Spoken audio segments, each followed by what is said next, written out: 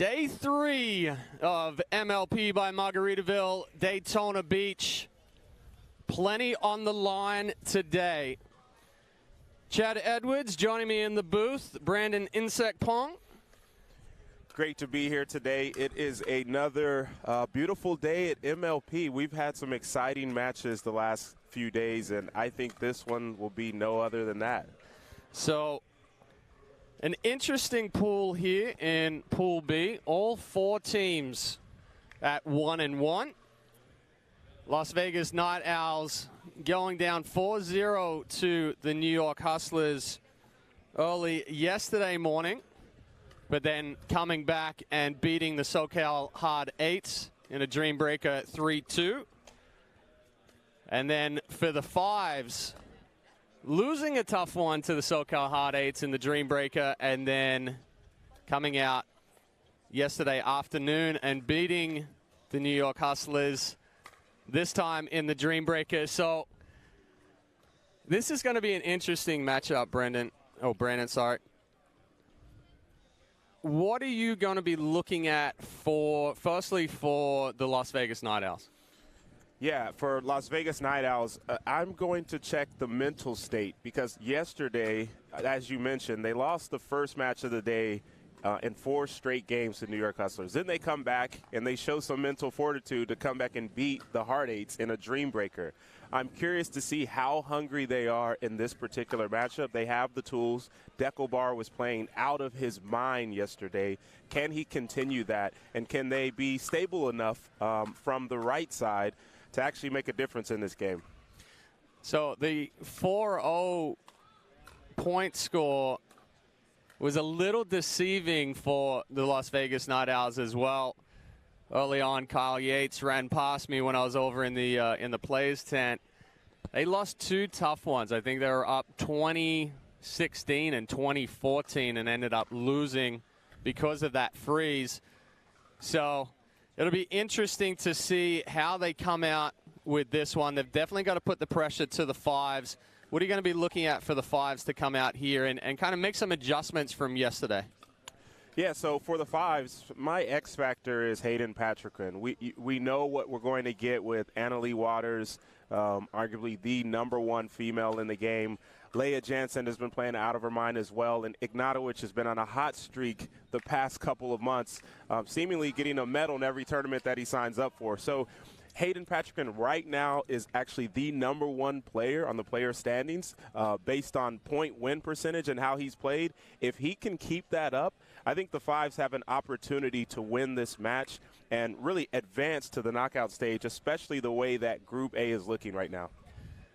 So we're getting set here for our women's doubles matchup. We've got Vivian David and Lauren Stratman for the Las Vegas Night Owls, and then obviously Annalie Waters and Leia Jansen for the Fives. Las Vegas Night Owls, the home team.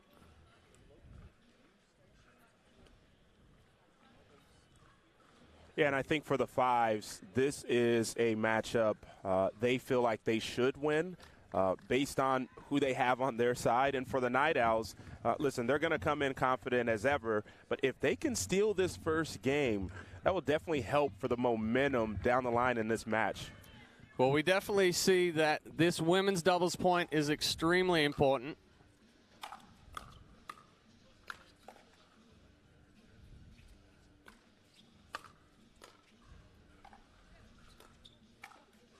A good ball there from David. Great defense early on. I think all of these ladies here are coming out aggressive.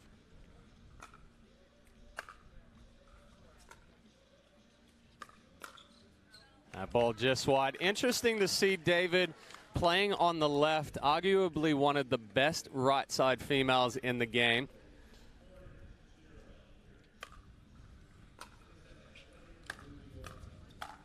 Yeah, you can't give that ball to Annalie Waters. Yeah, and I think, Chad, to your point, with Vivian David playing on the left, they had some trouble there in their previous match yesterday where they were trying to figure out what's the best lineup for David and Stratman.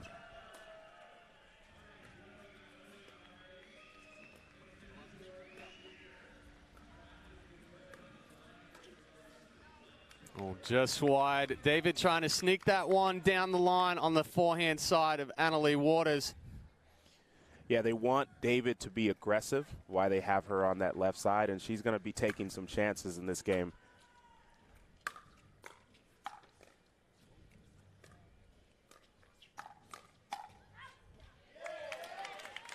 That ball landing just in. Waters all over the court early. Going to apply that pressure as much as she can. Five's up 4-1.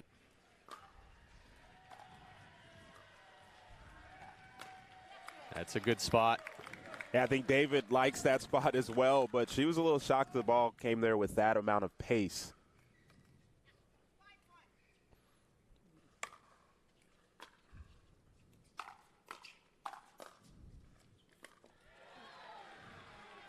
Oh, that ball just a little bit short there. Yeah, it looked like it clipped the crank housing on the net there as Jansen tried to get that one back around the post.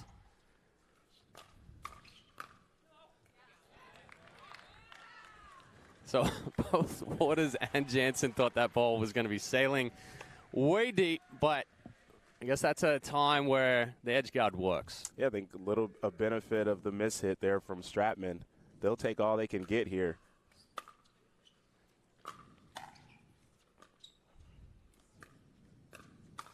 Yeah, good spot there from Stratman and a good setup, pulling out wide, then going middle. Yeah, and I do like the versatility of the Night Owls. You see David back on the right side now. They're trying to figure out what works for them in each matchup. It's an advantage I think they have.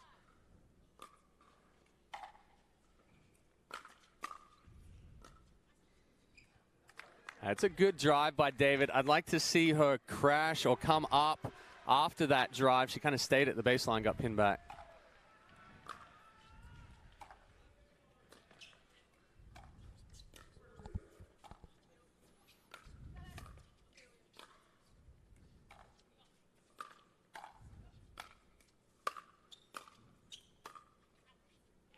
That ball just wide off the paddle of Jansen. Yeah, all the ladies on the court here are very comfortable at the baseline. You can see it there. Jansen just misread that last ball getting into that short corner.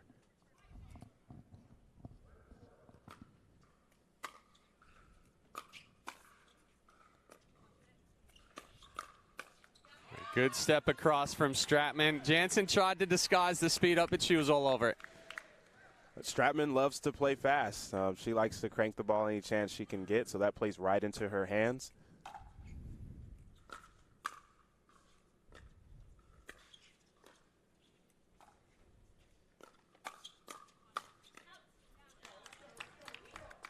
Oh, you saw a one-hand backhand there by Leah Jansen. I just love how all of these players are adding things to their game seemingly every week.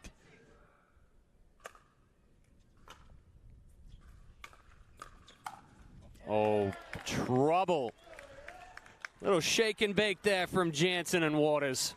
Interesting that most people shake and bake and the forehand comes into play, but with Annalie, you're worried about the backhand. I mean, she's so versatile, right? She's got power on the backhand side, the forehand side, but also just her ability, what comes with young legs, right? But her ability to cover so much court. Yeah, better ball there from Stratman.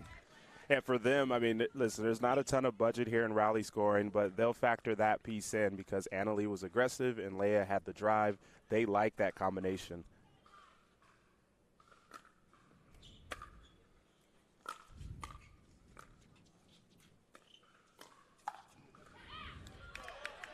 David visibly frustrated with herself on that one. Didn't quite get enough on that punch. Yeah, I want to see the Night Owls really play aggressive. I want them to play almost some chaotic pickleball here.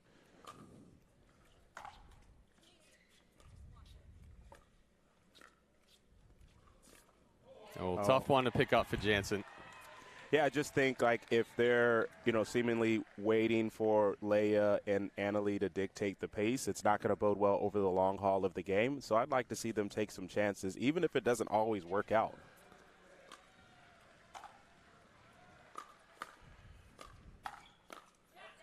Yeah, I like the attack from Stratman there, but she was a little off balance. Fives going into the end change up 11-8. Small margin here. The Night Owls have done a good job of keeping it relatively close. What do you think they have to do here on the end change just to try to close that gap a little bit more? Yeah, I think, it's easy to say play chaotic pickleball or play more aggressive, right? And what you don't want to do is have mistakes, especially against a team like Leah Jansen and Anna Lee, who are going to play relatively clean for the most part of the game. But I think what they can do is pick their spots a little bit better when it comes to attacking, and they've got to rely on the great hands of Vivian David. So if Lauren Stratman can speed up balls, maybe cross-court there to Leah Jansen, Lauren Stratman, speed it up to Leah Jansen cross-court, that's going to feed right into Vivian David. And I think that's a combination they can thrive in this setup. Yeah, some controlled aggression. And we talk about that term a lot, especially on the men's side, because you got so many guys that are infusing that power into it. But if it's just chaotic, then balls start spraying. Definitely have to pick your spots. But, yeah, the game is much more aggressive now.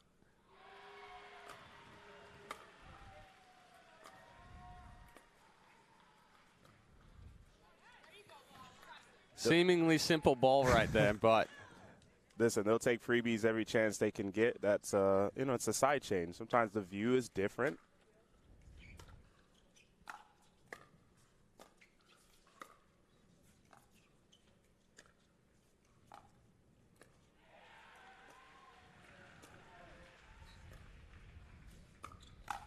No, that's not the right spot for Stratman. She'd push Jansen all the way off the court.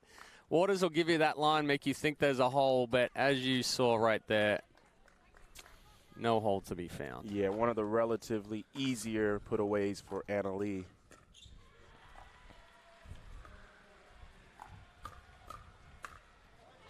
Oh, Stratman can't miss that one. Yeah, but yeah, if they can stay in that little triangle there where Stratman's speeding up cross court to Jansen, Jansen's potentially coming forward to David, can have some success.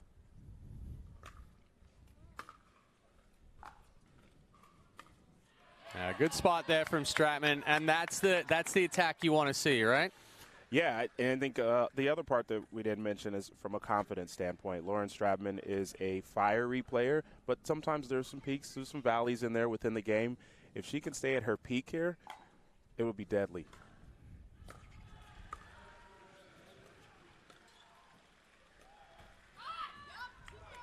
Jansen feeling a little bit of the pressure here, and that was good pressure from Stratman and David, really pinching her in the corner. So the lead cut down to 2 now. Untimely missed third shot into the net. Yeah, both teams have found the person they want to isolate. It's Jansen for the Night Owls, and it's Stratman for the Fives.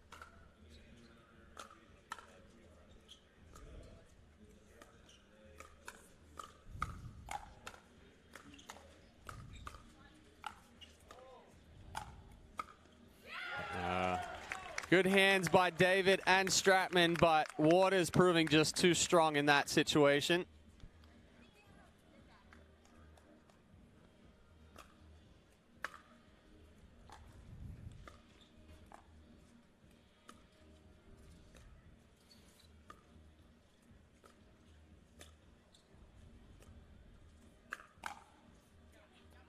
Yeah, better spot. So Stratman trying to speed up down the line there again, but this time she went lower. Yeah, both of them were in the middle of the court, and then she sped up semi-cross court to Waters' forehand. Kind of jammed her up a little bit.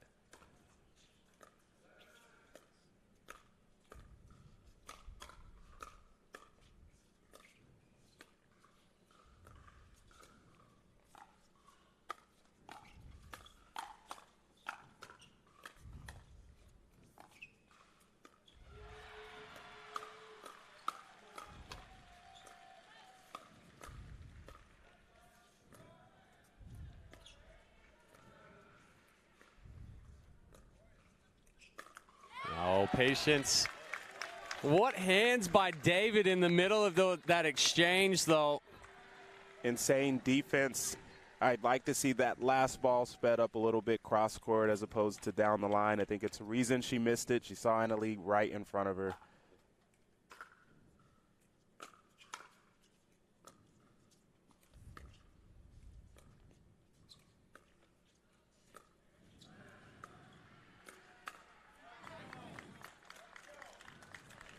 Stratman got everything she wanted on that play, just did not finish, as the Night Owls are going to take a second to think about this. Yeah, so the Night Owls down by 5. New Jersey, they've had some ups and downs, but the difference being is when they've had a missed shot or an error, it's 1 or 2 maximum, and then they've made their adjustment. With Las Vegas, their runs of 3 and 4 is making it much more difficult to close that gap. Yeah, and I'd like to see them settle in on a strategy. We've talked about different ways that they can kind of find some room in this game, but we're seeing different strategies. We saw Stratman try to speed up down the line to Waters. We saw her go with softballs cross court. Interesting to figure out which one they're going to settle in with, because right now they're down 5, right? They got to make a decision to see if they can get back into this game and get some momentum for game 2. Yeah, and I like the attempts that Stratman has made. It's just at times she's gotten a little too big, trying to do too much and catching that ball late, and she's missing down into the net.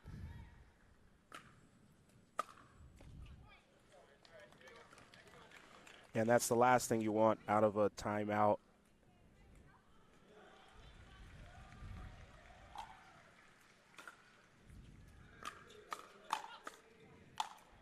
Yeah, the 5s sensing a little bit of frustration coming out of Stratman. So, they've got that. Huh?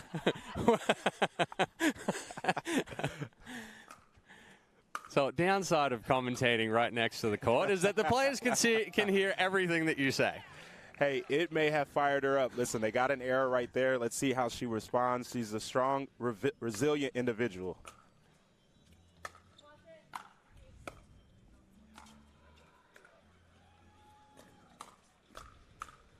Yeah, better job there from Stratman.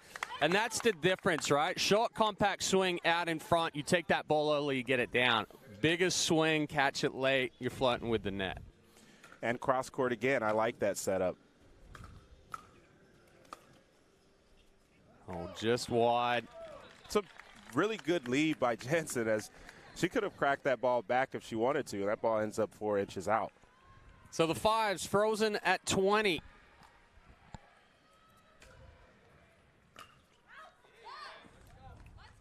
Jensen coming up on that one just a little too much. Maybe some opportunity here for the Night Owls. So another error there from Jensen. The Night Owls are going to continue with rally scoring until they get to 18.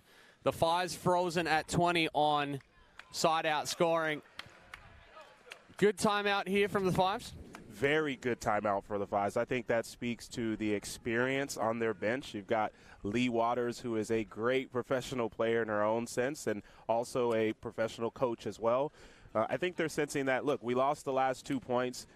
Leah Jansen just made some errors she doesn't typically make, and so they're looking for her to rebound off of that, off of this run here from the Night Owls.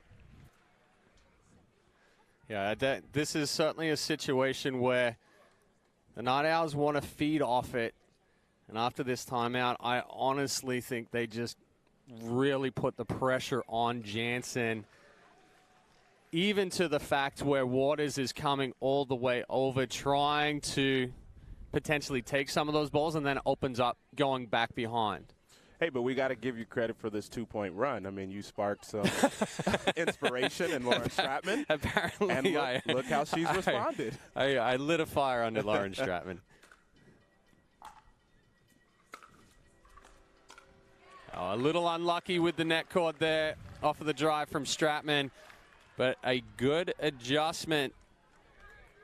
Yeah, great focus by Jansen there.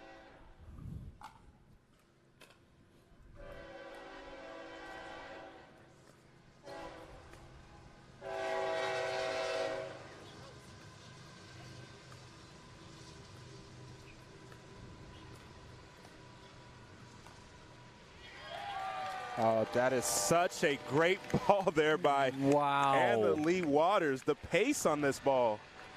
And David saw it, couldn't do anything with it, and that lands a foot inside the baseline. So the fives taking the women's doubles point, 21-16. Night Owls need to answer here in men's doubles. We're going to mute our mics here for a little bit, and we'll return for the men's doubles action here at MLP Daytona right after this.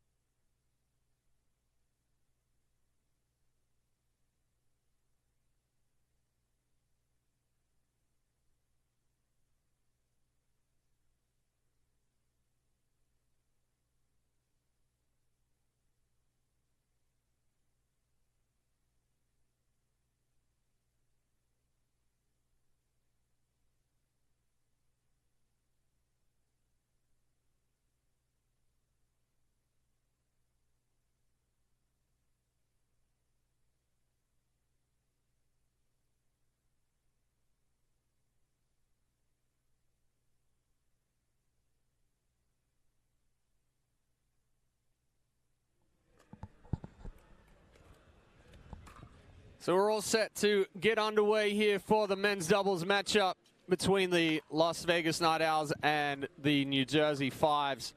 Deckelbar, Carl Yates for the Night Owls, taking on James Ignatowicz and Hayden Patriquin for the Fives. Brandon, thoughts on what the New Jersey Night Owls need to do in this one? Yeah, they need to continue the momentum they had from the late match yesterday. Deckelbar was on fire. He was playing with pace. He was moving well, bouncing around. I think he had 5 earnings within the last game that he played. He ended up winning it for his team in the Dreambreaker on his shot. So if he can carry on that confidence and momentum into this one, I think that will definitely help them play well and potentially win this game. And what about on the flip side for the Fives? You'd mentioned Patriquin and how important of a role that he's played in their matches. Yeah, listen, for Patriquin right now, he is on the player standings, he's the #1 player. Like, if you go to the site, you look at win percentage, you look at how he's playing, and he's playing with the guy in James Ignatowicz, who has been one of the hottest players in the last 2 months. So I look for him to carry that confidence and momentum into this game as well.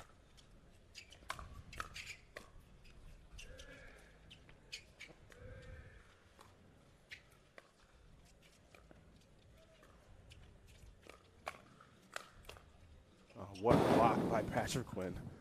What? Wow. Hands by Patrick Quinn right there on what seemed like a put away off of the Yates overhead. Crazy defense to start this game.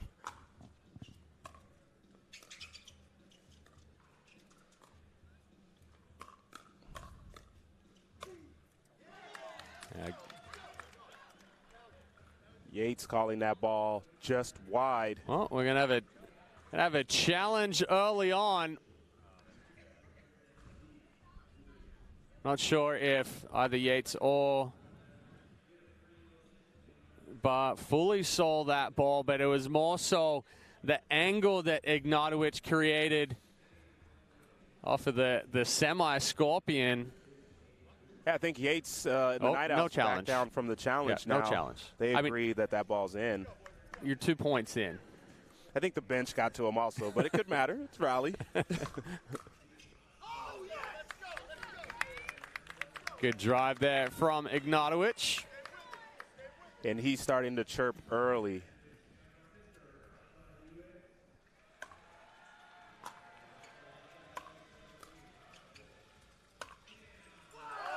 Yeah, I think Yates has to do more with that fourth ball. He kind of just cut at it, and it sat up again for Ignatovic.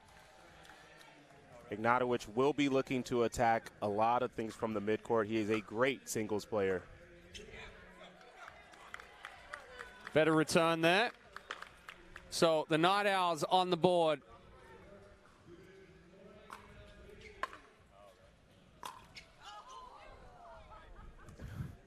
I didn't even see what happened with that ball other than it hit Ignatovic. I think they are happy that ball. Oh, straight off the tape. That's what it was. It was coming at about 90 miles an hour. Mach 10.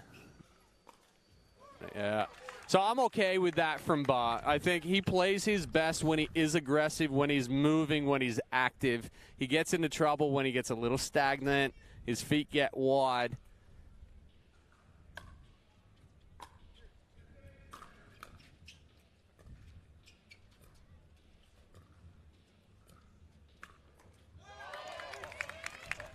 Yeah, and that's what Patrick Quinn's been doing this tournament, is creating his own offense. You see here on the right side as he waits for this dink a little bit high and then fires it down the line at Bar. Oh, and a good step-in drive there from Patrick Quinn. I mean, Patrick Quinn, is probably about 5'6", with the heart of a guy that's 6'5". I wasn't going to mention he's hot, but you know what? At times it's an advantage. Oh, Yates missing that one. You talk about these tall guys and how much of a reach they have. Somebody like Patrick Quinn, right? He's taking balls that are potentially below the knees of everybody else, and he can still drive that ball well.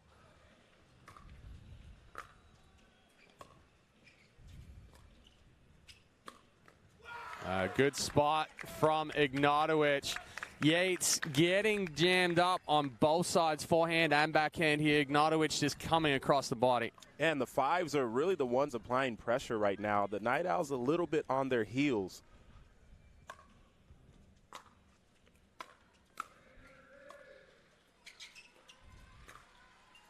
Wow. All wrist. As he mentions to the bench, that's pretty easy. Don't worry about that. Look at this ball. Top spin. We did say he's number one in the standings right now. There's a reason for that. That one sitting up just a little high. Bar stepping over and putting that one away. So 7-point deficit here for the Night Owls to try to make up. And that doesn't help. So the fives in control here, up 11-3 at the end change.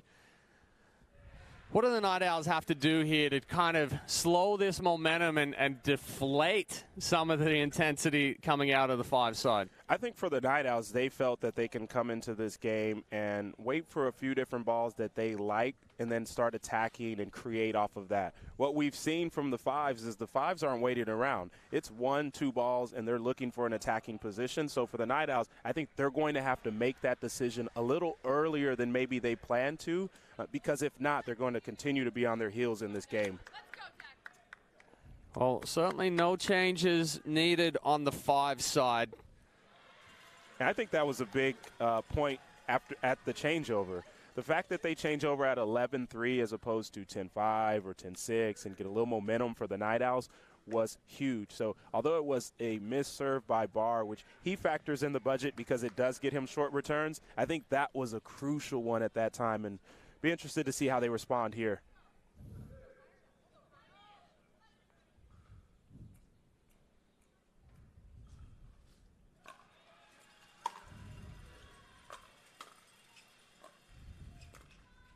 Yeah, good ball there from Yates. Not as much power, opting for the spin and angle. Yeah, from a shot selection standpoint, he is one of the best. Great ball.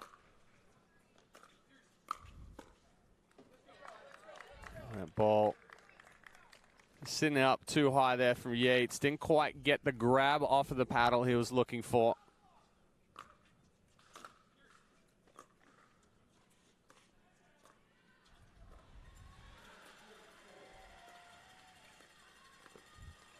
Tough one. Yeah, Barr looking to be aggressive. That's Ernie that he's hit 9 times out of 10, but Patrick knows that as well and kept that ball so short.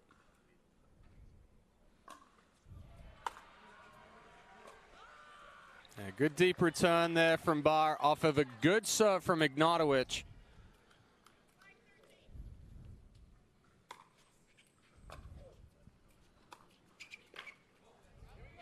I was almost going to question Barr not driving that one, but the floater kind of created some miscommunication. Yeah, benefited from the confusion there. That ball was a put-away one.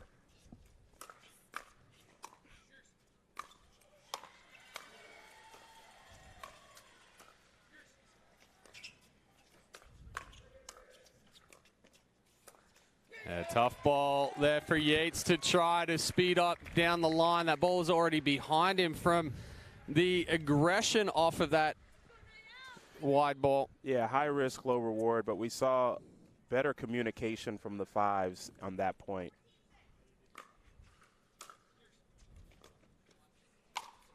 Yeah, that's trouble. Not many balls come back off of a deckle bar overhead. As we saw in warm-ups, he can hit the ball pretty hard.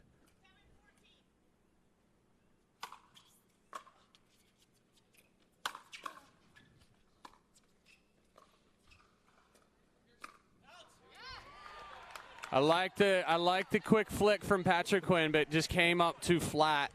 Yeah, and he hesitated. You heard Ignatowicz say yours just before that ball was trending down.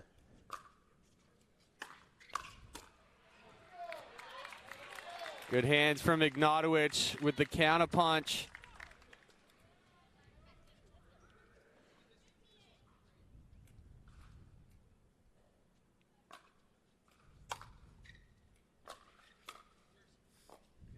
A good ball from Yates.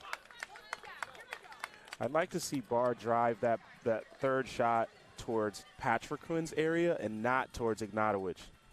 Ignatowicz handling those very well.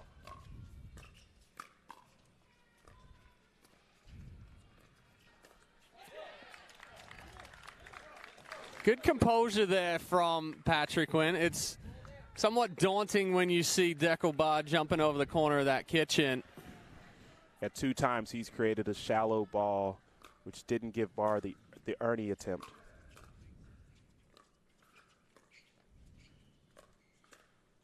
Oh, good adjustment for Yates off of that net ball. Very difficult to do right there with the change of eye levels and speed.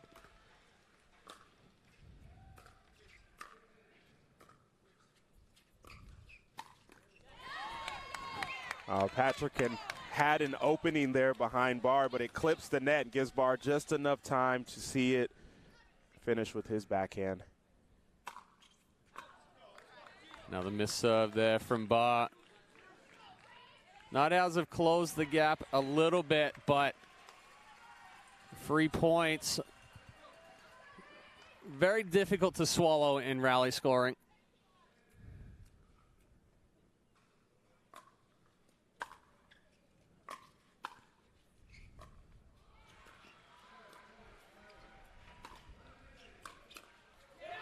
Yeah, but frustrated with another ball popping up off the net.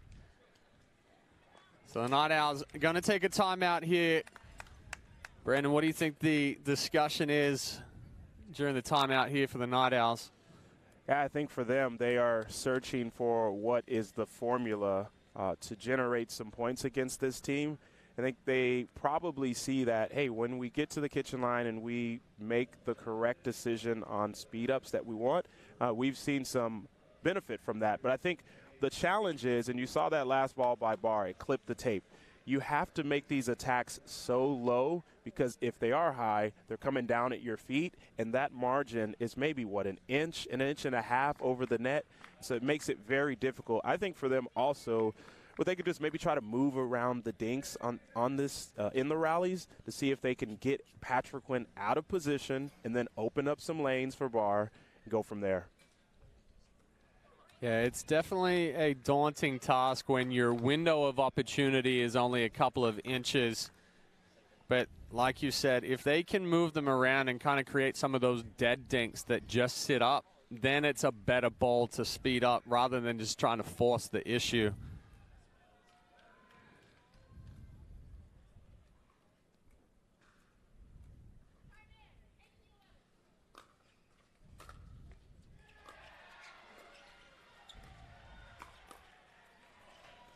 Great defense.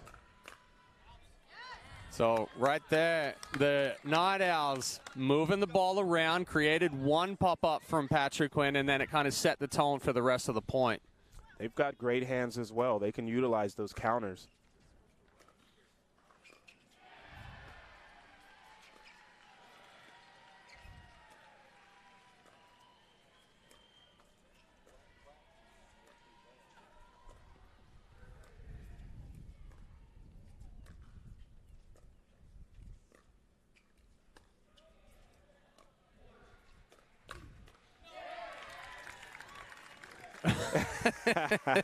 Ignatowicz is kind of like, what's he thinking there? I've got that line covered all day long.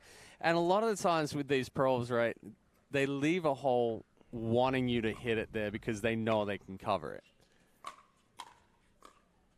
Yeah, you're right. I think there's so many pros in our game that probably would be good at fishing because they throw out some great bait out here. I'd be interested to see how they do.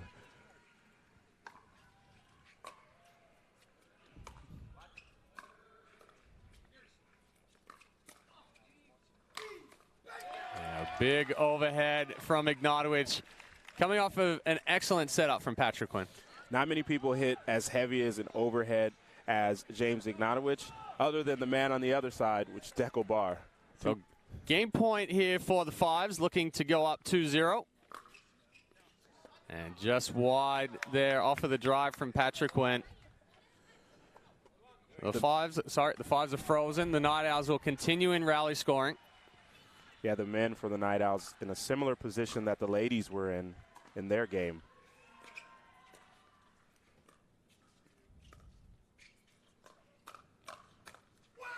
Good hands from Ignatowicz.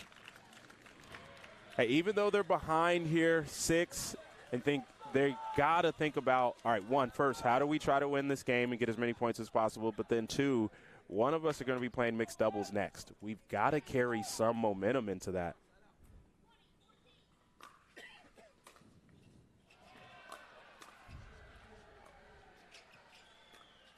Yeah, good ball from Yates. So that's that kind of dead dink that just sits up, gives him plenty of opportunity.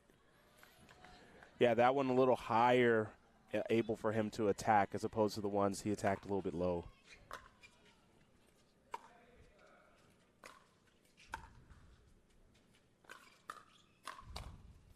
Wow.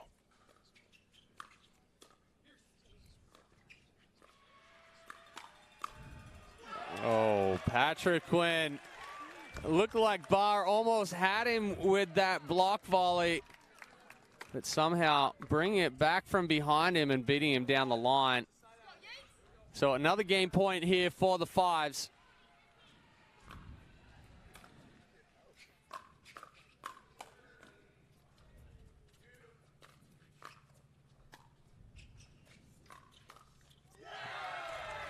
And there it is. James Ignatowicz and Hayden Patriquin taking the men's doubles point for the Fives. 21-15. Big win for the Fives there. They looked stellar in that. And honestly, I think they had the best game plan. They had a great strategy. It worked, and they executed beautifully. So moving into mixed doubles, the Fives in a commanding position. But anything can happen with MLP. We've seen it the last couple of days with teams going in, winning the gender doubles, and then mixed doubles going the other way and ending up in that dream breaker.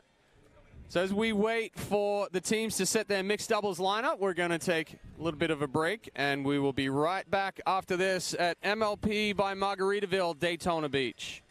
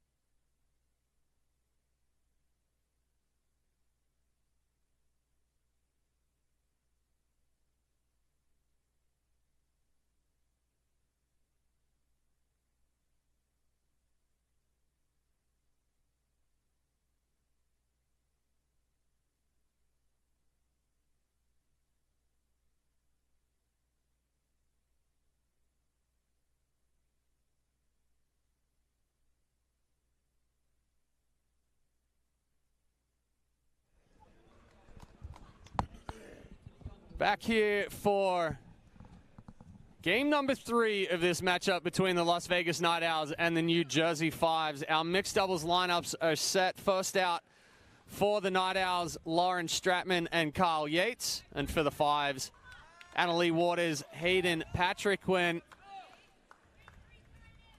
Fives looking to close this one out. A good ball there from Stratman.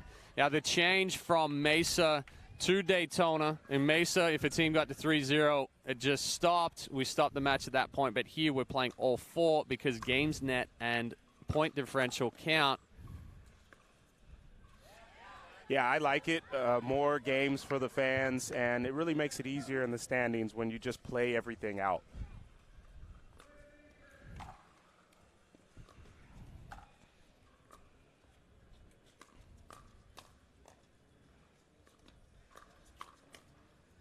A good hands from Patriquin. I like the speed up from Yates, but I think it had to be more into the body compared to that forehand side.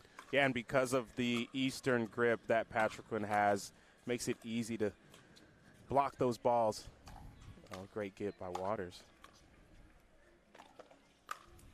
Oh, Yates running Waters all over the court. That's his patent combo right there. The push Lob, overhead drop defense, shot. yeah, and then drop the shot later on. It's a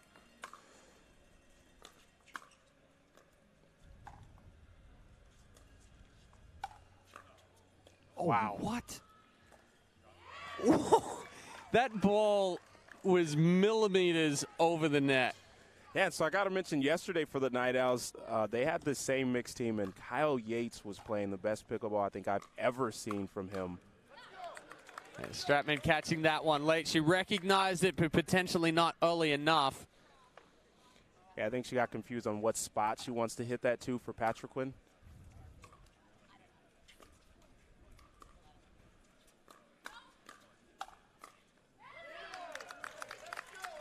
Ball just a little too high from Yates.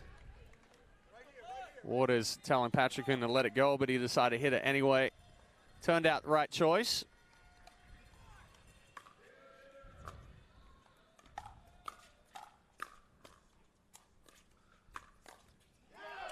Yeah, I like the move there from Stratman as far as taking a step to the right. Yeah, allow Yates to have more room to roam, create.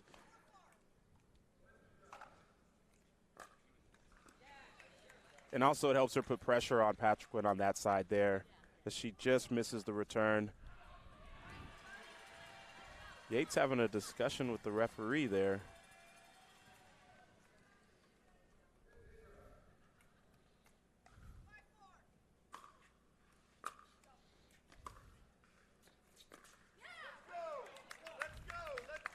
Yates trying to hold that backhand speed up as long as he could, holding it just a little too long.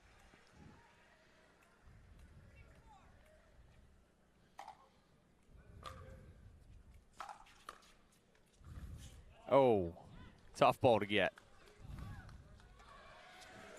Yeah, just trickled over. The net giveth and the net taketh away.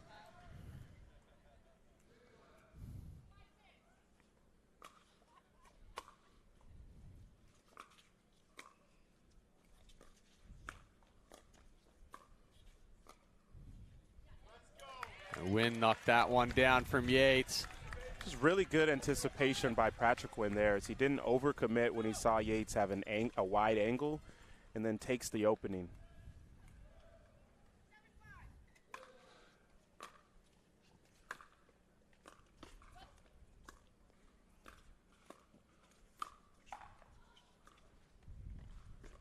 Another beautifully executed drop shot there from Kyle Yates. Yeah, he holds the paddle up high, and it makes it look as if he's going to push that ball deep, and he's just really good at changing and disguising that drop. Ooh, Waters, big swing, but getting on top of it down into the net. So the Fives and the Night Owls back to being all square here at 7.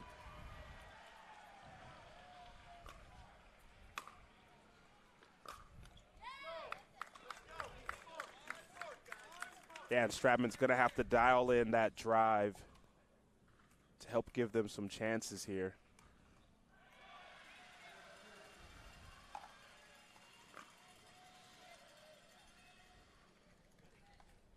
Let's serve. MLP rules. Replay of any let's serve.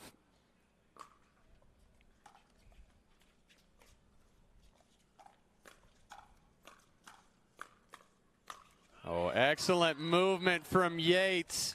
All over the court there. Waters thought he had him beat down the line. Such a great ball, and you see the finger wag at the end of it.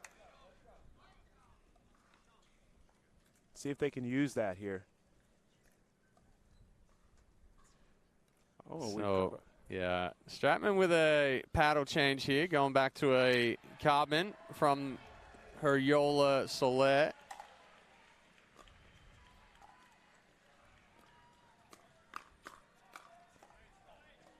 Wow, what a get.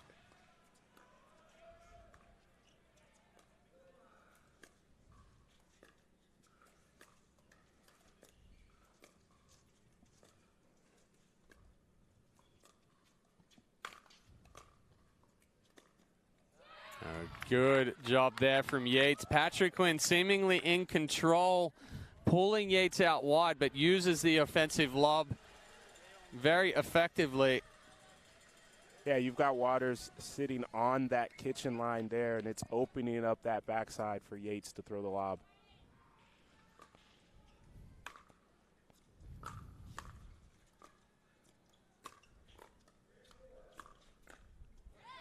Good spot there from Patrick Quinn.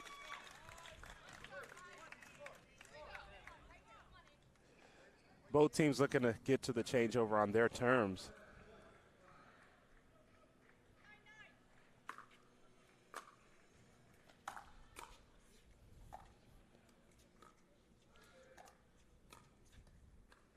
Oh, the lob from Stratman. Oh, excellently executed. Offensive lob out of the air. Sometimes very difficult to pick up.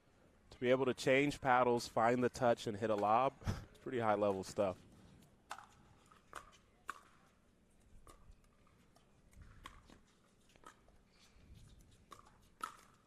Oh, Stratman again. Just a little too big on the take back.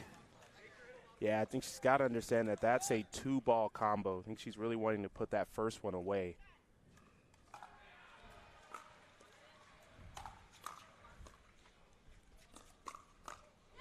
Too good from Patrick Quinn, recognizing the speed up, getting on top of it.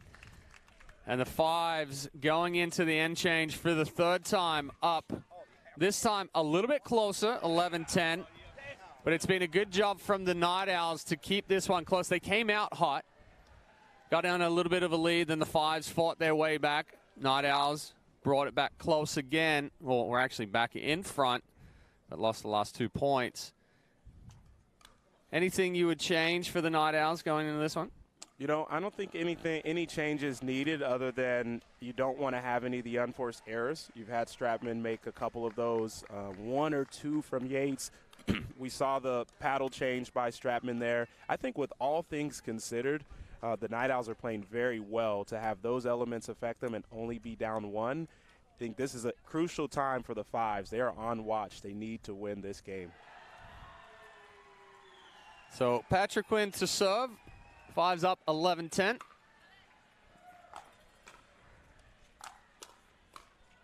That is a big running forehand from Annalie Waters right there to set up Patrick Quinn for the finish.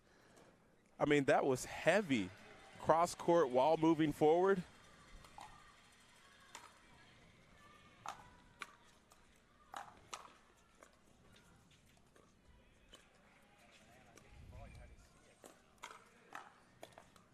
Oh, and again. So Annalie Waters making the decision to come out and be even more aggressive after the end change. Yeah, she's taking out the do-it-yourself kid here, and she's firing on all cylinders, literally. Yeah, you see her stepping over in the middle as soon as Patrick Quinn serves. Yeah, you can clearly see what they talked about on the bench. Get more aggressive. Let's go out and take this thing.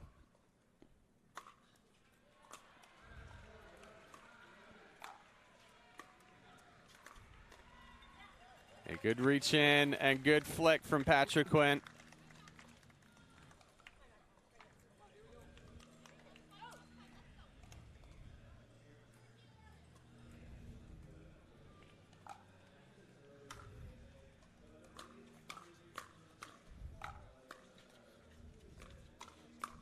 Wow, all power, all precision from the fives right now. What a combo by Patrick Quinn. As you see here, he takes the two-hand backhand down the line, slides to his right, and puts it away. And Annalee's like, that's my partner.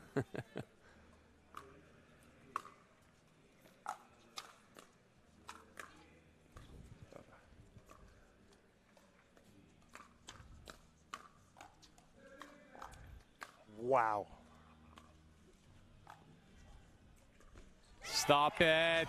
Oh, my God. Stop it. Annalee Waters and Hayden Patrick Quinn both firing on all cylinders right now. The Night Owls taking another time out, kind of walking to the sideline here like, what do we have to do? Perfect timeout there for the Night Owls. I think what happened on that changeover, the fives raised their level to another gear. And the Night Owls are talking about, hey, how do we get to that gear as well? We have it. We've got to go there now because this is a crucial one. I think the biggest thing for the Night Owls right here, they have to try to keep the ball away from the middle of the court. Giving Waters and Patrick Quinn the opportunity to step in and be aggressive and take control. Even the returns, the serves, you got to just push everything out to try to open up the middle again, but yeah, you're absolutely right. And if I had to pick a side, I like the outside of Annalee's forehand because if she does speed that ball up, you've got Yates' two-hand backhand that's right there ready to handle it. So the lead out to 5 for the New Jersey Fives.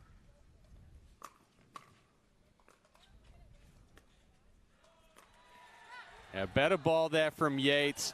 Pulled Patrick Quinn out wide, forcing him to speed up over the high part of the net. It's just the strategy you talked about. We may have to turn our mics down. They heard us.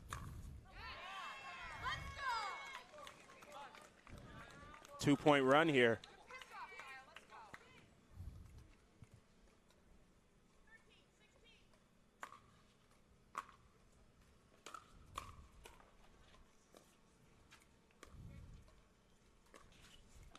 Oh, wow. What an angle and pace from Patrick Quinn.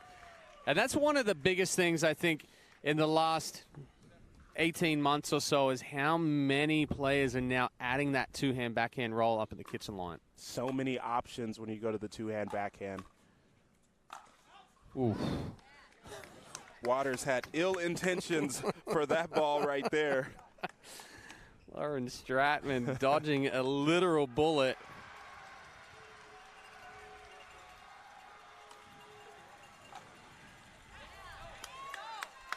Off-pace serve. Doesn't give Waters any help getting that one back over the net with the slower serve there from Stratman.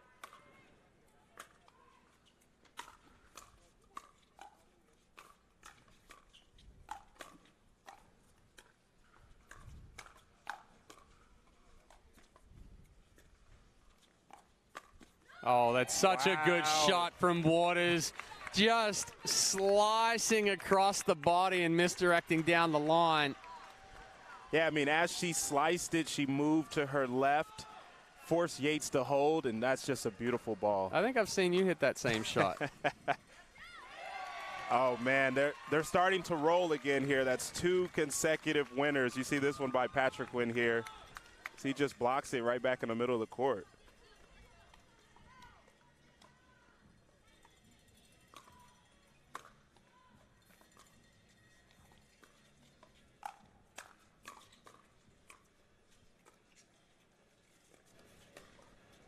Excellent job from Patrick Quinn, stepping over and taking control of the middle of the court, recognizing that Waters was going to be on a back foot after that lob.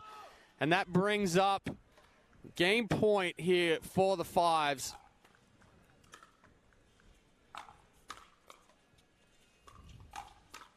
Wow. And an impressive display of pickleball there from the Fives.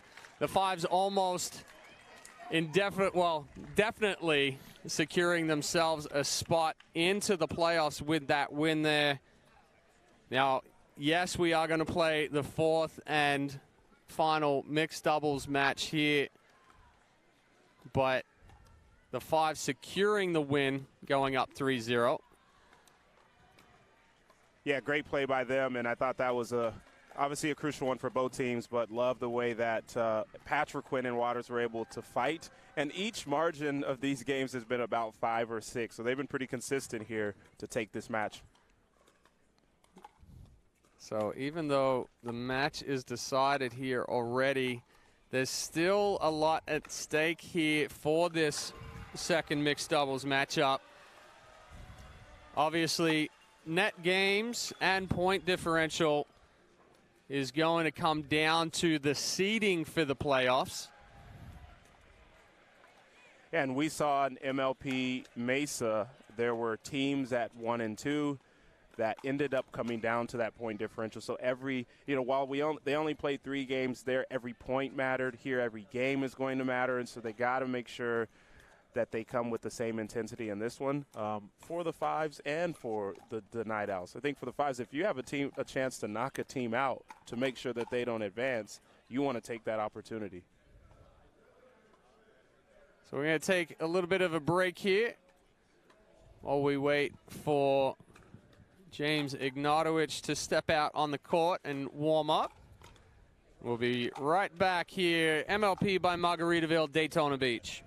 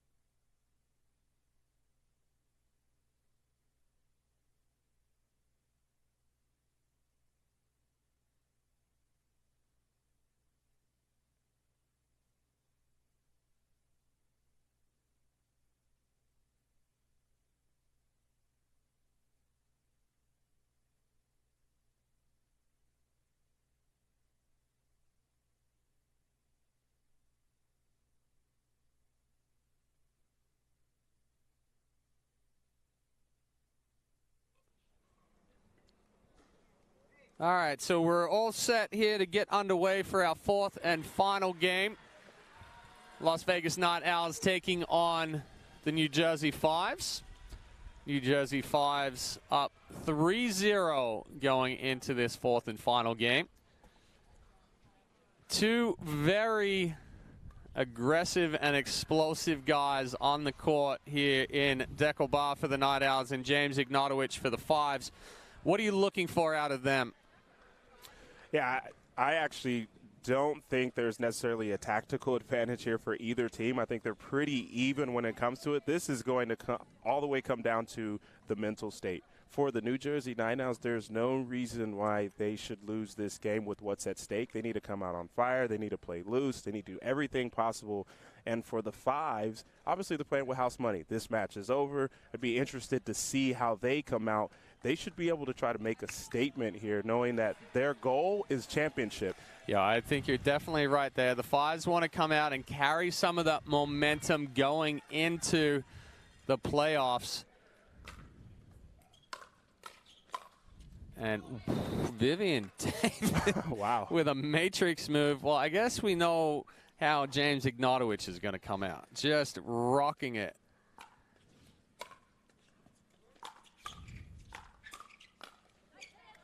Good hands there from Jansen. Weathering the storm from Deckelbart.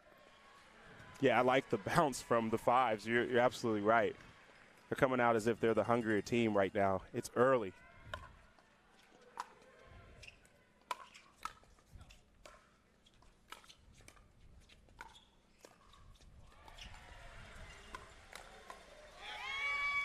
Oh, Vivian David giving a little yell back there at James Ignatowicz. You think this game means something to them?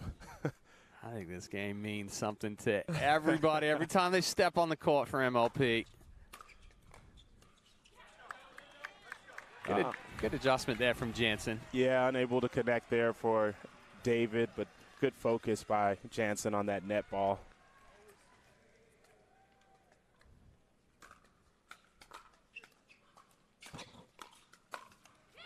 Good drive and good step over from Ignatowicz.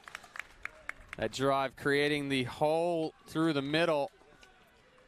And we've got two male players that can get very big in the middle.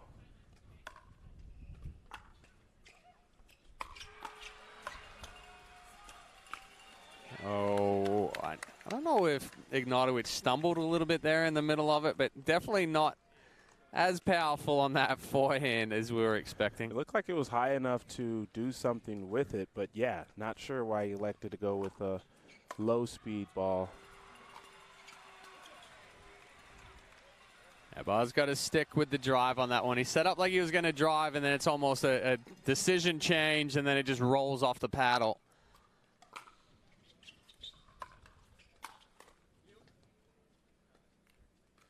Yeah, I think in this matchup, both men are going to need to drive down the line, see if they can create some opportunities, and then drop cross court. Good return there from Jansen. David, that drop coming out a little flat, making it about halfway up the net. A reserve here.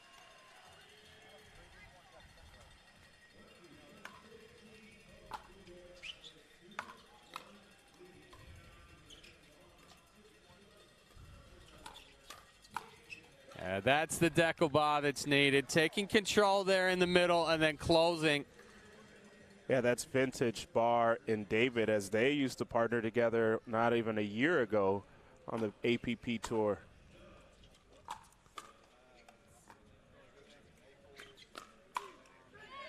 Good good ball and good exchange. Sorry for my slip up of the tongue right there.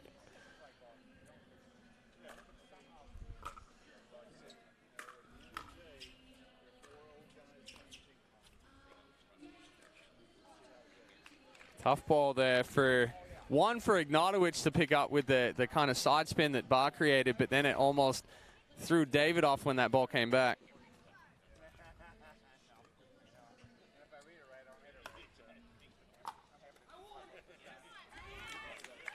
Ignatowicz yells out, "I want it," after a off-pace serve causes the miss from Barr.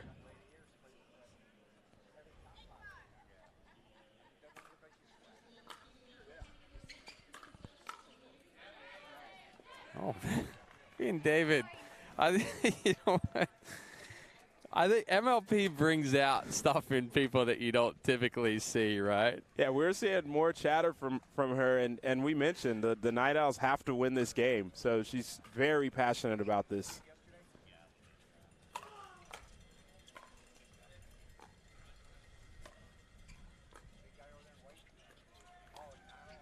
Oh, the double lob by Barr. Maybe a little ill-advised on the second one. The first one worked out for them, able to get back to the kitchen line.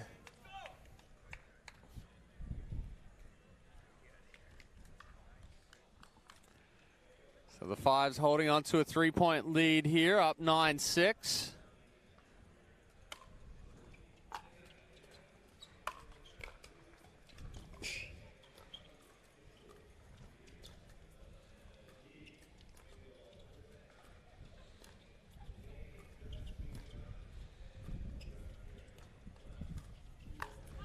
You got to get that ball about 12 feet high on that offensive lob to get over Deckelbar. Yeah, I think when he jumped, the ball was eye level for him, and then he put the ball down. So Jansen maybe going to think twice about throwing that one up. Yeah, good reach in and good spot from Ignatowicz. Yeah, it's recent for him to have that one-hand backhand there, as he normally uses the two, but awesome play. A miss serve there from Jansen.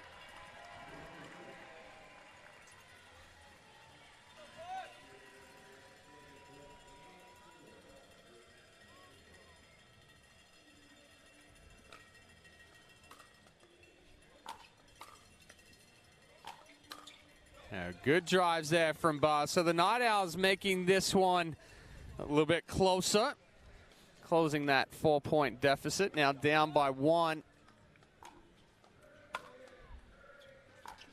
Oh, pretty ball. What a ball by Barr. And he really set that up from the play before where he went down the line on the drive. So you can see Ignatowicz fading towards his right, and then Barr goes just behind him with an off pace.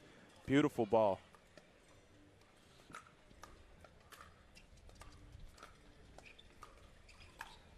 Oh, he had it. Yeah, he picked the right one there. Just pushed it little long. Didn't really need a bunch of pace on it. They were already beat there, but Fives off the hook on that one as they take a 1-point lead here in the changeover. Yeah, identical to our first mixed doubles matchup, with it being so close. 1 point in it. I mean, and look, what did we see last game? We saw that the Fives came out of the changeover, and they took their game to another level, and the Night Owls were not able to match that. I think for here, the Night Owls need to do that. They need to take their game to another level and really win this game because, again, for point standings, they're going to need everything they can get right now. I think with the end change to at least what we were seeing yesterday, and we're seeing the wind start to pick up a little bit more now, the Fives are finishing on the more favorable side, right? Because now they can kind of come out and be that aggressive style because you're hitting into the wind and there's less risk of missing that ball deep. Difficult situation here for the Night Owls, especially when you've already been going into the wind. You're being aggressive, you're driving balls, and now you got to try to dial things back but still stay aggressive. Yeah, I think a lot of their aggression may have to happen at the kitchen line as opposed to from the baseline.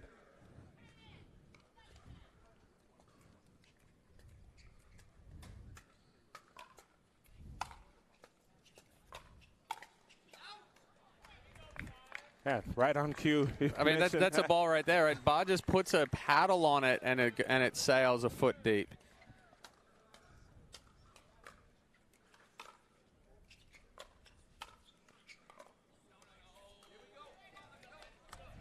A tough ball there for Ignatowicz. Yeah, he says no, no, no. There's no reason for that ball to have to be perfect when they've got great defense.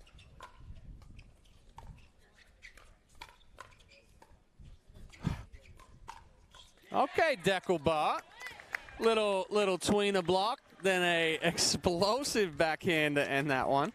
Yeah, just casually blocking a ball mid-rally between your legs and then finishing it off. Yeah, lands right inside Wow. the baseline. Big drive there. I mean, think about the people at home watching Deckelbar right there, and he just throws the paddle down and blocks it back between his legs. How long they're going to take to try to attempt to get that one back. The feel of the game is incredible from these players.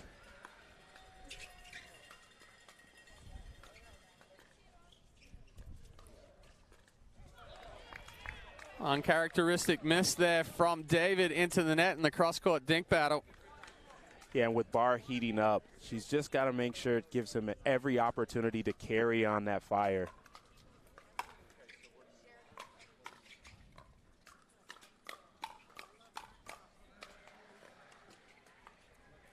Just wide, but what an exchange. Barr so powerful with that short, compact backhand.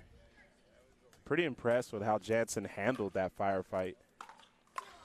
And that's the wrong ball. Yeah, a little high to Ignatowicz backhand. That ball probably better served going somewhat cross-court to Leia Jansen and then hoping to feed into Barr. But it's still a difficult choice either way.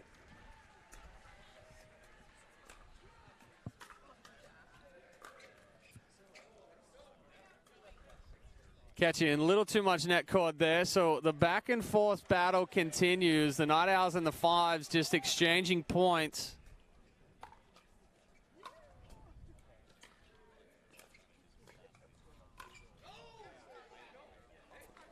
And now the Night Owls with a 2-point lead. Good reach in by Ignatowicz. Think he was trying to finish that ball and just needed to roll it and set it up for another put away.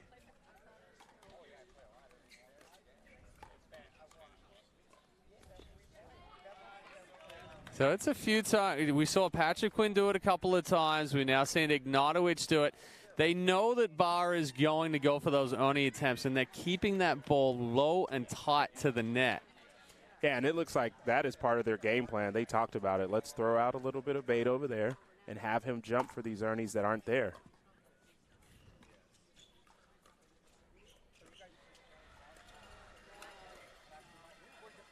Excellent spot there from David with the misdirect into the body of Ignatowicz.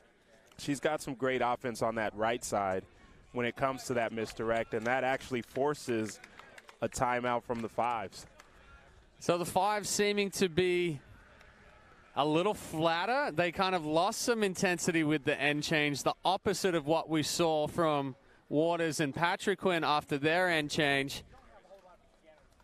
What do you think they have to do to try to regain some of that spark? Well, look, it's tough when you know that you've already won this match. And I think for them, they've got to fight and dig deep and think about the bigger opportunity, the large opportunity, which is the championship at hand, and find that other gear. To your point, you mentioned they came out on fire. They came out intense. Ignatowicz was saying, I want this one. But through the life of this game, the Night Owls have been able to sustain that energy. And it seems as if the Fives have been somewhat deflated on their motive for every single rally, every single point in here. So I look for them to dial it back in. Like you mentioned, it's MLP. Every single game these players want to win. And that mental edge, that 1%, you can't give it up or you could be finished. So let's see if the Fives can make their adjustment here. The Night Owls looking to continue their run.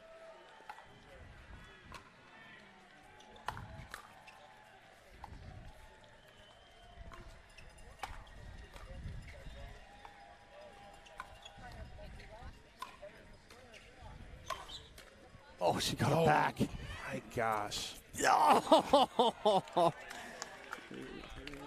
What a gift from David right there. And then Ignatowicz hits with the sidewinder just behind Barr. Interesting to note, Ignatowicz took the hat off, so maybe he is trying to find that next gear.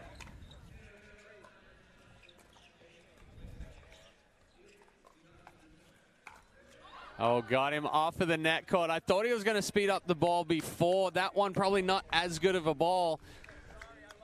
But got a little lucky. Yeah, Barr does a good job really waiting on that ball and then deciding late when he wants to speed it up.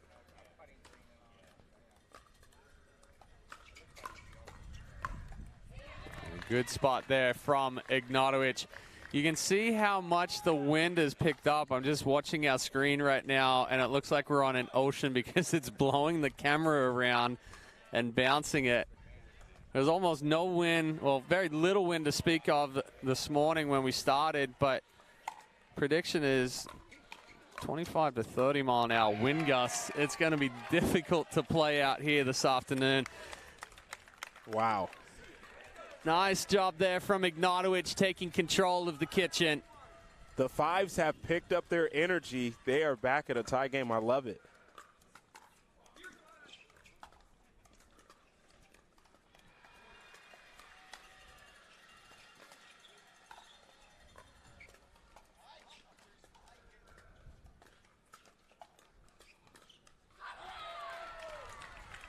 Well, don't look now, but the fives starting to make a little bit of a run of their own.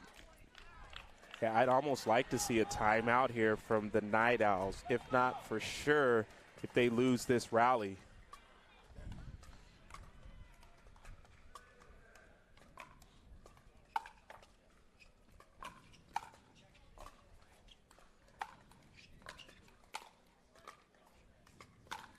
Yeah, too good of an angle there from Bar. Great initial defense by Ignatowicz and Jansen, but too much bar in the end. So all square here at 19 regardless. Both teams are going to be frozen after this point.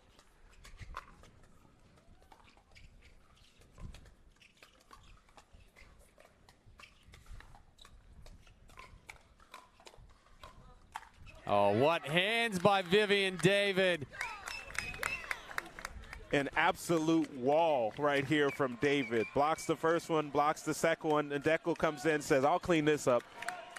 So game point here for Las Vegas Night Owls, trying to close this one out.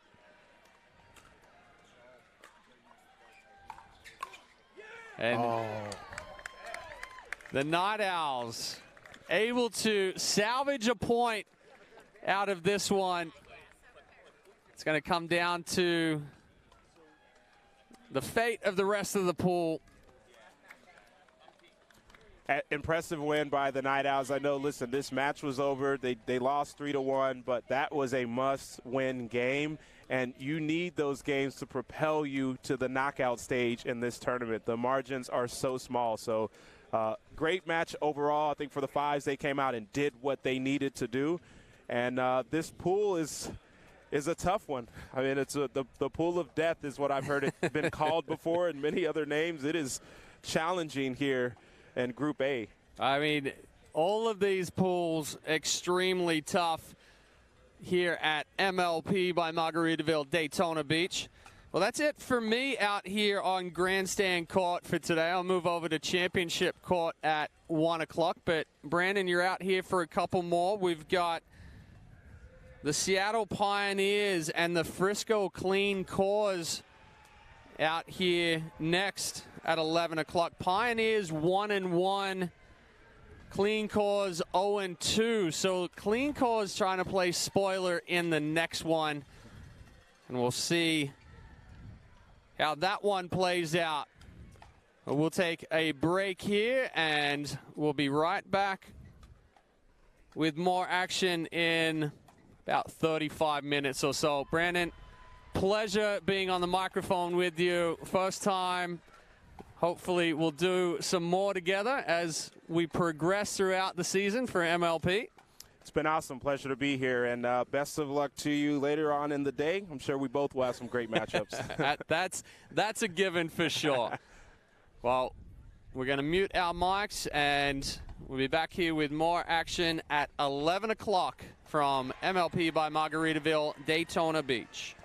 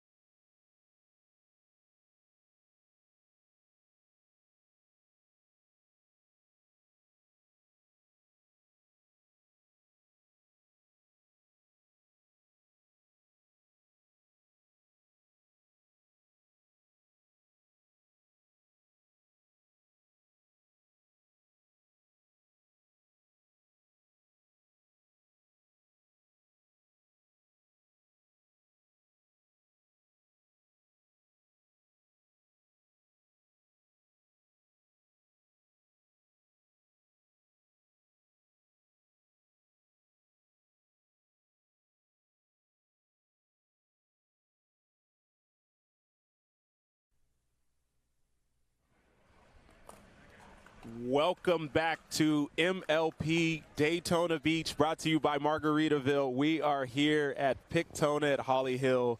We've got another exciting matchup on the premier level. We're going to have Frisco Clean Cause taking on the Seattle Pioneers. I'm joined in the booth by pro pickleball coach.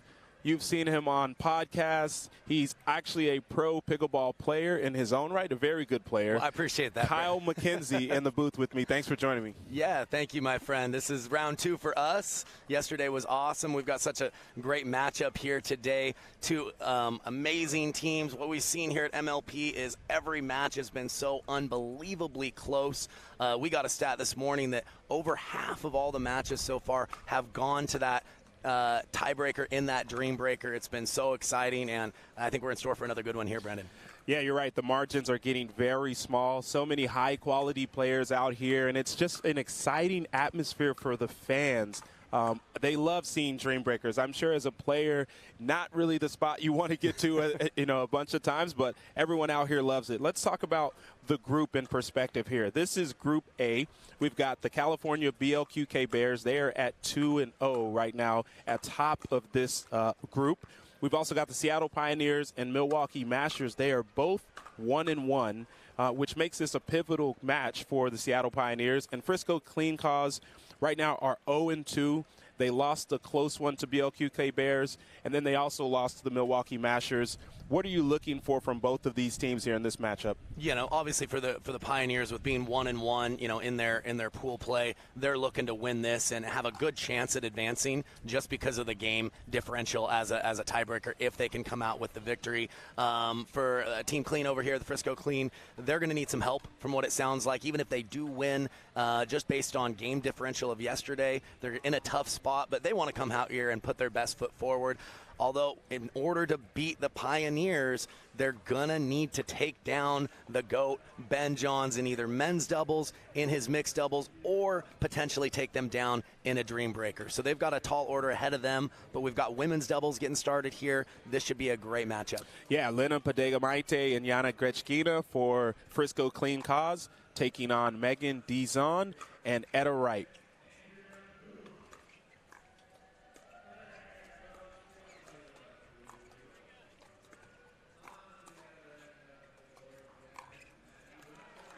Oh, that ball looked out there, but Dizon chose to play it regardless and ends up with a put away. Yeah, and set herself up with just a really nice speed up going back behind Padega-Maite there. Didn't hit that at full pace, jammed her, and then got the easier put away on the second ball.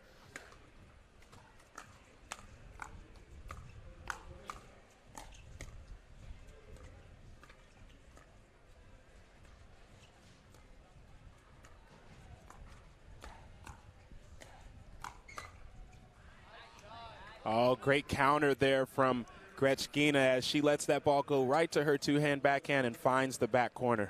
Yeah, it's really an easier shot to rotate on that ball and find the line with that two-hander. Well measured there by Grechkina.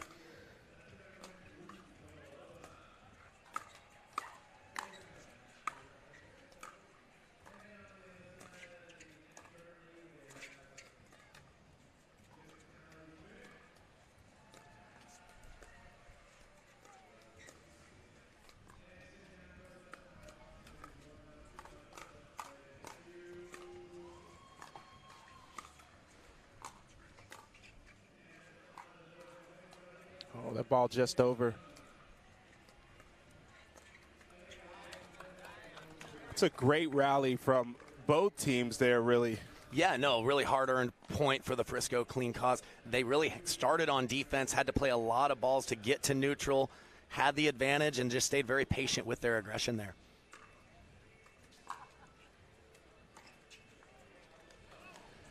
Grechkina misfires on the third shot drop. Interesting to note, she has switched paddles. She was playing with a Vulcan paddle earlier this week, now playing with a carbon paddle.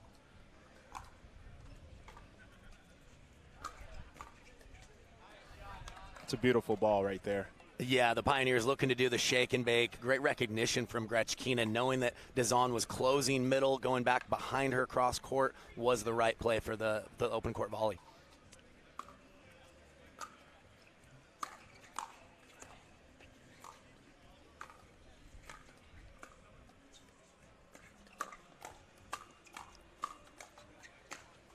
Wow. Some firepower there from Grechkina and Pedegamaite as they have some power on their side as well. Yeah, and the movement of Grechkina is what stood out to me there. A lot of bounce in her step, really went from defense to offense quickly. Yeah, I'd venture to say we've got three of some of the most powerful women in the pro game here, Pedegamaite, Grechkina, and also Dizon, in terms of how hard they're able to hit that ball.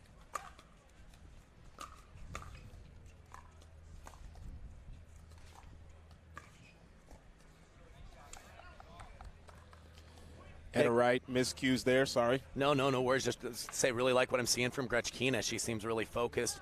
She's doing something with the ball every time she's hitting it, and that's the start they're really going to need here in this match. Yeah, and it's easy to look at it and say, hey, Frisco Clean Cause, they're 0-2, they're not performing well. But look, in reality, all of these games have been close.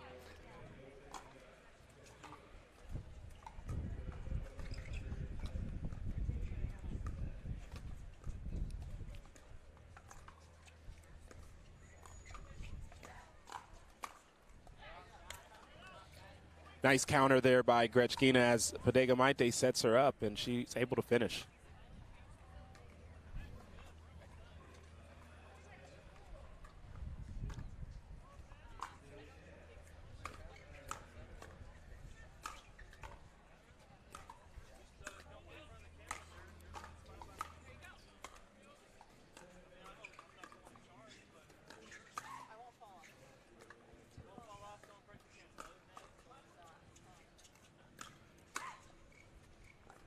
Oh, what a ball by Pedegamaite from the baseline as she pushes that ball back in just on the left side. And the defense right now of the Frisco Clean Cause is really, really high level. They're getting everything back at the moment.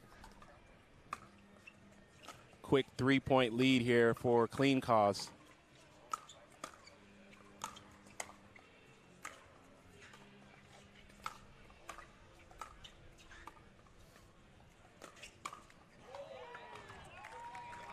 Yeah, I thought that was a well-constructed point from Frisco Clean Cause. Christina taking a chance there towards the end. Yeah, no, again, the defense set them up for an offensive swing. I like the play, just couldn't connect on that one.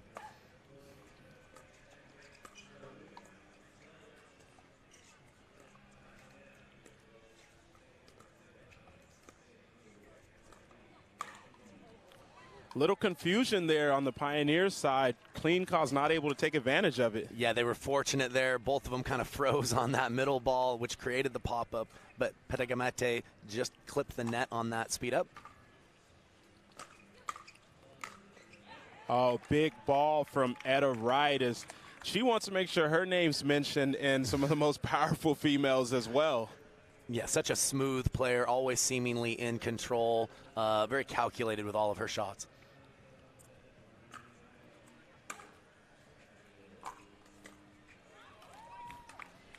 Yeah, and the Pioneers turning up the dial the last couple of points, going a little bit more drive heavy, working that shake and bake, and it's paid off for them.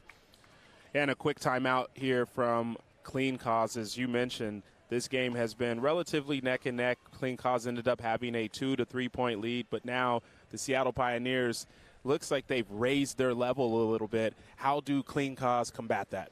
Yeah, I think that, when you see that your opponents are driving a little more often, especially if they're using the shake and bake and driving and poaching, it puts more of a premium on the depth of your own return to serve and your ability to hit a good first volley. It's a lot tougher to get those drives low if that return to serve is really pressuring that third shot. So it's going to be important for them to take a little more risk if they have to on that return to make sure they set themselves up to have that positional advantage.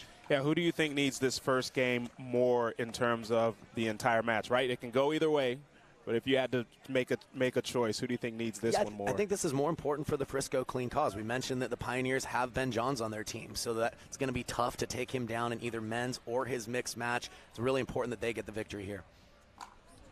We'll see if they can do it here as they have a 1 point deficit.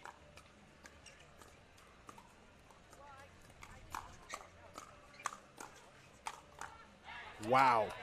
Big overhead by Pedegamaite and then finished off by Grechkina. I love women's doubles for those firefights. They always seem to extend a few more points. So great.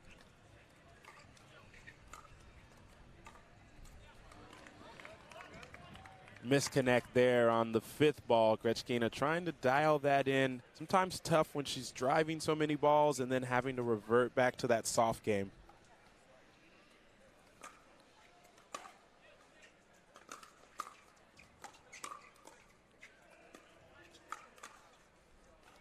Oh, that ball's just missed. That's great pressure by Etta Wright.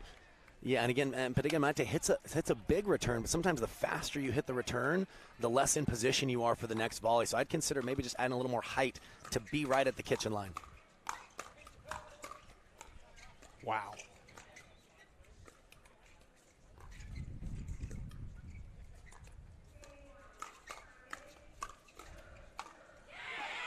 Stellar defense all around, and it culminates with an overhead put away again by Grechkina. I feel like we've said that last sentence 3 or 4 times already in this game. She's been very dialed. They handled an onslaught of attacks there to get that point back to neutral. Big momentum builder point for them.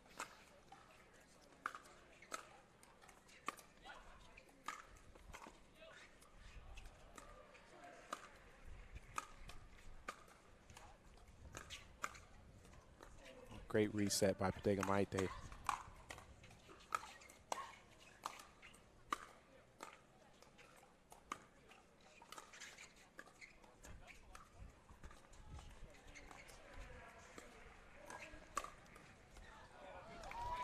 Wow, best point of the game so far, and that's saying something with all that we've seen. But that last one just a little bit long from Grechkina. As we head over to the changeover here, the Frisco clean cost down 2. Yeah, I'm very fortunate from Megan Dizon on the last one. Looked like she was a little indecisive on that speed up cross court, set up Grechkina, but she couldn't quite straighten it out.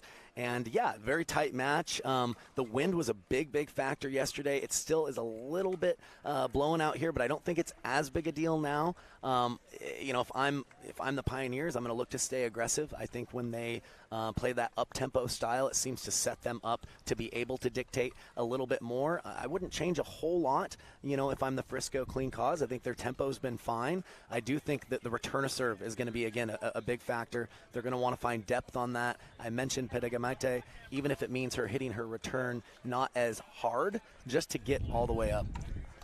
You mentioned that, and here we talk about how after this game, this one's so important because you do have the best player in all of pickleball, Ben Johns, playing next in men's and in mixed. And so for clean cause, they're going to need to come out on top of this to get some momentum towards this match. Yeah, agree 100%.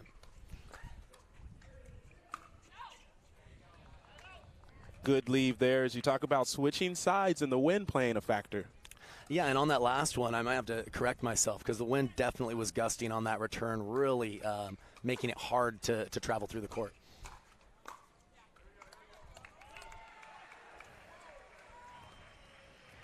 So it does appear that the Pioneers now have the wind with them, and the clean cause are hitting into the wind.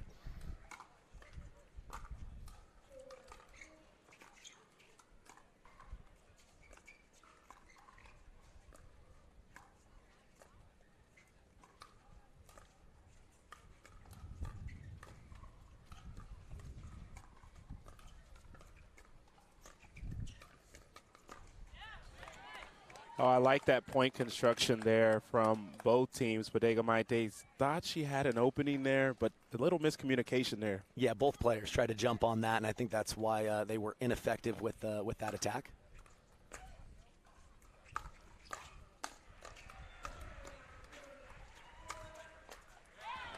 Wow.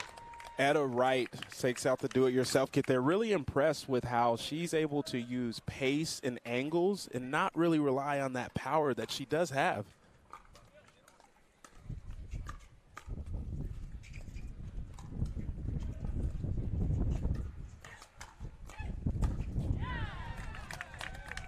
Yeah, that's great hands by Dizon. Pickleball had an open forehand attack, and Dizon was able to neutralize that just enough for Wright to come over and put it away. Might need to be a disclosure on Etta Wright's game because it is spicy.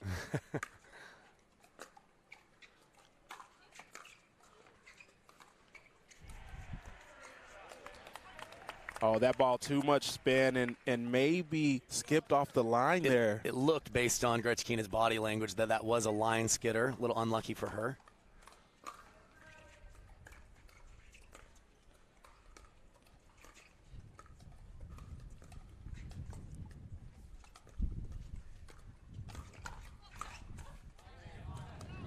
much needed ball inside out there for Clean Cause, as they're down 6 and now down 5 after this play here by Bodega Maite.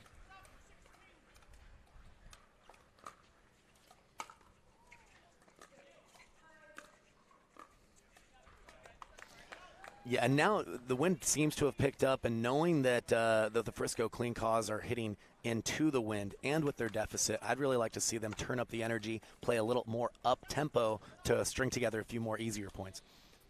Down 6 here. Let's see if they can pull it together.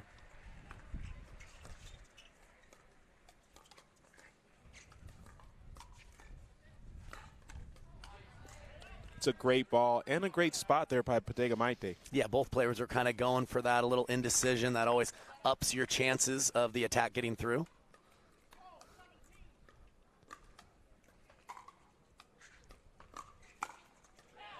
Big two-hand backhand from Dizon, and I think she gets up in the morning and says, hey, if I can hit two-hand backhands all day, we're going to the finals. When it might be the player I wouldn't drive at, Dizon's volleys really just jump off the paddle. Is really known for her hands maybe being the strength of her game. That ball too high. Etta Wright knows what to do with it there. We see here on the replay the ball drops in. Gretschkina really trying to feel that ball, not able to, and Etta Wright puts it away. 7-point lead here for the Pioneers.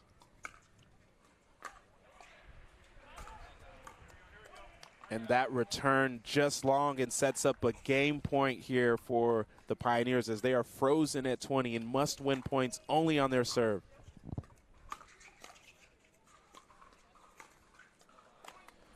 And that'll do it for game 1 in this matchup. Etta Wright, Megan Dizon take down Lena Bodega Maite and Jana Gretschkina in the first game of this matchup between the Pioneers and Frisco Clean Cause.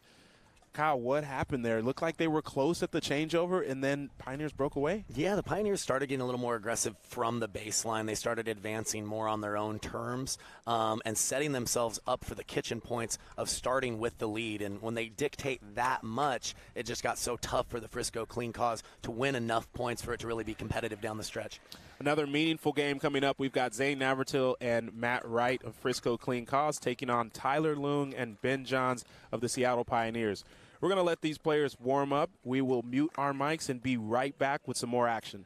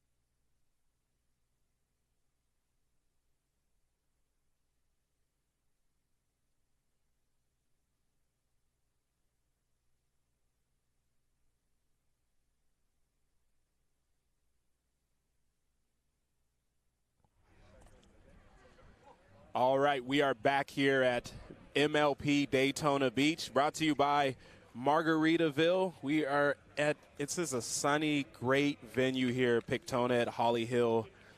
We have another matchup here. It's the men's doubles. Zane Navratil, Matt Wright against Ben Johns and Tyler Leung. Currently, the Pioneers are up 1-0 in this matchup.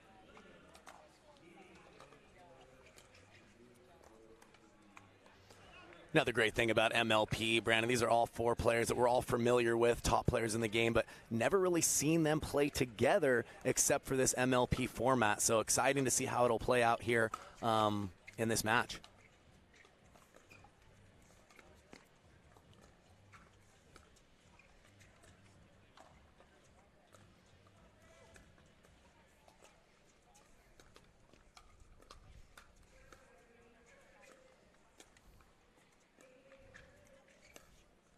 Oh, that ball just in. Had enough topspin by Johns to actually land. I think Navratil thought that would go wide and took a misstep there. Yeah, it looked like it was going to slide wide, but Johns found the kitchen still with his dink.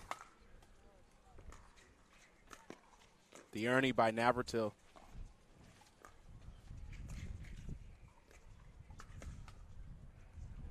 Oh, and that speed up just long. We talked about the challenge of playing against the Pioneers. Now that they lost that first matchup, they are going to need to beat Ben Johns here either in doubles or in mix. So I think this might be their best chance, but we'll have to see. The drive by Leung, reset by Johns, a little bit wide. All knotted up here early.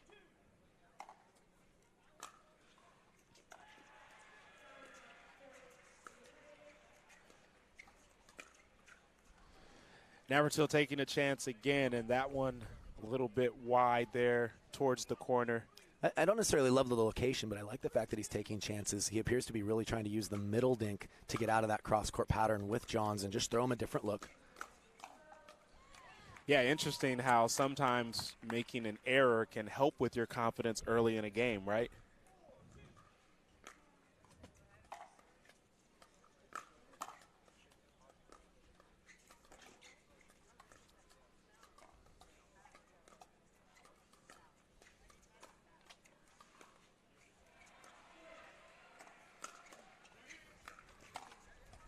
Oh, great defense by the Pioneers.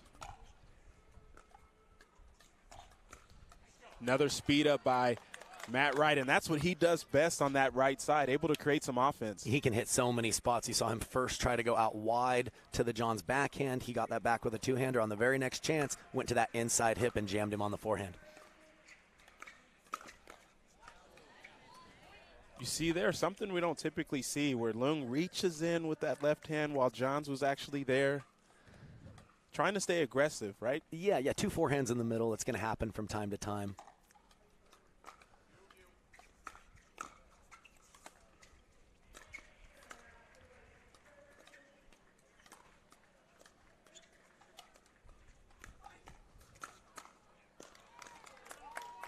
Another ball Leung takes in the middle. He is really trying to stay aggressive there, and it works out in their favor. And I thought there's a little confusion on that middle dink from Wright and Navratil. They're going to need to be more aggressive when they get those opportunities with kind of a dead dink in the middle.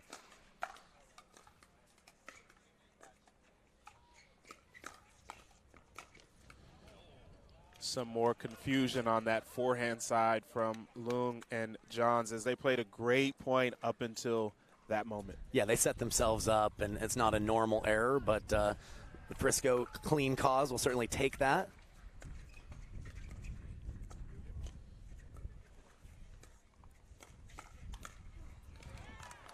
And it seems like right now, as you see Ben Johns put away the backhand flick through the middle, that they are really targeting Navratil on that left side as much as possible. Yeah, I think they know that Matt Wright has a bag of tricks in his arsenal of attacks, and they're going to want to stay away from that as much as they can.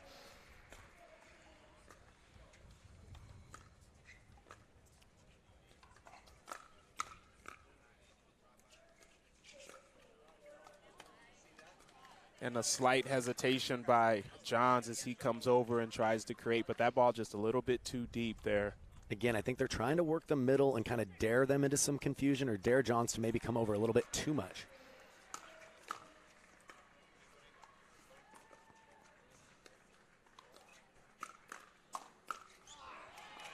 Yeah, I like the speed up by Navratil there, but Leung was ready for it, and then the combo eventually reached Ben Johns to finish. Yeah, Matt Wright was frustrated with himself there. He made the volley, but he knows that he could have got down on that a little bit more, and that's ultimately what led to Ben Johns putting the next ball away.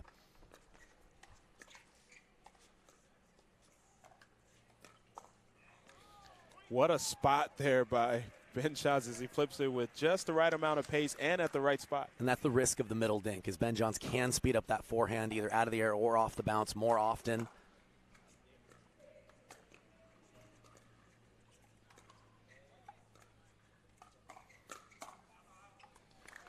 Yeah, and he's added that element to his game, as if Johns didn't have every other shot, right? He's now got that two-hand backhand on the line to where you really can't pass him there. Yeah, no, maybe 6 months to a year ago, he was a little bit more vulnerable. If you could get him stretching, he would just block. But now you're right. With the addition of the two-hander, it's very complicated to find a location where it doesn't come back even bigger with that counter.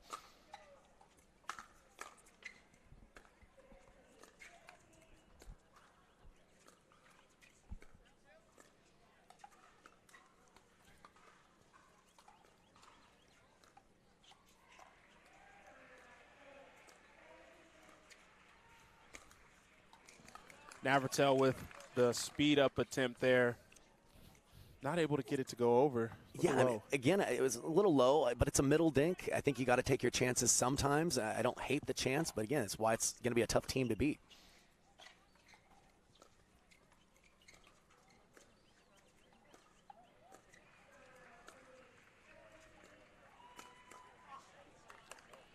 Oh, that's a great speed up there by Navratil. Better position as he jams up Leung. Leung not able to block it over.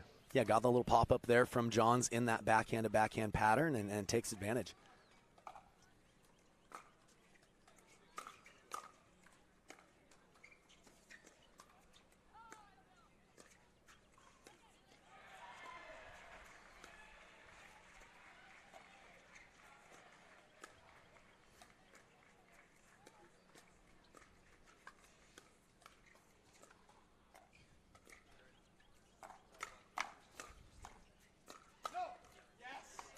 Great patient point all around as Matt Wright in the end says no, followed up by a quick yes because it did go their way. We've all been there as a partner. We're trying to communicate the ball's going out and then quickly turn into a cheerleader.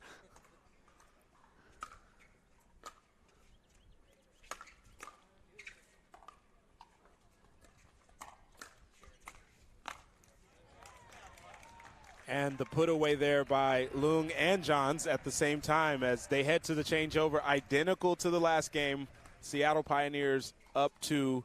What adjustments do you think need to be made on Frisco clean costs, or are they playing the strategy that will help them? Well, yeah, I think they need to convert a little bit more, make them play, Navratil specifically on his speed ups. If they beat you with the counter, they beat you with the counter. He's had one that he pulled wide, one that he missed in the net. But on some of those, like I said, dead dinks in the middle, they're going to need to take chances. Matt Wright's going to need to keep speeding up against Ben Johns and keep him honest. I'd like to see him maybe work the body. We've seen him try to go inside hip as well as outside the body. I'm not convinced the one-handed backhand is a no-go area now that he's adding more elements. But I like the up-tempo style. I think they can play even a little faster with the conditions now that they've switched sides as far as working that shake and bake a bit. Let's see if that was communicated in their corner as they are fighting a 2-point deficit here.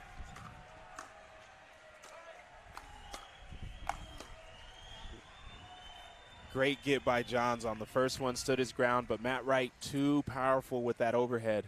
Yeah, Johns was in a compromised position, just a step or two off the kitchen line. Tough to be able to get those overheads back. That ball's going to be long by Navratil. We talk about the side switch and how wind plays a factor, but I don't think there's anything that would help that ball drop. Yeah, he kind of stayed pretty upright on the swing there. Really need to stay down on your drives to keep them low.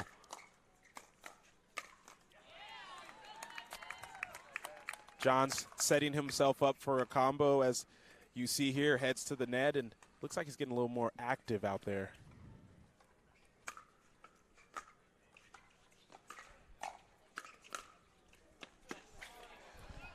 Maybe over-leveraged on that one? Well, oddly enough, they seem to be working the shake and bake play. I think they're 1 for 3 so far with it. So, the clean calls are handling it well so far.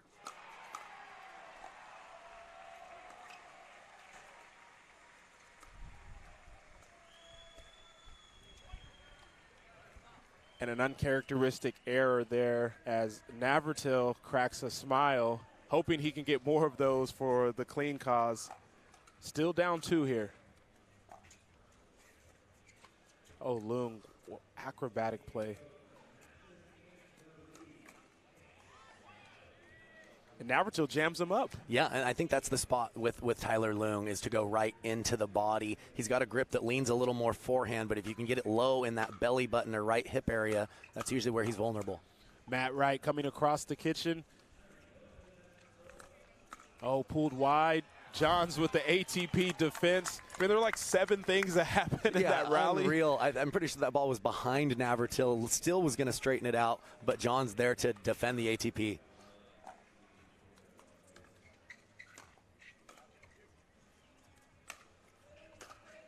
The drive by Leung.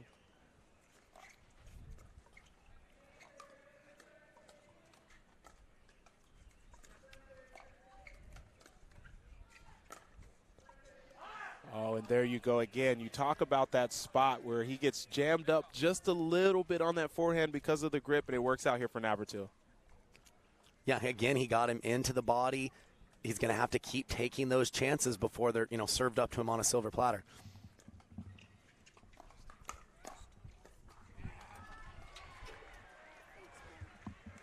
Matt Wright again taking it to Ben Johns. Johns there for the two-handed counter, but Matt Wright anticipated where that recounter would be and there for the one-handed backhand punch.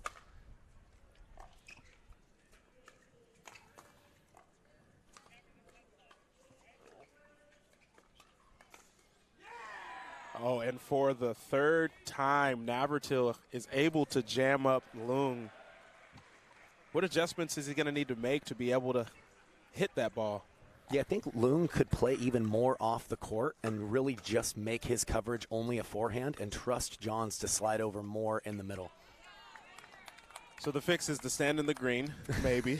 I would say, maybe practically 1 foot in the green. I mean, until they prove that they're going to go back behind Johns, that's what I'd do if I was in his position. Yeah, it does. It definitely makes sense. I agree.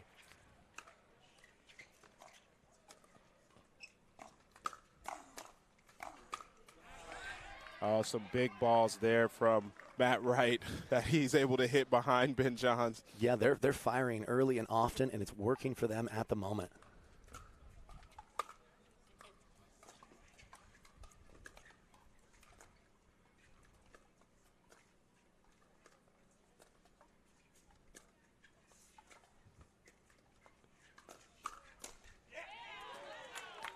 Pioneers come out on top of that combo as they now cut the lead to 1 for clean cause. Yeah, and so first time Navratil's tried speeding up at Johns. I think he thought he was going to be leaning towards the forehand, but was there to cover his body nicely with the backhand punch.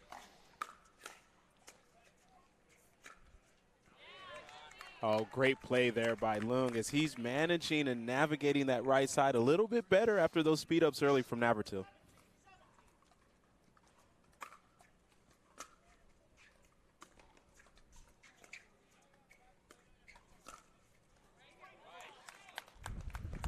There's a speed up that does not go the way of Navratil, but he's had success on that all game, right? Yeah, I think he's got to go there. He just didn't drop the head quite enough below the ball and wasn't able to clear the net on that roll.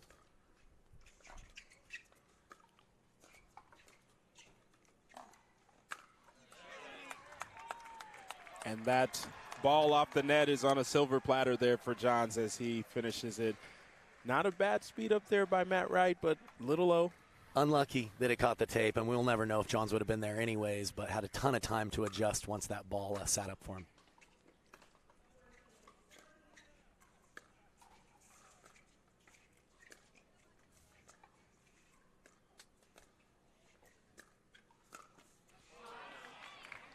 Again, Navratil with the backhand speed up there as he sees a dink that he likes. And Leung, again, sliding to the middle. I'd rather see him slide out wide and try to simplify the coverage with the forehand.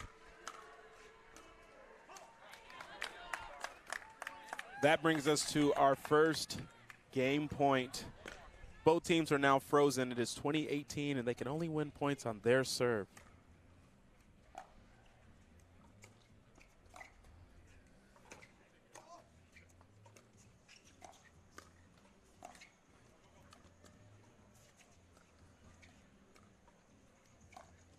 The lob by Wright, and that ball is out, and the Seattle Pioneers take a 2-0 lead in this match. Kyle, it seemed like the Clean Cause had winners. They were jamming up Tyler Leung. Why didn't they come out on top of this game? Well, it just shows it's that tough to come up with that many quality offensive shots, to create that much offense and be able to win. It's challenging, but the alternative is just relying on errors, and you're not going to get that from the team of Ben Johns and Tyler Leung. So I thought it was a good effort by Matt Wright and Zane Navratil and the Frisco Clean Cause, but ultimately now at 2-0, the Pioneers are in the driver's seat going forward. You are correct. They are leading 2-0 here, and one more game would clinch this match for the Seattle Pioneers. We will play all four as we are still in group play, but for the Frisco Clean Cause, they are going to need to come out, put their #1 mixed team out here, and hopefully get a win. We will take a short break, allow these players to warm up and set their lineups, and we'll talk to you soon.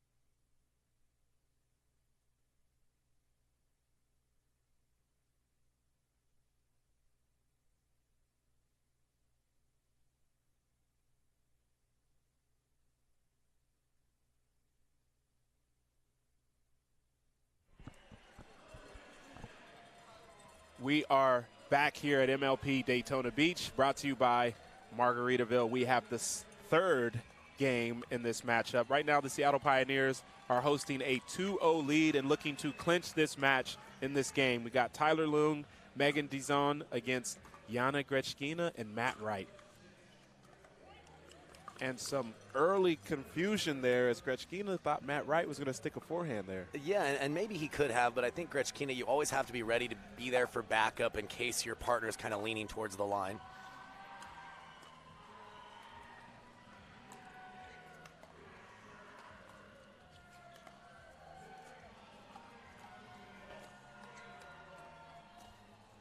And this is an interesting dynamic with the kitchen patterns. Because Tyler Leung is left-handed, it puts both the ladies in front of each other rather than in that cross-court pattern. So look for them to fire a few more attacks and test each other's hands when it's there. Big two-hand backhand by Dizon, and we mentioned earlier, anytime she can get those, it bodes well for their team.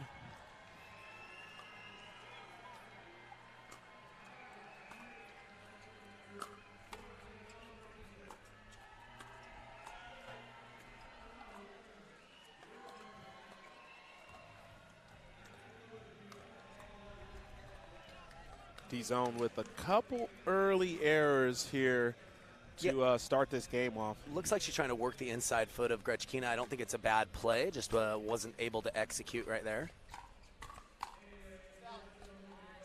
That ball a little bit long as well. Interested to note that last game between the men's doubles did last a little bit longer than the first one, so maybe some, still trying to get warm again for Dizon.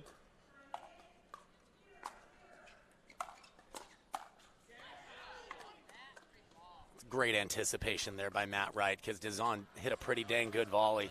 It's telling us how young and athletic he is. Hey, I'm not disagreeing. Well played.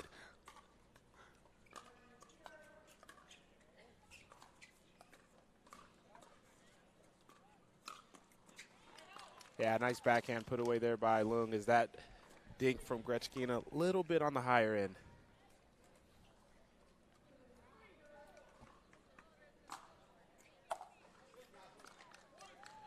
Big serve by Dizon as Matt Wright yells out, same guy. He uncharacteristically misses a return.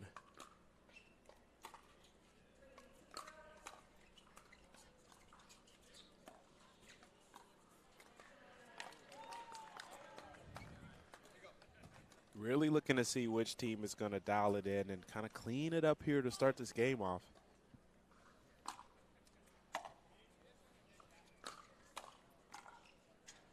Yeah, and you mentioned about Grechkina doing a paddle switch, and I don't know how recent that switch is, but it seems like her offense is really dialed in, but some of just those fundamental touch shots doesn't seem to be able to have her normal level of confidence with some of those. Matt Wright misfires there on the reset. We are back and forth here early. Pioneers with a 1-point lead. Make it 2 as Grechkina cannot get the return to go over.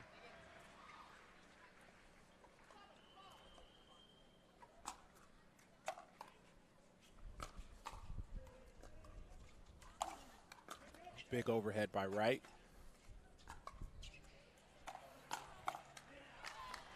And Pioneers make their way to the kitchen. I think for Matt Wright, he sped up to the danger zone, which is D-zone's two-hand backhand. Yeah, normally when they're out of position, Matt Wright will take his chances with his quality of his own hands in the recounter. But we talked about Dizon, that being maybe her best thing. The ball really flies off her paddle and gets on you quickly. Another missed return there by Grechkina.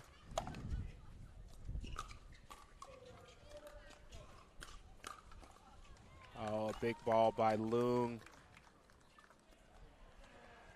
As I think Clean Cause were debating a timeout there, or did they think it was the changeover? Pioneers up 5.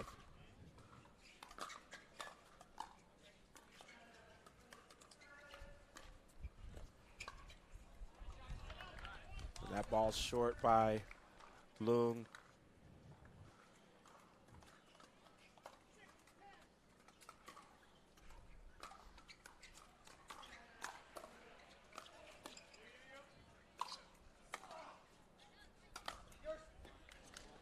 The defense by Matt Wright on the first ball calls you for the second one. Grechkina was not able to get there. They are down 5 here early on. Not really seeing a ton of energy from the Clean Cause to start out, but then again, we haven't been able to string together a couple rallies. Yeah, well, I think, it's tough because I think they know on paper, in all likelihood, even if they win this match, they're probably going to be eliminated because of that game and point differential. But you'd like to see them come out and give it their best go. Not saying that they aren't giving an effort, but again, when you know you're eliminated, sometimes that weighs on you mentally. So what I'd like to see is I really think that they can isolate Dizon a little bit better with having her and Grechkina lined up in front of each other. I'd like to see Grechkina dink to Dizon and then show the Ernie look. At the very minimum, that's going to get Matt Wright more involved, get him a lot more forehands where he can apply pressure and set himself up for those strong attacks. We'll see if they elect to make those strategic chains here.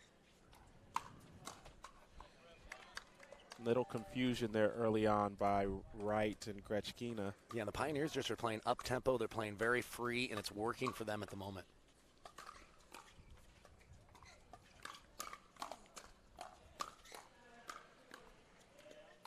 Nice block from Grechkina. Great defense from Grechkina as Lung wanted to finish it all on his side, and yeah, Grechkina found a little real estate towards the end. Yeah, he naturally came over in the middle of that fast exchange, and then when it slowed down, it was almost like, well, where do I go now? Do I go back to my other side or stay all the way over?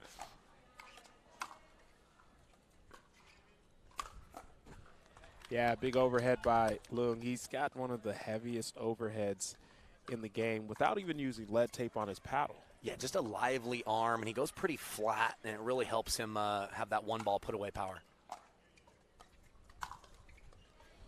The drive by Dizon, and everything right now seems to be working the way of the Pioneers. Yeah, they're playing aggressive. Like I said, they're playing very free, and why change anything? Because the scoreboard is very much in their favor at the moment. Couple wind gusts here, but that ball, again, just jams up Grechkina, and I think her and Matt Wright are just a little confused on who takes that cross-court middle ball. Lung tries it again. Doesn't work on that one as Dizon cannot reset that ball back in the kitchen.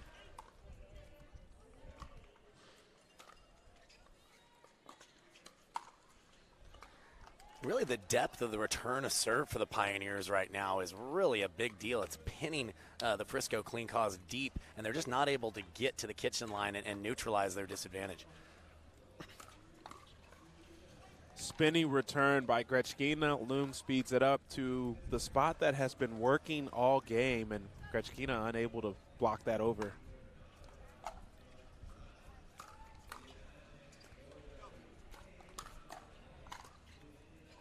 What a get by Dizon. And finishes it up with the backhand.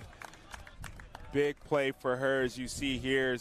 Lung speeds up the first one. She has a great block and then comes in and puts that ball through the middle. Yeah, she goes from a really tough dig to a quick offensive put away, and they are dialed in at the moment.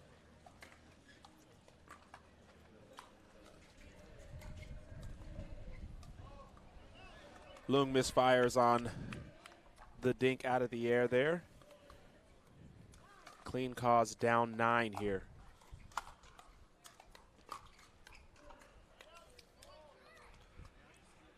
Yeah, trying to do the shake and bake with Matt Wright closing in and poaching, and so obviously Grechkina is trying to keep that low to the net, but just couldn't seem to clear it on that occasion.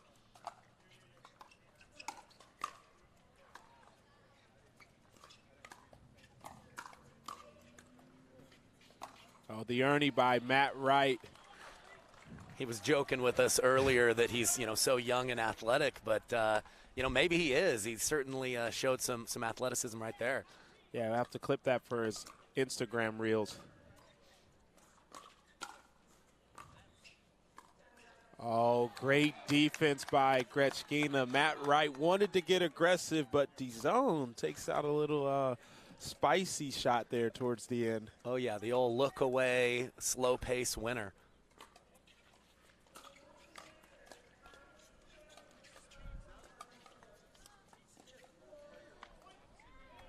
Yeah, and I think for Wright and Grechkina, they wanted to get out of that game there. Just wasn't going their way. Couldn't really find a rhythm, and Pioneers take that and now 3-0 lead in this match. Yeah, I mean, you hit the nail on the head. They just didn't seem to be on the same page, even for the first couple of points as far as whose ball was which. And, again, that's what Major League Pickleball can bring out is these are not often always teams that play together on tour week in and week out. It creates some new pairings. Sometimes the chemistry is natural. Sometimes it takes a little bit more of an adjustment to vary your game to match and to complement your partner's game. We have one final game in this matchup. The Seattle Pioneers have already clinched this match 3-0. We will have Ben Johns and Etta Wright taking on Zane Navratil and Lena Padega-Maite coming up next. We're going to mute our mics and let these players warm up. We'll be back shortly.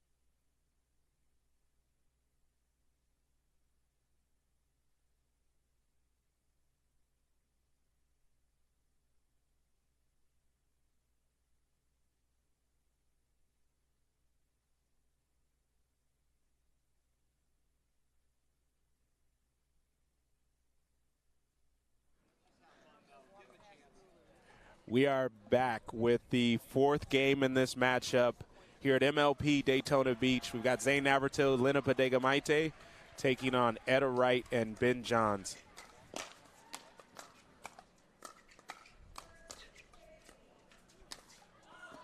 Oh, and that ball long as it was a insane rally and firefight, and Ben Johns cracks a smile as Navratil knew he had that one. Oh, yeah, he wants that one back. But like how he stayed aggressive at that point, they're going to need more of that to give themselves a chance in this match. Navratil content to come out and, as his teammate put it earlier, Matt Wright, just grip it and rip it out here. Well, and they're all smiles right now. They know they can play free at this point. They know they're the underdogs, but this is a chance to just swing away, have some fun, take in the environment, and it looks like they're going to look to do that. Yeah, as you mentioned, playing free because this match is already decided at 3-0 for the Pioneers, but Clean Cause looking to at least steal this last game.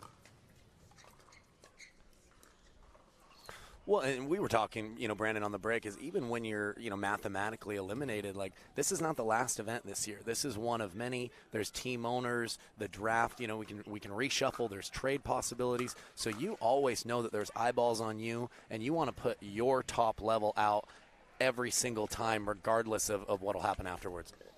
Absolutely correct. And the storyline overall, right? Clean Cause lost every match in Mesa. After this game, they have lost every single match in this event as well. And you're looking for some momentum. You're looking for something to grab a hold to for this the last event that's happening in San Clemente. Yeah, and this is the Premier League, right, too? So we've got upcoming challenger players that are wanting to take somebody's spot, and you don't want it to be yours. So, again, there's still a lot to play for individually at the very least. So are you saying you're coming out of retirement? Is that what I'm hearing when I announce it live? I was thinking about it until I watched the level of the singles points, and I said, I need to get into the gym before I even consider that.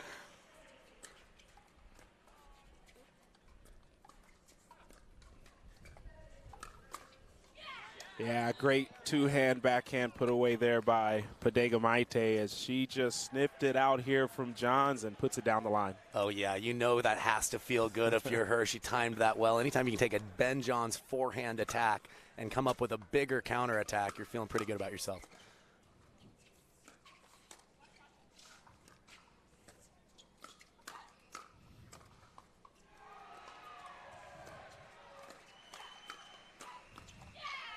Yeah, and another one. Pedega Maite going toe-to-toe with Johns right here. And Navratil is telling her, where's the finger wag? You deserve it on that one. What is the term? Poking the bear? I don't know if people love doing that as much. Fair enough. Oh, what a pickup. Great get by Navratil. Yeah, and he wanted to capitalize on that with a flick down the line at Etta Wright. You know, and hitting the tape with as much spin as he had, I'm surprised that actually didn't crawl over. A little unlucky if you're Navratil there.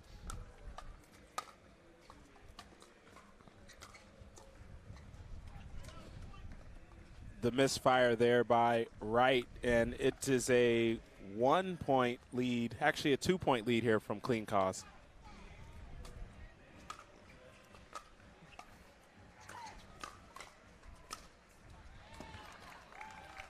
Yeah, that's the risk you take when you do the shake and bake. It's a high risk, high reward play. If the quality of the first volley, if they're able to get down on that and you're the poacher, you're going to be probably having to block and you're going to be at a big disadvantage.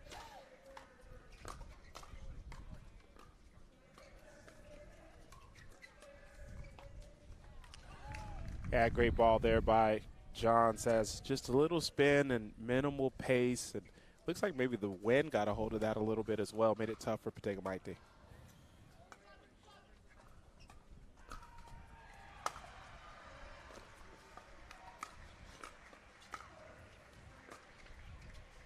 Big overhead from Navratil. The defense by Wright, and Johns is there. Etta Wright finishes that.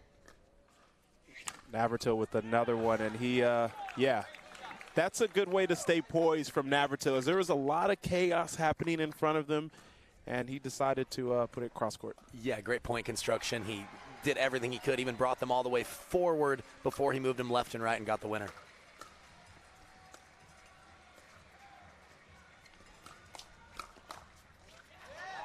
Yeah, you see the scorpion there from Navratil as John speeds it up to just the mid area of Navratil, and then he finishes with the backhand. Yeah, doing little up downs. He squats for the scorpion, gets right back up, and slams a two-handed backhand. Oh, that ball just a little bit wide there. I love how Navratil and Pedega Maite are playing. They are going toe-to-toe with the best on the other side.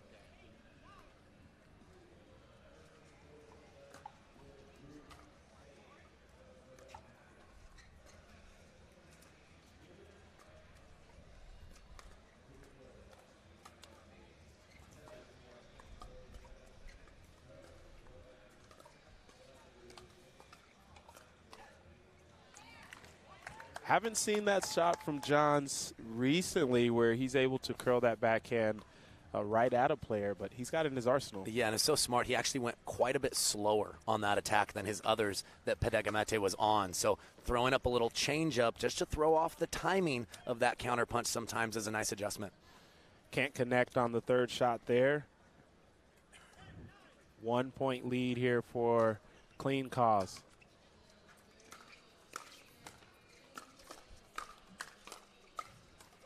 Oh, the put away tomahawk there from Navratil.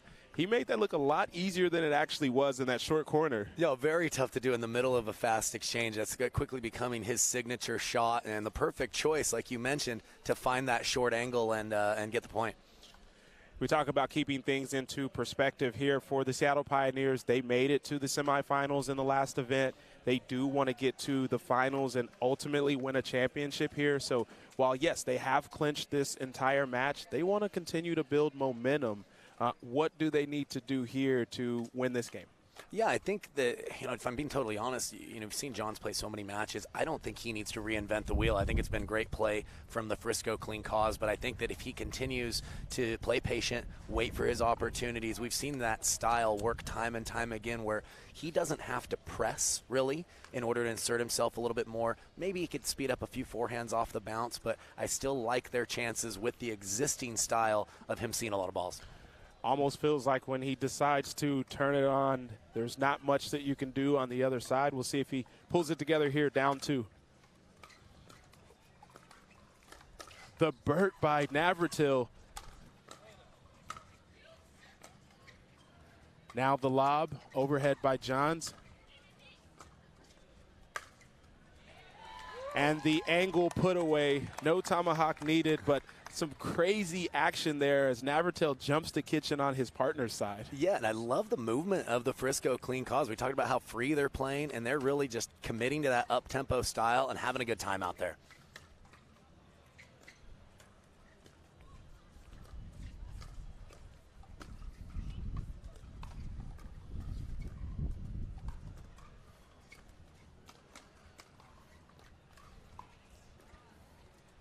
Navratil smiling midpoint and finishes the last one as he just sits on that forehand. Watch this here as Johns comes up with this next ball, flips it up, and Navratil was there a couple of days ago. Yeah, and that was the first attack that Johns tried below the height of the net. So ultimately, he has to hit it up a little bit. Navratil did a great job of getting on top of that and clocking that for the clean winner. Adrenaline still pumping for Navratil as he hits that ball a few feet long. Yeah, it's easy to overcook that ball when you're sliding to the side. A little more of a single shot there from Navratil on that attempt.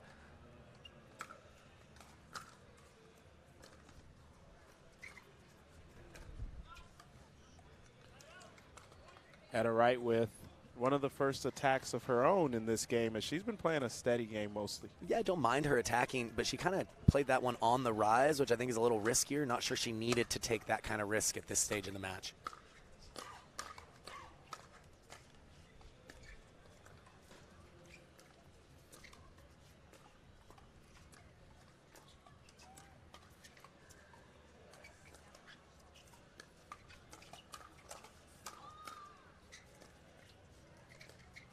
The lob by Navratil. And Pedega Maite unable to connect on that two-hand backhand. Great play all around. Yeah, excellent point construction for everybody. Wasn't a bad lob, and Pedega Maite had a decent chance at keeping that ball in play.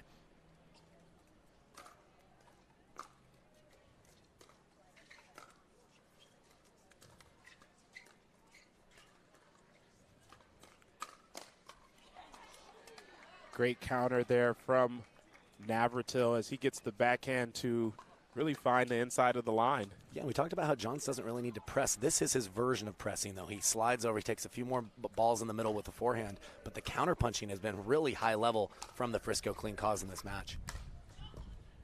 That ball put away by Johns. I think Pedega Maite wanted to call that ball long because of the angle. Had enough pace and speed to stay in. Yeah, I think she was thinking hitting it that flat like Johns did that it was going to sail out, but he measured it perfectly.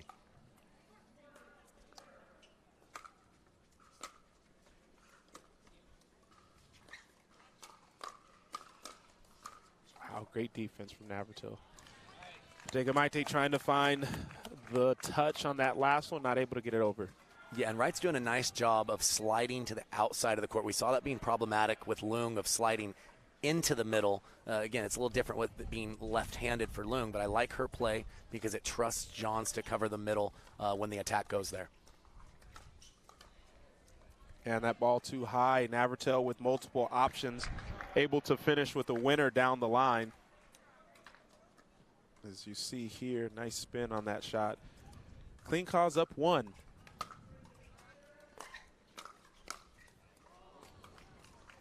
Just wide on that last one. And you talk about the consistency and the poise of Ben Johns. Clean cause needing to stay focused if they want to come out on top of this game.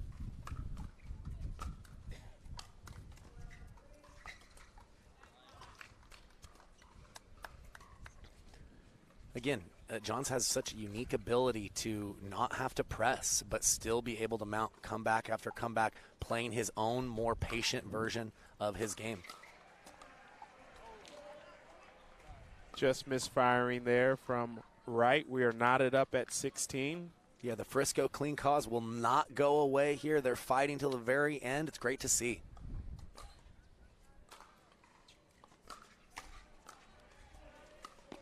The Ernie by Johns. And the hands from Navratil at the kitchen line. Yeah, he's been bold with his court positioning throughout this match of clogging himself in the middle and just doing the best he can in these fast hand exchanges, and he's done really well so far.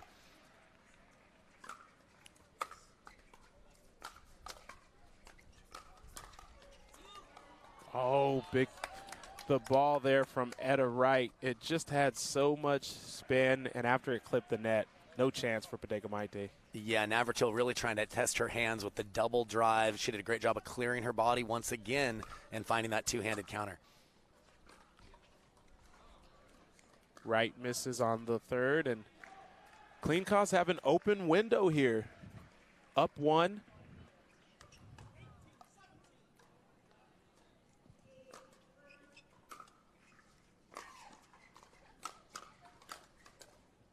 Wow, great defense from Wright. Again, and Johns finishes with the Ernie. MVP of that rally was Etta Wright. Look at this, one block here, second block there, and then lays it up. John says, I'll do an Ernie. Yeah, Navratil had 3 or 4 high balls in a row that somehow Wright was able to fend off to set her partner up for the finish.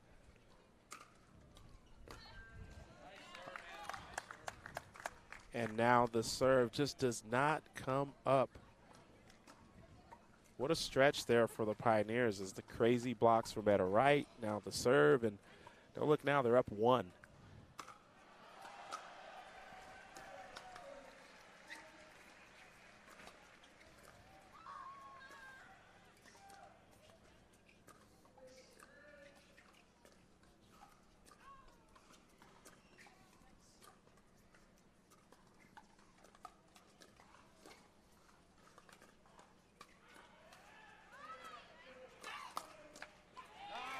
Bodega Maite chose to speed up that ball. It was high enough, but maybe picked the wrong spot. Yeah, it's tough for her because, I mean, it's tough to know what the perfect spot is. John's coverage is so well left to right.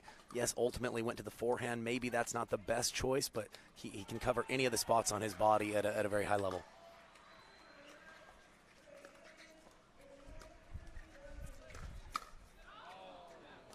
The speed up by Navratil. It's Wright and Johns both there, but unable to connect.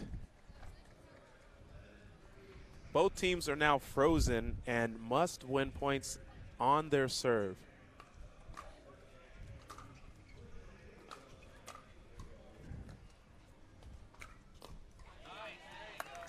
And we haven't seen that forehand speed up from Johns all game. Yeah, it seems like he saves some of his attacks till he needs them a little bit more. Just tries to beat you kind of with his fundamental game, and if he needs to be a little more aggressive, he has those in his back pocket.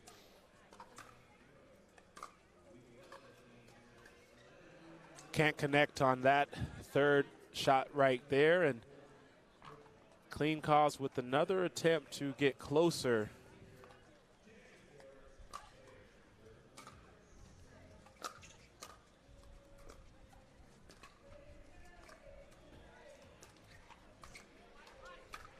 Johns with the Burt as he saw Navratil do something like that earlier, decides to jump past Etta Wright and past the kitchen as well. Yeah, nice job using little twinkle toes at the end there to clear himself out of the kitchen.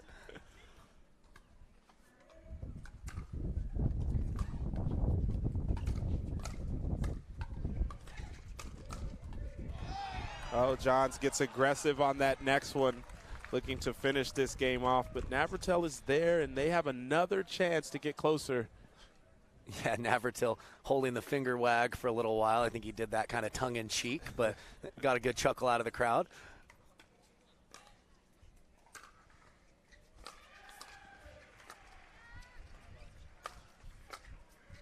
Another lob from Navratil. third lob from Navratil, and the wind pushes that one just a little bit wide. You can probably hear the sighs from the crowd. They wanted that ball to drop in. And they're like, play on, play on. Another chance to close this game out for the Pioneers.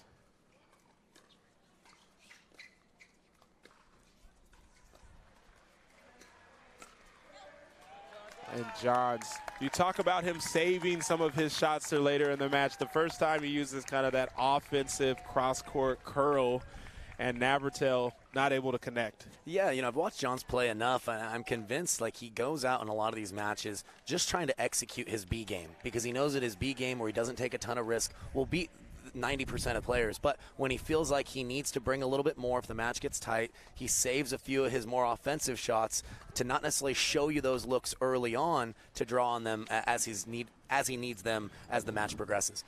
Kyle, if that's true, that is scary for any pro pickleball player out there right now.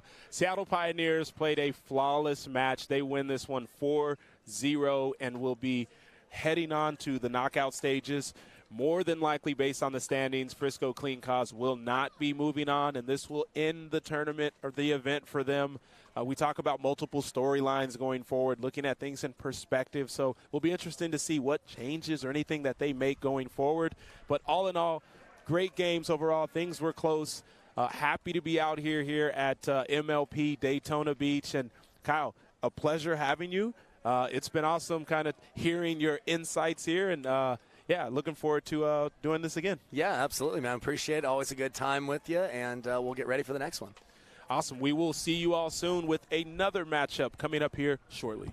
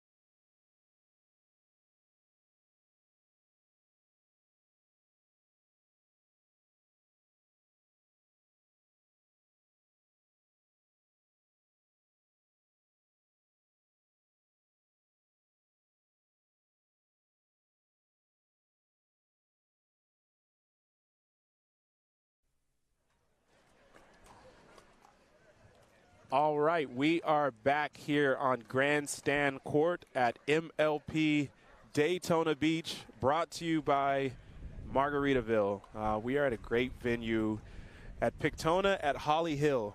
This has been awesome. They've got plenty of courts out here. They've got covered courts. Championship court looks beautiful. It is just a great weekend overall for MLP. We've got a premier level matchup here between Florida Smash and ATX Pickleballers. Currently, ATX Pickleballers are 1-1 in the standings, and Florida Smash, they've got some work to do. They are 0-2 so far on the weekend, needing this match here to really stay relevant and hope that they can get to the knockout stages.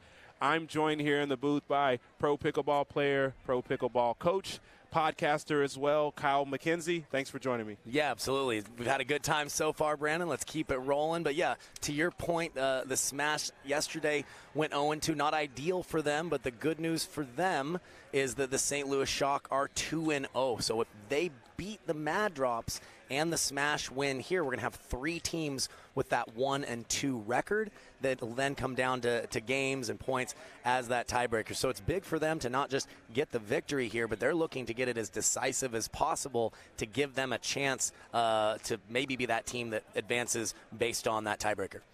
Yeah, and for ATX Pickleballers, we'll start with them. We've got J.W. Johnson, Gabriel Tardio, Jade and Jackie Kawamoto. The Kawamoto sisters have been making a name for themselves in pro pickleball, and I look for them to play well here.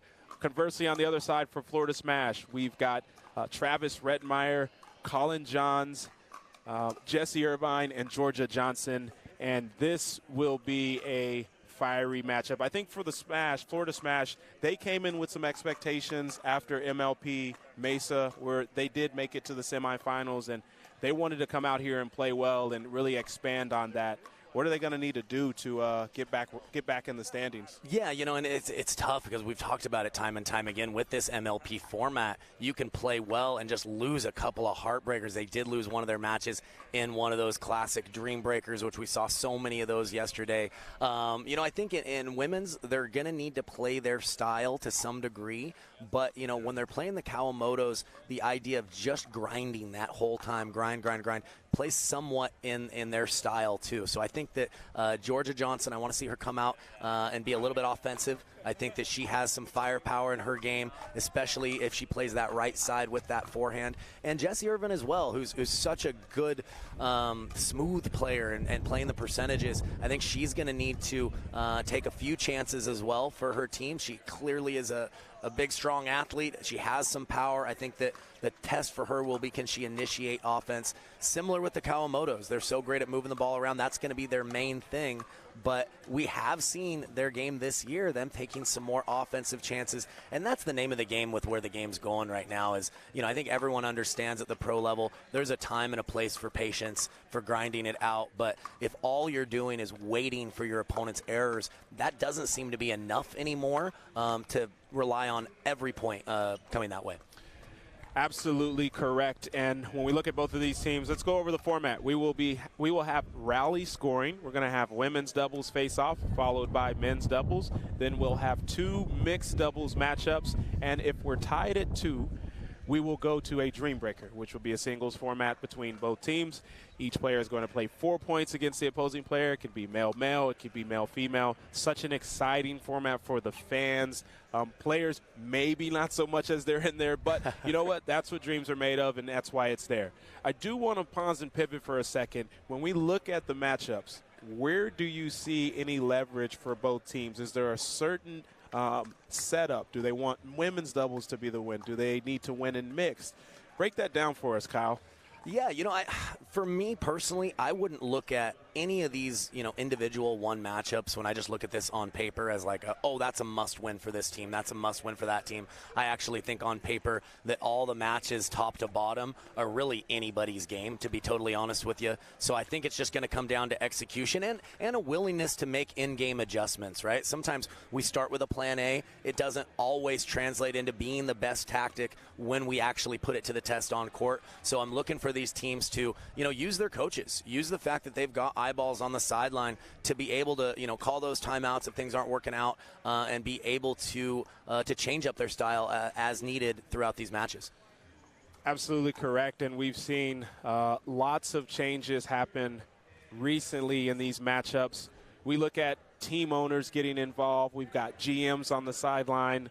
Maybe talk to us about what that means for the sport of pickleball with what MLP is doing.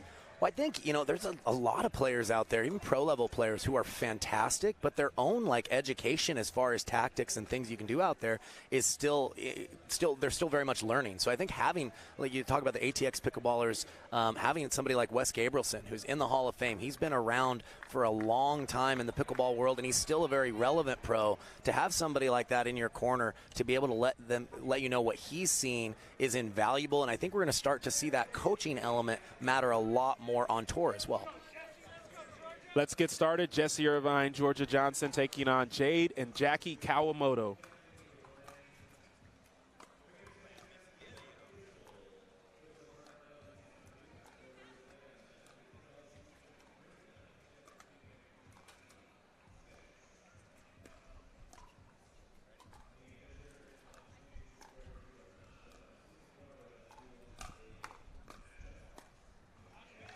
Kawamoto's handled the first speed up attempt there from Florida Smash.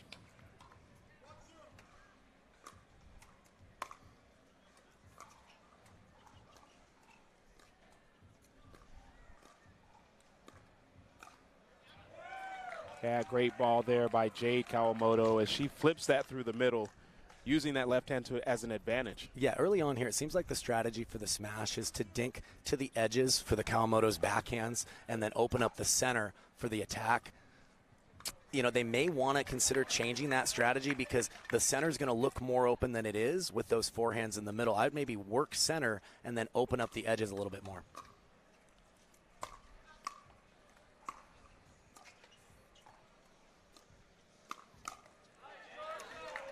Johnson with the speed up there. She was ready for the counter but didn't need to use it. Yeah, again, Johnson going with that speed up the middle might have got away with one because it looked like Jade was on that counter.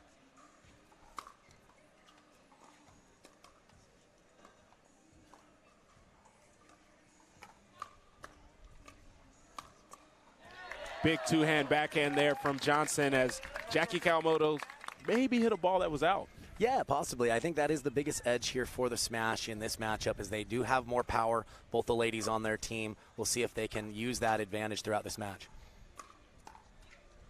Oh, great defense by Irvine, and Johnson not able to get that last one over. Still in the filling out process here early. Yeah, it would have been a very tough dig for her, but she darn near had it.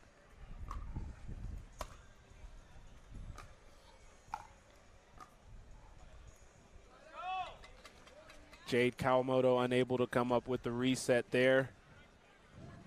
Ball back to the Florida Smash, up one.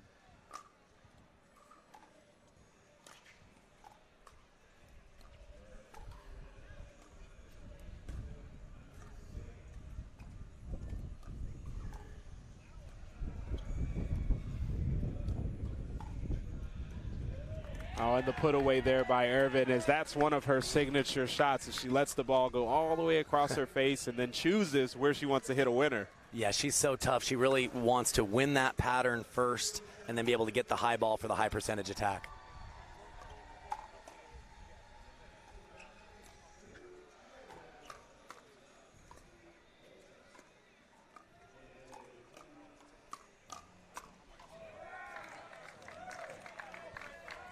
Just great play there by Kawamoto's as they fended off multiple attacks from Johnson and Irvin.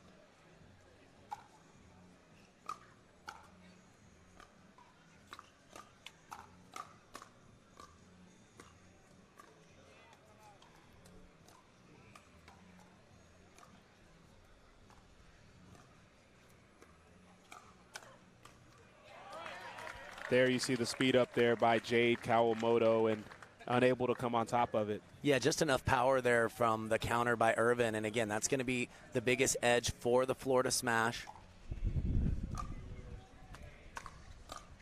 Big drive from Johnson. Oh, and just gets that to go over.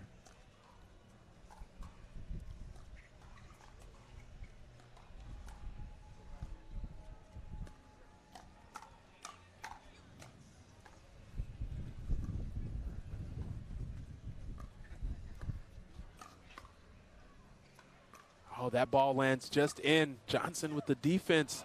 Irvin can't come up with the best point of the game so far. Great point by the Kawamoto twins and the ATX Pickleballers of really working the edges. Great aggressive dinking there by Jackie Kawamoto specifically. That ball just out, and yeah, the Kawamoto sisters have a lot of deception to their game at the kitchen line.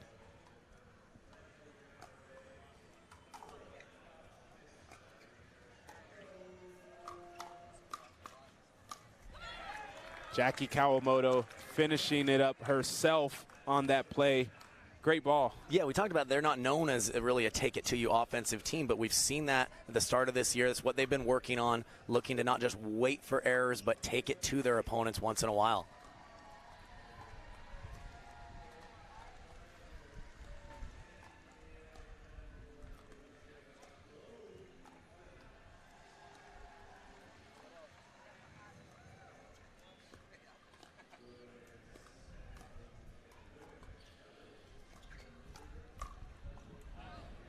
Oh, it was great defense by Irvin, and she took a chance on a low ball, but the placement of it made it work out in their favor. Yeah, I think she just surprised Jackie Kawamoto just enough that she wasn't able to straighten out the counterpunch there.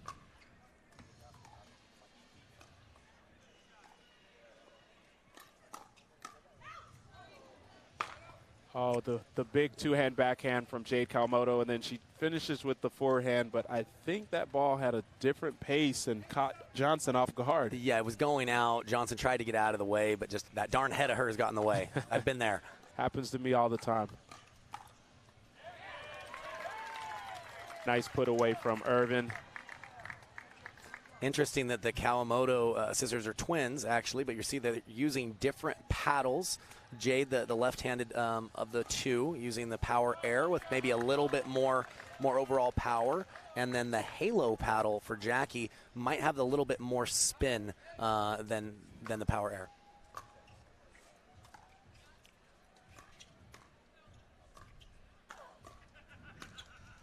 We've seen paddle technology be a huge factor lately in what these players are able to do and accomplish versus a few years back.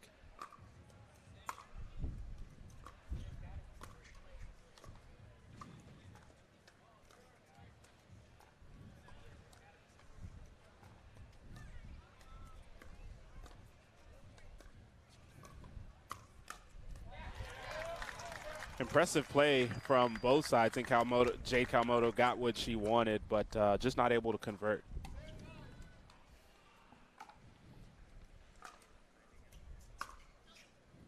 That drive long from Johnson.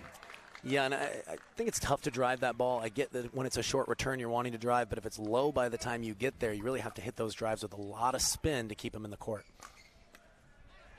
A little confusion in the middle from Johnson and Irvin as that ball just spins away, and Johnson heads straight over to the other side here instead of going to the corner.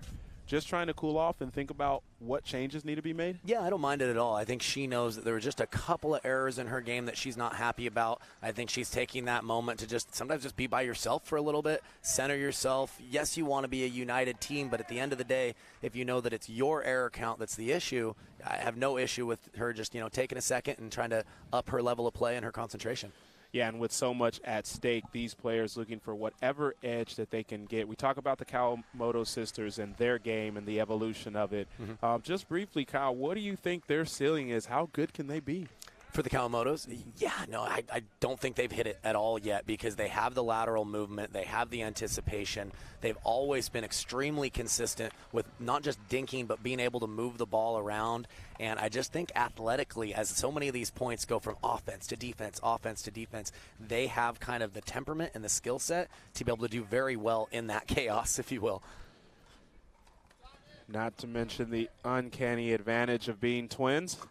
Right. Oh, a big ball by Jade, but she knows that's not going to work because it's just a little too high. Yeah, she has to stay lower with her body there if you are going to take some swings in transition. If the body's upright, the ball will tend to float on you much, much more.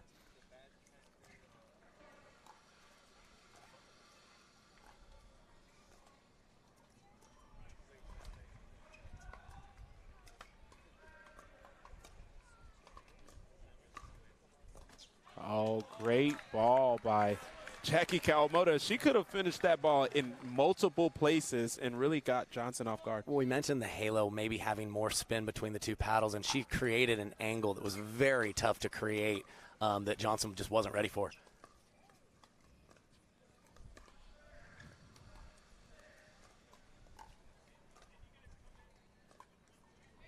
You know, it feels like ATX Pickleballers are taking over this game, but it's really only a 2-point lead, right? The game's still hanging in the balance.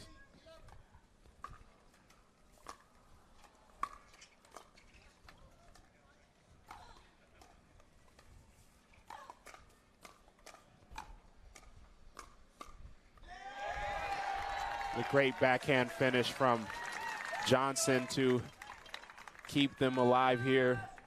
Lead down to 1 for ATX Pickleballers.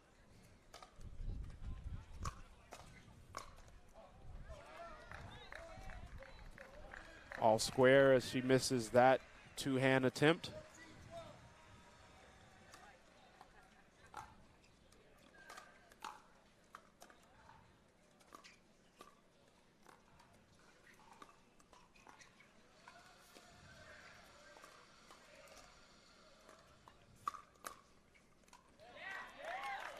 And that ball is good. Looked like it may have gone just wide until it bounced, then it was in. Yeah, I'm not sure Georgia Johnson intended for that to go that close to the line, but great job being able to counter that back across her body to the open court.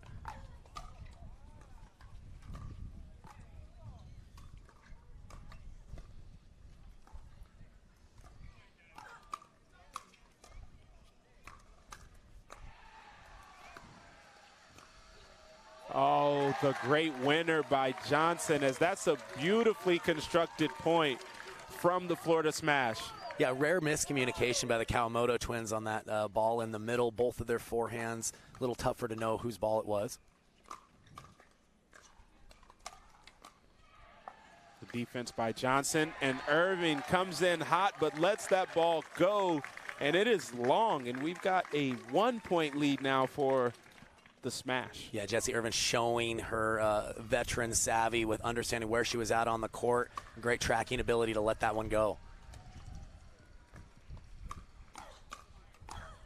Yeah, there's the power we talked about from Irvin, as whenever she can get a ball in that area for that backhand, that's not coming back. Yeah, that's the risk that the Kawamoto twins take with initiating offense, especially with the hands and the counterpunching, and with, like we mentioned, the power that both Jessie Irvin and Georgia Johnson possess. 2-point lead here.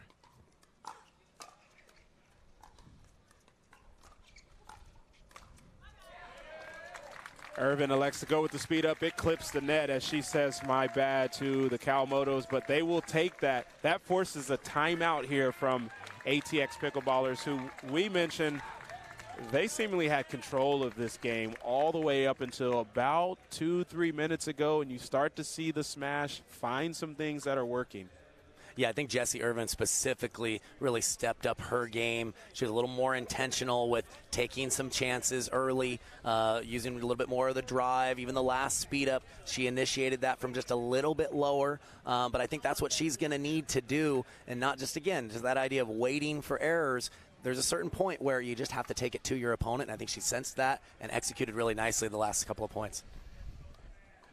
Jessie Irvin plays with a fire that is welcomed here in this MLP environment, and that is going to be needed if the Florida Smash have any idea of trying to make it to the championship here this weekend. 3-point lead here for the Smash. Irvin a little over aggressive there. Yeah, I like her looking for it, but you're right. I think by the time she got to that ball, maybe should have laid off of it just because of how low and how overextended she was.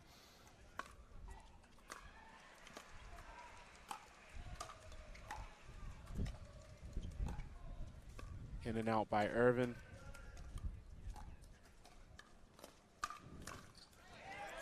Oh, and you see there the one-hand flick from Johnson. It seemed to feed into what she wanted, but couldn't close.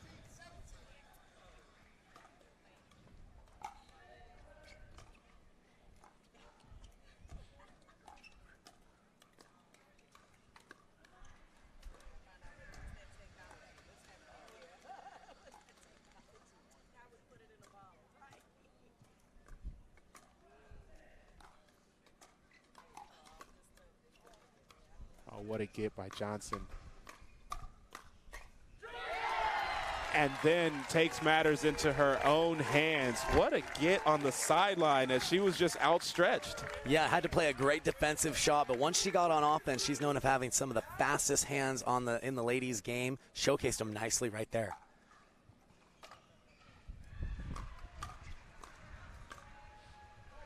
That ball just long and makes it a 3-point lead here for the Smash as they've had a late game rally.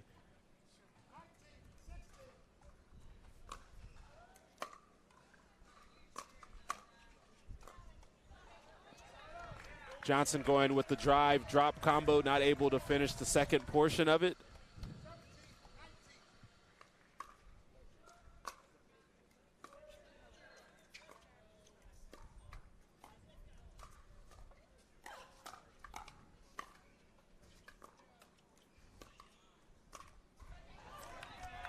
Another one-hand speed up there from Johnson. Looked like it was there.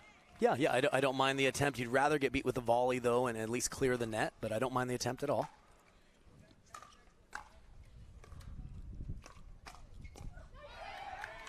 And we are all square here after that miss by Irvin at 19-19. Feels like a game that both teams do not want to slip away.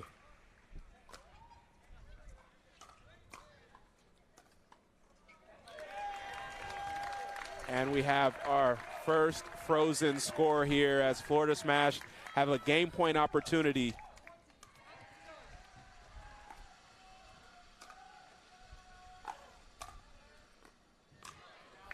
It's a big volley by Jade Kawamoto. They are frozen also, so it is 19-20, only able to win points on your serve.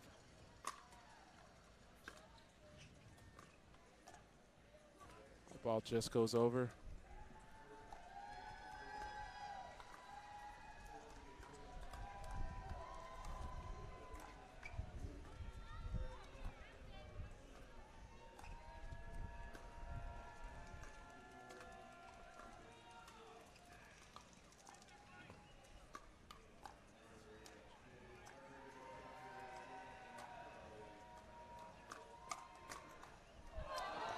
And Johnson sets up a combo for herself and just couldn't complete it at the end. Yeah, the initial attack, even though she did clear the net, she did get a little ambitious. It was quite low, almost completed the play, but wasn't able to.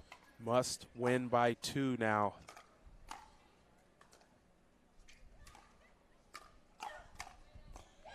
Wow. And what a block from Jade Kawamoto as she used a one-hand backhand of her own. Yeah, Jessie Irvin clocked that counter, but she went back cross court, and that gave Jade just enough time to kind of scorpion that forehand counter. Game point for ATX Pickleballers. Overhead by Johnson. Jade Kawamoto unable to connect. And this is why this format is so much fun, Brandon. Big drive from Johnson, followed up by a drive from Irvin. And she finishes with the cross court. I mean, to be able to lay off that last one and take some pace and use angle, beautiful. Yeah, no, she found the opening, really had to pull that across her body. Great choice.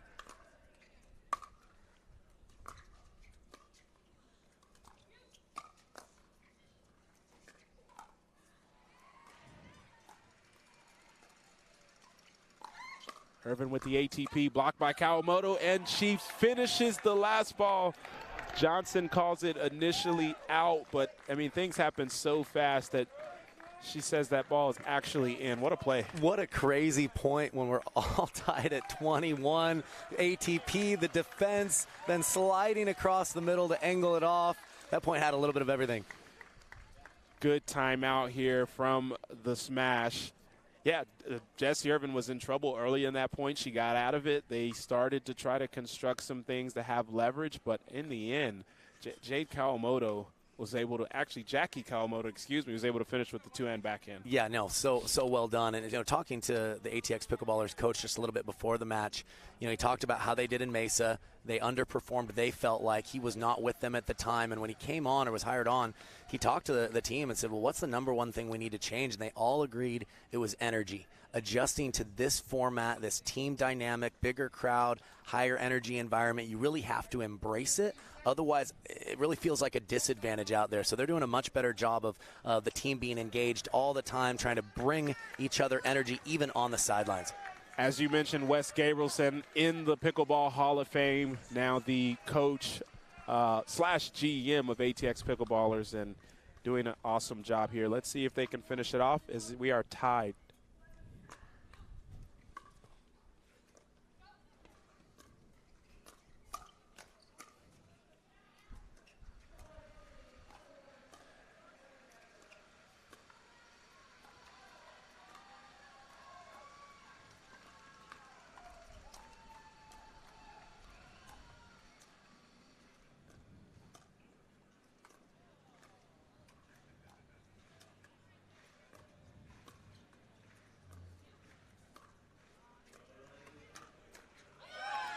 It's great play by Kawamoto as they're playing just a patient deception type of game and then really picking their spots well. Yeah, all four players very patient, and ATX Pickleballers waiting until they got the high ball pop-up to ultimately go for the attack.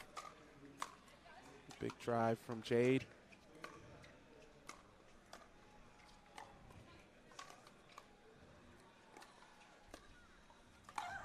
Oh, and a big forehand put away by Irvin as she starts with the one down the line and then finishes it off cross court. Yeah, and you referenced her technique on that finish. Really slides that paddle across her body for that forehand finish. Well done.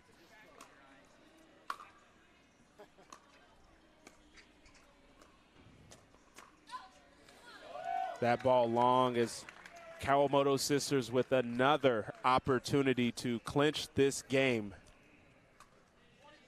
You just need one.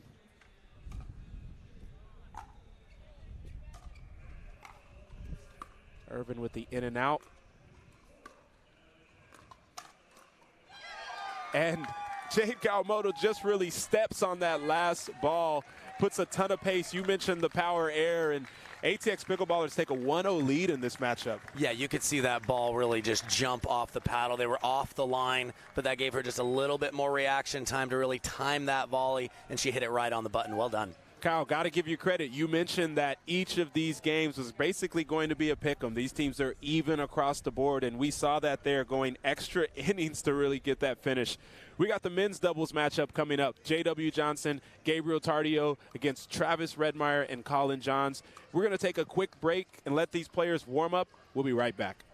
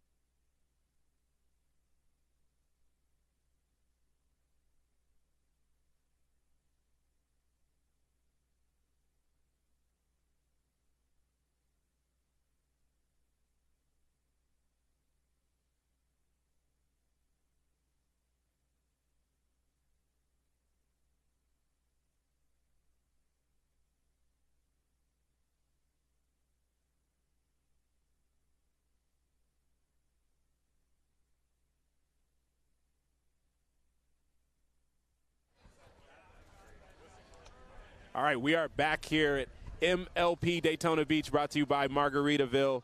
We've got the second game in this matchup between Florida Smash and ATX Pickleballers.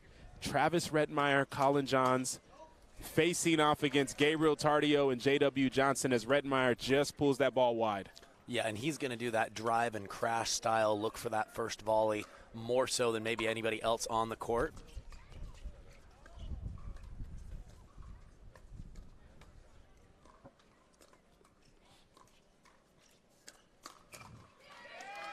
See the speed up there by Johns, and Johnson ready for that one with the forehand. Yeah, we're so used to seeing Colin Johns playing with his brother where he doesn't have to speed up very often, but I think he knows that in this pairing he's so comfortable on that side, but he might play a more aggressive version of that right side.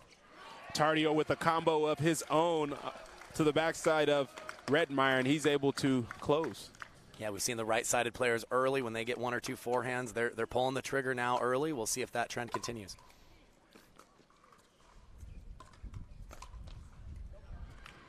Johnson with the backhand flick. Nobody was home, but didn't matter because that ball didn't drop. Yeah, rare to see him miss that one. Just didn't quite get enough spin, and I think the wind may have pushed that a little long as well. Wind certainly picking up here.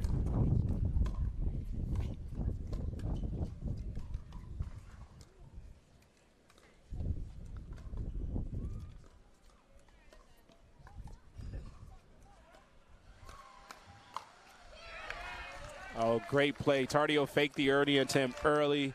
Redmeyer chose to speed one up and started, and then Tardio finishes with the two-hand backhand. Yeah, I like his choice of using two there when that ball's really high, a lot easier to get down and be stronger in that upper quadrant. Johnson just off on the third.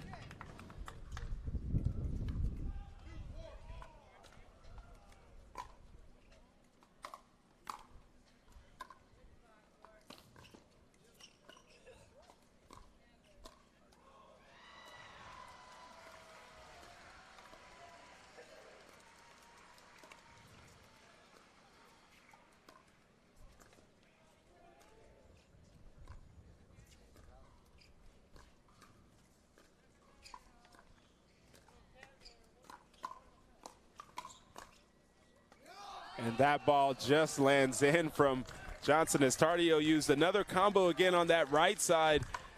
How'd that ball land in? Yeah, I think it wasn't hit at full pace, and that's why it was able to drop. Redmeyer realizing that if that was hit a little harder, the angle would push it wide, and just a little fortunate there for the ATX Pickleball squad.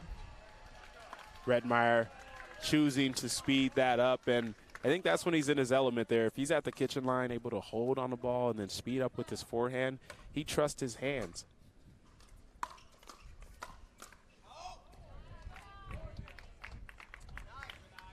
You see there as he comes in hot, and that last counter from Johnson a little long. Yeah, I mentioned he will drive and kind of shake his own bake, if you will, more than most players on tour.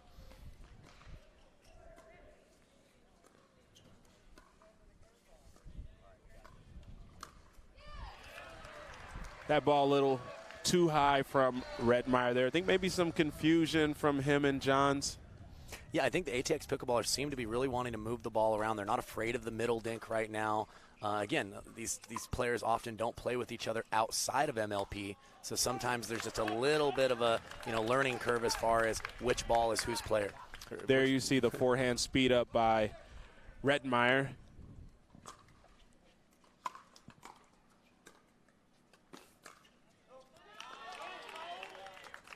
That ball long. Colin Johns moving away before that ball was hit. One of the most analytical players in our game.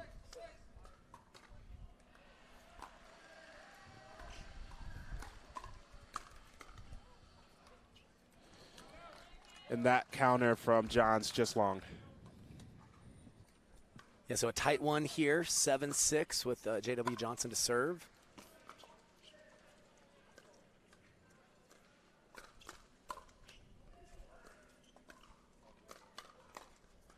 Scorpion by Johns.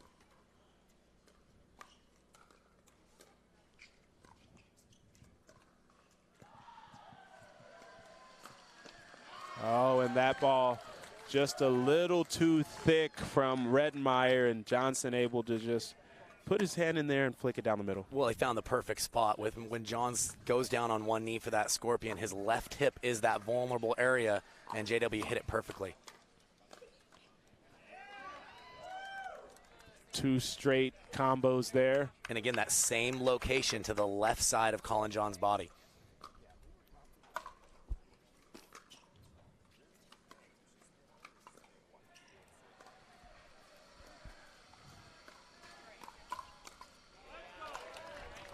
Speed up from Tardio. The counter came back to Johnson. A little surprised by that one and not able to get it over.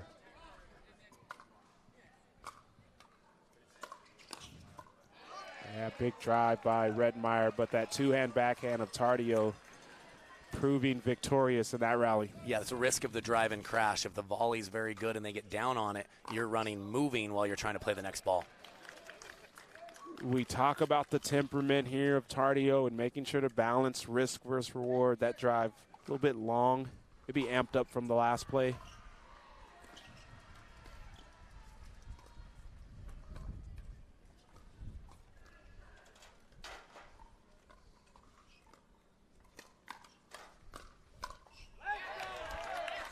You know, all of these players here have a backhand flick that they can use out of the kitchen. You see Redmeyer use his here to start the firefight, and Colin Johns finishes with the 2-hand.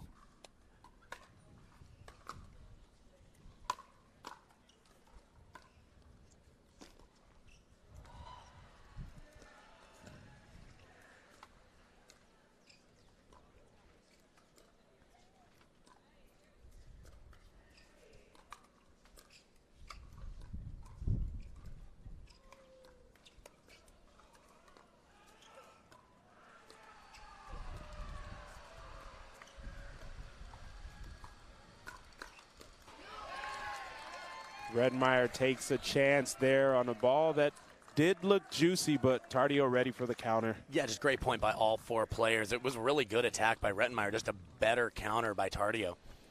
11-9 lead here, just 2 points separating these teams. We talked about it being neck and neck overall. Right now, ATX Pickleballers do have a 1-0 lead. Any strategy changes that you see evident in this matchup? Yeah, I would, because of the quality of the volleys, specifically Tardio being able to use the 2-hander, plus he's a big young man. He hits the ball well, so does JW in that counterpunching setting. If I'm Redmeyer, I may not do that whole drive and crash style as much if you're having to cover quite a bit of distance. If it's a short return where you don't have far to go, that's a different category. But I think if they can focus on just getting and neutralizing a little bit more when they're serving, they seem to be doing fine at the kitchen line. Good point. Back to the action here. J.W. Johnson to serve.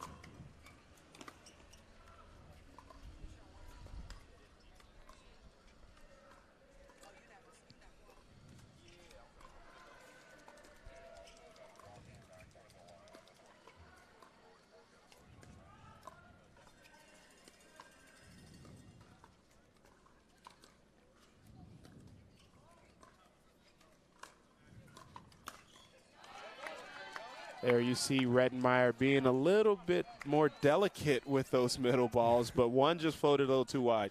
Yeah, J.W. Johnson, especially out of the air, does not need much daylight to be able to come up with a lot of offense on both sides.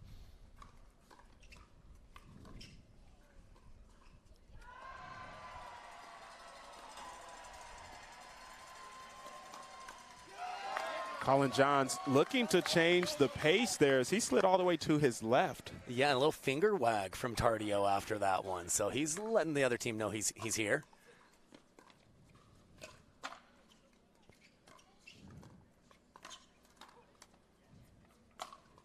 Overhead by Redmeyer. Wow. Some fast hands all around, and Redmeyer throws his hands up saying, well, what else am I supposed to do? Yeah, and I think at the moment they're just going to have to find a different location on their attacks. The last 3 or 4 times they've tried going to that outside hip of Gabe Tardio, and he's sliding to the side and getting enough spacing to be able to hit really nice backhand counters at the moment. ATX Pickleballers sporting a 5-point lead here. And we talk about the implications of this match. Right now, Florida Smash, they are 0-2 in group play.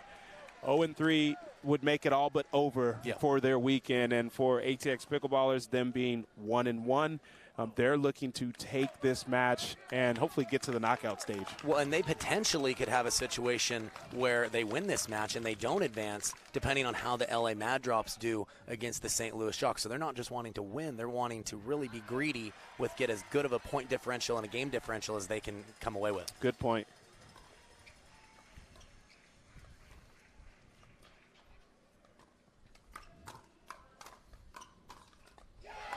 And Tardio really putting those hands on display. You talked about the confidence of this young man. He is playing well.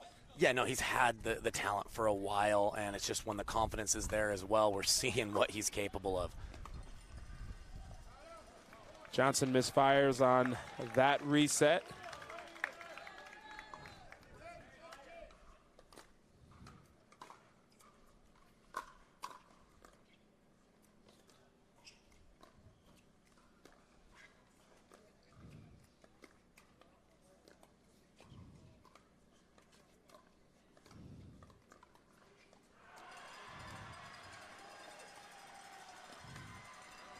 Oh, and the speed up by Johns, and I think because he's sliding so much to the left, maybe just got off-centered a little bit. Well, he's aiming for a very small target because of the respect of the J.W. Johnson counterpunch with that backhand, just ran out of real estate.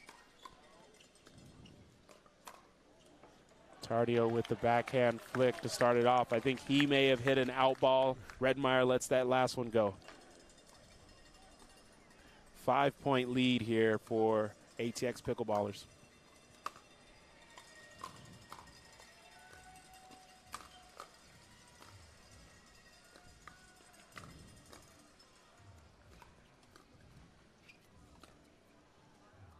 Colin Johns putting on a clinic, as he so often does, from the mid-court area with resets. I was going to say, we've seen him do that once or twice. 4-point lead for ATX Pickleballers.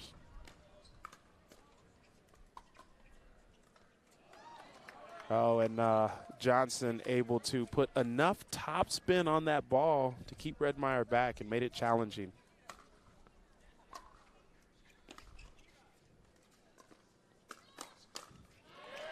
Wow, there you see the adjustment by Johns as Johnson goes for the backhand flick. Johns is there. Yeah, he tried to go to the body that time and not able to work. Really, if you go anywhere other than that low hip, left hip area, you're going to be in trouble. That scorpion is such a tough shot to get through. It's why you see more players using that when they're being attacked.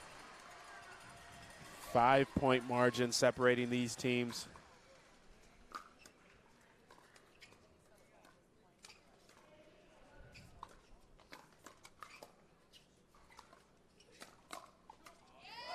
And that ball is long, as Johnson, with hands so quick, he thought about hitting it for a second.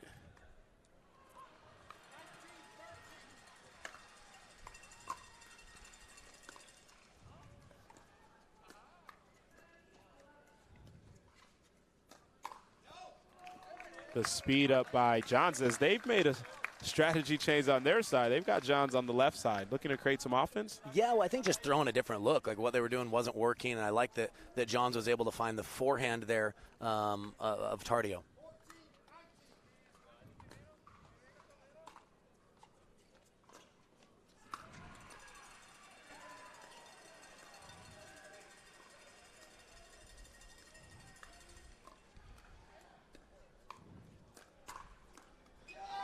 And John's content with trying to make things happen. You know, you can't fault him here in this situation. He's trying to get his team closer. Yeah, but when you try to find the forehand from more the middle, Tardio is able to simplify his coverage and still play that with a backhand counter. So I'd like to see him speed up to that forehand side when he's got the ball more on the edge. First game point, the Ernie here from Johns.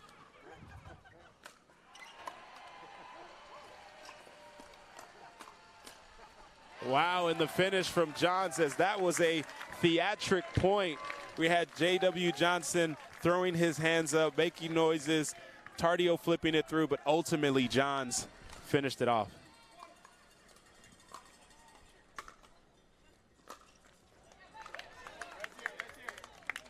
Missed drive attempt from Johns gives Pickleballers another chance to close this game.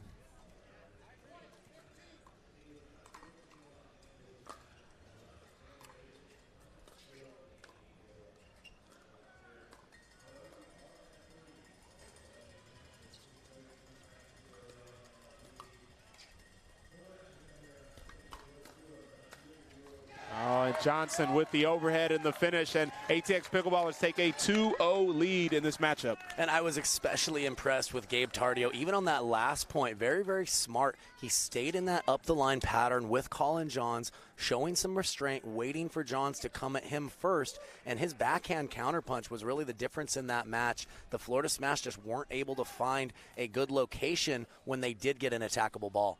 You mentioned ATX Pickleballers. Even if they win this match, they still may need a little bit of help when it comes to game differential to get them to the knockout stage. They are certainly coming out with a sense of urgency here. We will take a short break as they prepare for mixed doubles. We'll be back.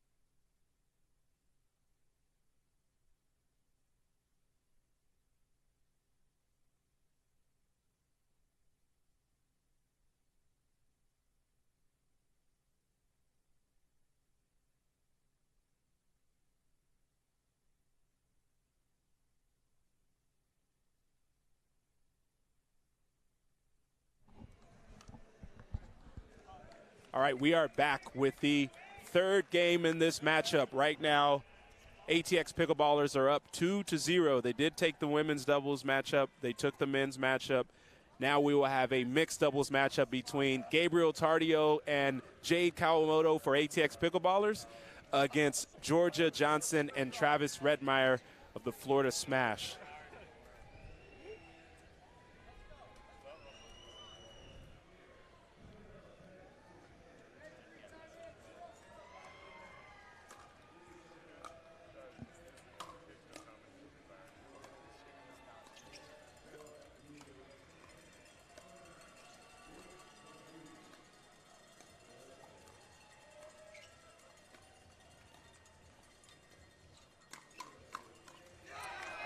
And Tardio picking up right where he left off in the men's game. Yeah, he played fantastic in men's, but it's a little bit of a different adjustment. He wasn't really needing to play a lot of court in men's. He was more waiting and just counterpunching. Here he's going to need to take it to the smash, and he certainly did on that first point.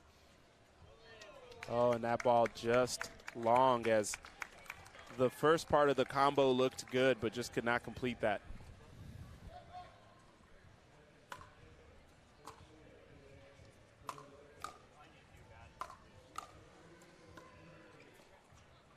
Redmeyer misfires on the reset here.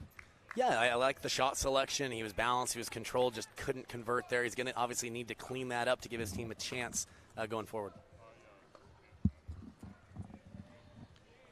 See the miss return there.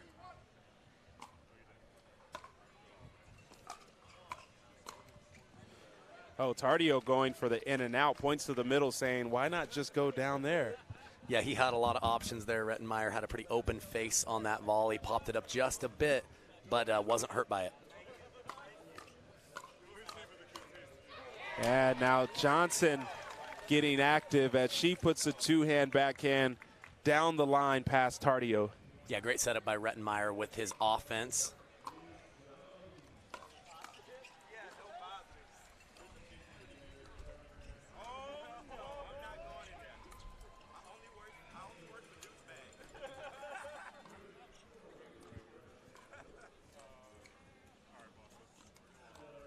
The lob by Tardio, and Johnson can't connect. That's a difficult shot, the two-hand backhand overhead facing the opposite side. Yeah, great location on the lob over the left shoulder of Georgia Johnson by Gabe Tardio there. And Rettenmeier handles that attempt beautifully from Tardio.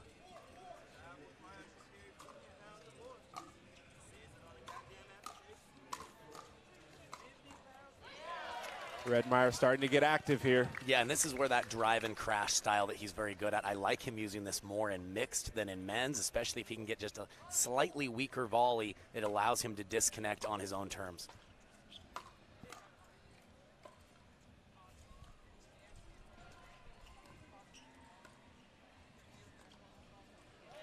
And Rettenmeier, great job on the dink placement. A little too far for Tardio to go. Yeah, he recognized Tardio was clogging the middle, kept him honest with a nice aggressive dink behind Tardio, and that was the right choice in that moment.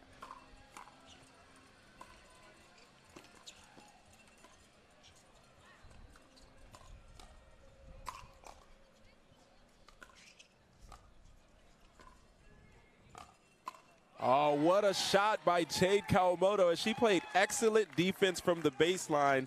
Takes a chance and whips it past Rettenmeier.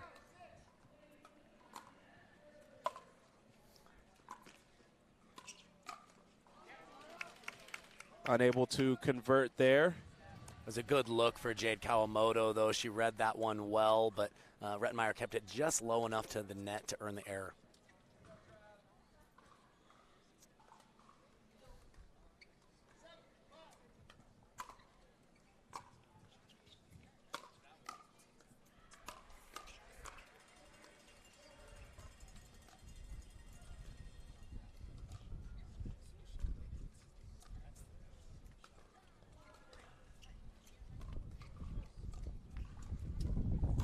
Tardio with the Ernie, and he stares down Rettenmeier saying, I had it. All I had to do was finish. Tough ball. Yeah, good read. He had to come from a long way, but it really wasn't that high from Rettenmeier. It was just close enough to the net to get the error.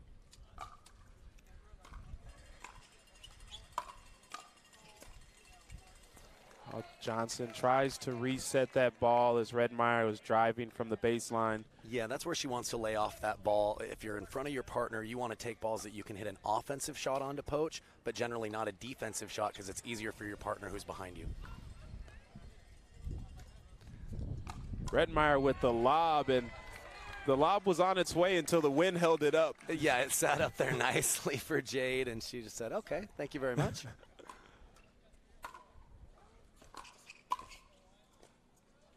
As a big drive by Tardio, handled well from Rettenmeier. Yeah, he didn't just make the volley, but he was able to put enough on it to actually earn the error from Jade on the very next ball. 2-point lead here for the Smash.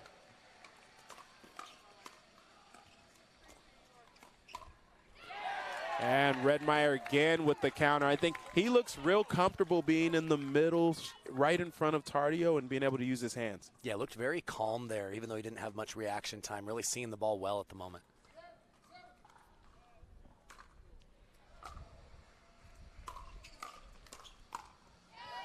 Tardio with that two-hand counter that's so deadly there, as the deficit is 2 for ATX Pickleballers.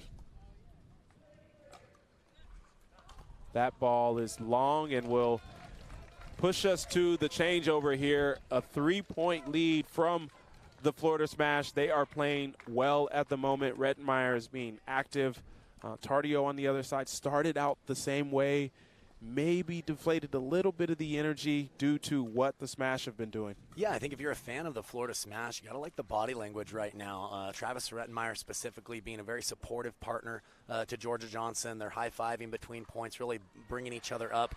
And I like how Tardio and Kawamoto are playing. I would say this. I think that Tardio came out so confident, but he may be over-covering the middle just a little bit. I mean, Jade Kawamoto is extremely a fantastic defender. She's tough to attack. She can move the ball around. He might just want to trust her a little bit more before he gets completely aggressive and waits for his moment to clog the middle. Such a good point. So often you see players in mix start out from a conservative standpoint and then slowly build their aggression in, where in terms of what Tardio's done, he started out aggressive there. Yeah. Maybe needs to dial it back just a little bit. Oh, the drive by Redmeyer. To your point, Kawamoto ready to handle anything coming her way. Yeah, she's not easy to attack and doesn't make a lot of errors either.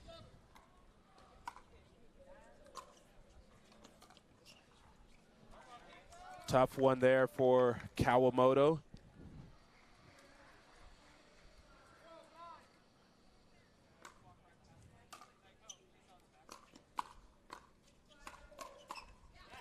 There you see Redmeyer with those hands once again. I think from the positioning of Tardio and Kawamoto, I'll say their bench definitely mentioned letting Kawamoto do her thing on that side.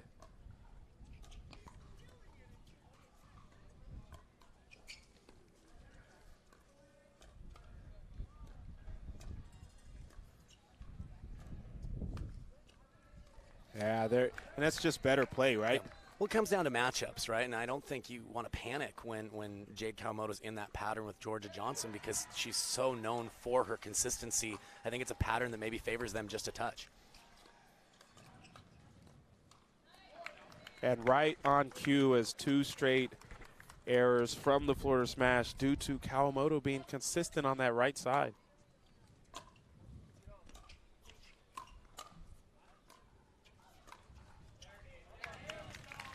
Unable to connect there as Redmeyer really putting the pressure on. Yeah, he created a lot of angle from the middle of the court with taking the outside edge of the ball there. Really pushed Kawamoto back and made her last shot very difficult.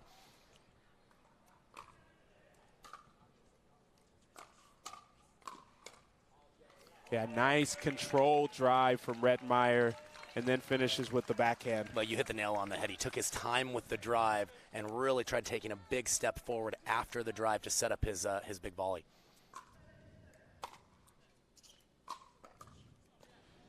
Tardio squeezes over to help on that drive that's created some problems for them and makes an error. And ATX Pickleballers want to talk things over as Coach Wes Gabrielson says, let's come over, take a deep breath, and figure out what we need to do to get back in this game. Yeah, it's a smart timeout. You know, 5-point lead in rally scoring is a bit of a deficit, right? So you want to stop the bleeding right now.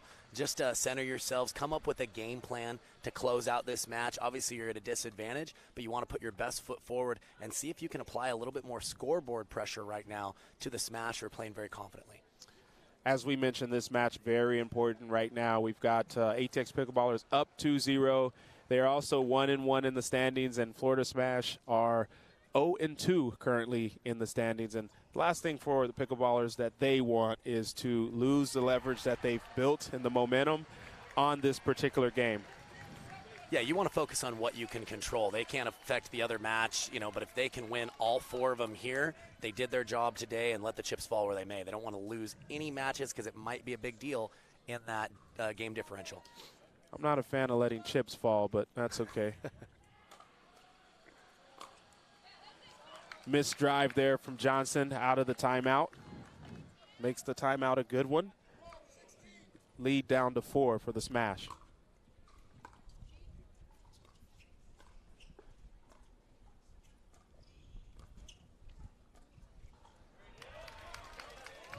I think that play may be big for Georgia Johnson, as she's had a couple errors on that right side with Kawamoto. Now Kawamoto adds one on her side.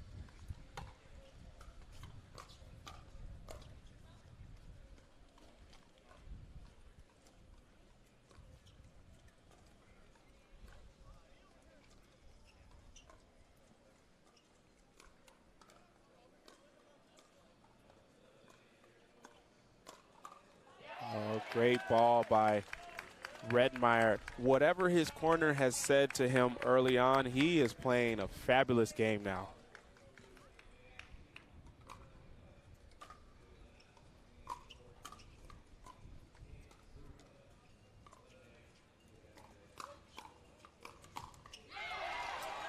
And that's great hands there by Georgia Johnson. Not a bad attack at all by Gabe Tardio, but we mentioned she has some of the fastest hands around and showcased them there.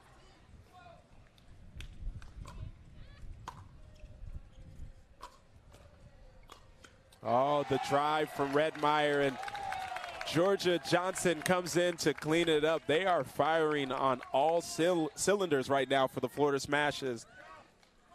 They have a 8-point lead in their first game point.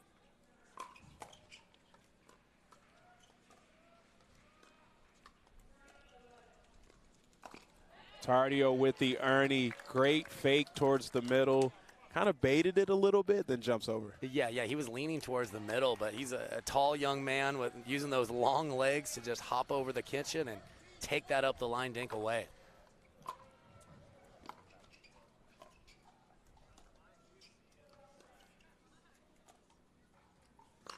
Oh, Johnson goes for the ATP. Not able to get around it enough. There's a Selkirk bag in the area that she wants to remove. You know, sometimes the slightest thing you see in your peripheral makes it tougher. It just makes you hesitate just a little bit, and that might have been what happened on that one.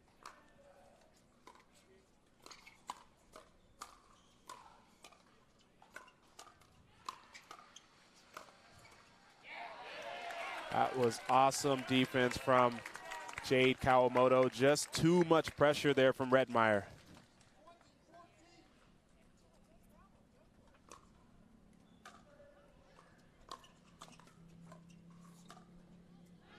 Oh, Kawamoto makes that ball there. That's a tough one, using your forehand all the way on that side. Yeah, Redmeyer was going to make her find the court there. Off the paddle, looked like it may go either wide or long, but perfectly measured by Kawamoto.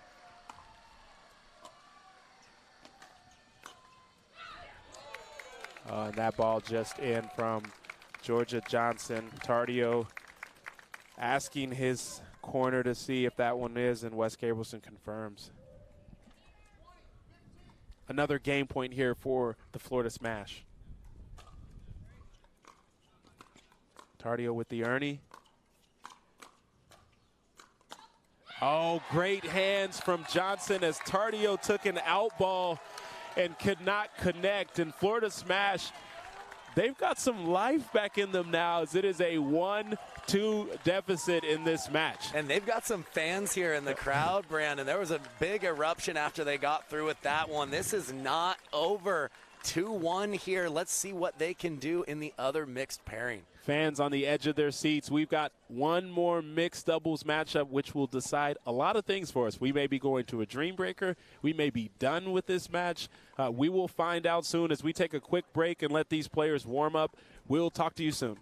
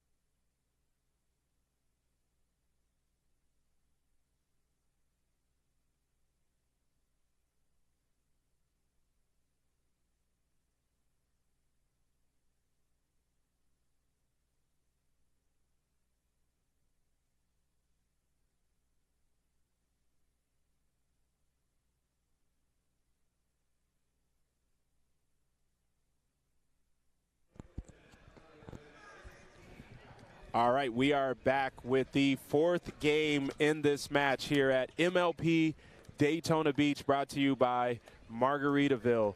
We have J.W. Johnson and Jackie Kawamoto facing off against Colin Johns and Jesse Irvin from the Florida Smash here. Right now it's 2-1. ATX Pickleballers are up.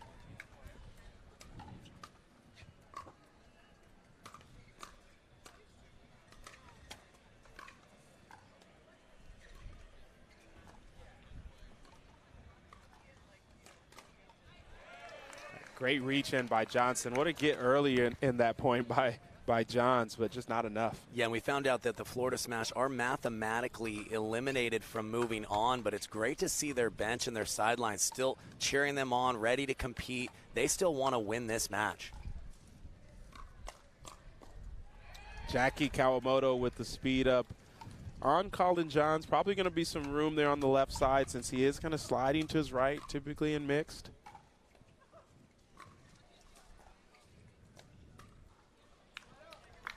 Good misdirect by Irvin there. Yeah, she really holds that ball on the forehand a lot longer. It can hit all the spots with kind of the same visual look.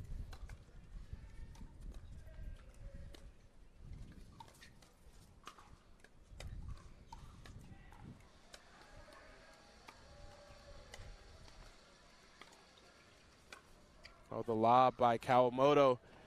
Recovered by Irvin, but the wind does not allow that ball to come over. It's a great timely lob by Kawamoto. And an aggressive lob with topspin. Even though Irvin was able to get there, she wasn't able to straighten her body out and come up with a quality shot.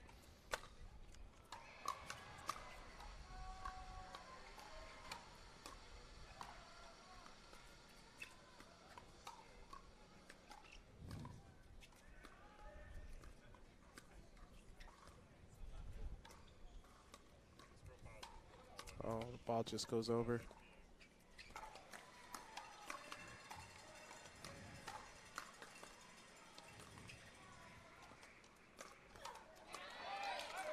What a point from both sides, but J.W. Johnson comes out on top using that backhand flick. Yeah, tough proposition if you're Jesse Irvin. She actually had a high ball to be able to attack, but just so tough to attack at J.W. Johnson, whether it's off the bounce or out of the air.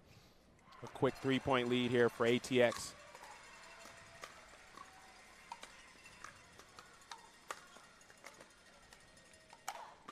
Oh, and that overhead just long by Irvin as some of the defensive pressure from the Pickleballers forcing her to do a little more with that.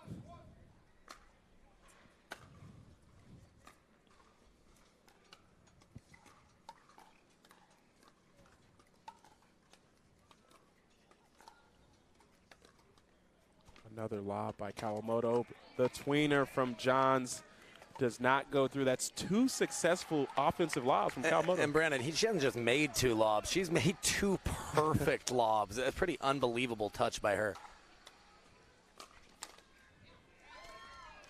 The miss there by Johns, and this seemingly is getting out of hand quickly. 6-point lead.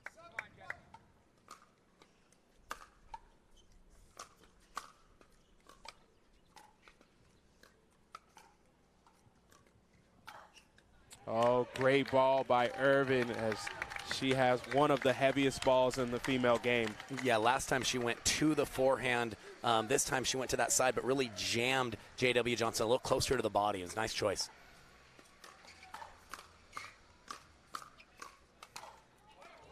Oh, it's great defense by Johns, and ATX Pickleball has just come up on top of that one as Irvin can't connect. Yeah, she was a little early there, Brandon.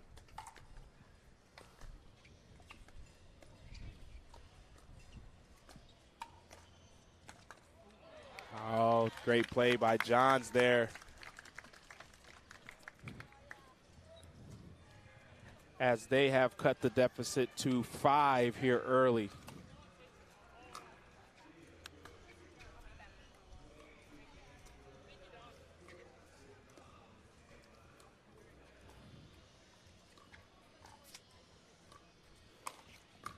Another lob from Kawamoto, and while that lob was short, she almost got herself out of trouble with the two-hand backhand at the end of that. Yeah, it looked like she only missed by an inch or two for another clean winner. Wow.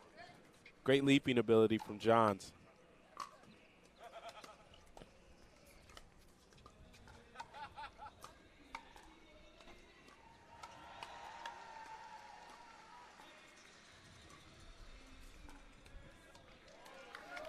Irvin can't connect on that cross-court one. We talked about Jade Kawamoto being really solid on that right side. We're seeing the same thing with Jackie Kawamoto. Yeah, and Irvin is too. I think just when she stays in that pattern, she doesn't do a natural job of getting Colin involved. I'd love to see her dink behind J.W. Johnson as a way of giving Colin more middle dinks that he can do something with, like we just saw right there.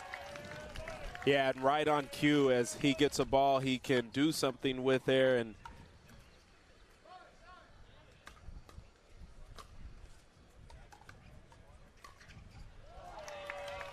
the drop from Irvin, unable to connect by Kawamoto. Seeing a little momentum shift here for the Florida Smash.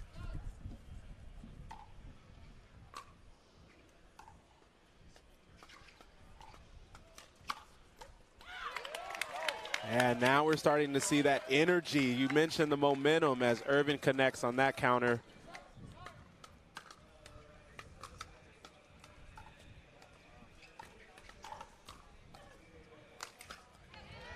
Oh, and Johnson puts an end to that run. Yeah, and I don't mind the play from Irvin. She had a good swing on the first one. Took a big swing again on the second one, though. It looked like she was just a little bit jammed. Oh, and the deception from Johnson as he comes in as if he's going to drive that ball straight ahead and puts it behind Johns. Yeah, Johns was trying to slide over and help Irvin, expecting the drive to go up the line, but great recognition by J.W. Johnson going back behind him. We are now at the end change. It is 11-7.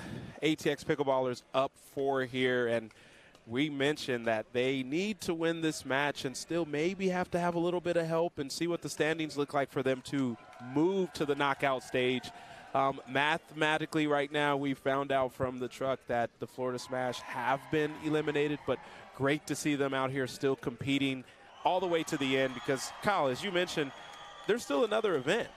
Yeah, no, absolutely. And there's fans here that came out to watch them. There's team owners, and they want to, again, put their best foot forward, even if it's just saying, hey, individually, I won my matches, right? You want to build your own kind of personal resume for MLP in addition to playing for your team.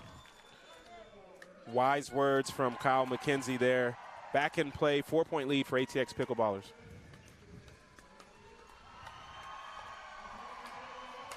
Oh, and some confusion on that middle ball by Johns and Irvin.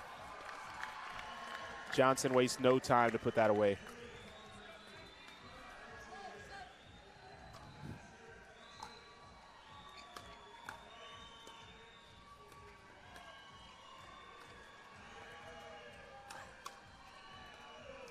Oh, it was a great counter by Kawamoto. She was on it, but just misconnect a little wide on that. Yeah, Irvin got it just enough into the body where when Kawamoto rotated, inherently she is going to pull that ball wide.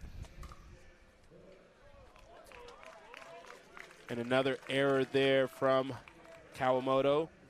Lead down to 3 for Pickleballers.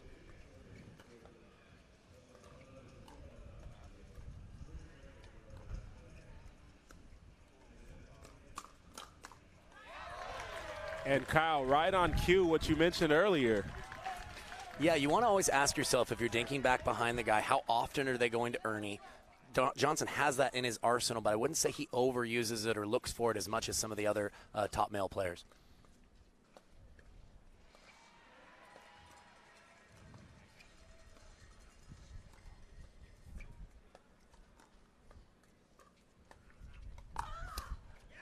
Irvin with the ATP, one of her signature shots as she goes out wide with the forehand and really puts a lot of pace on this ball.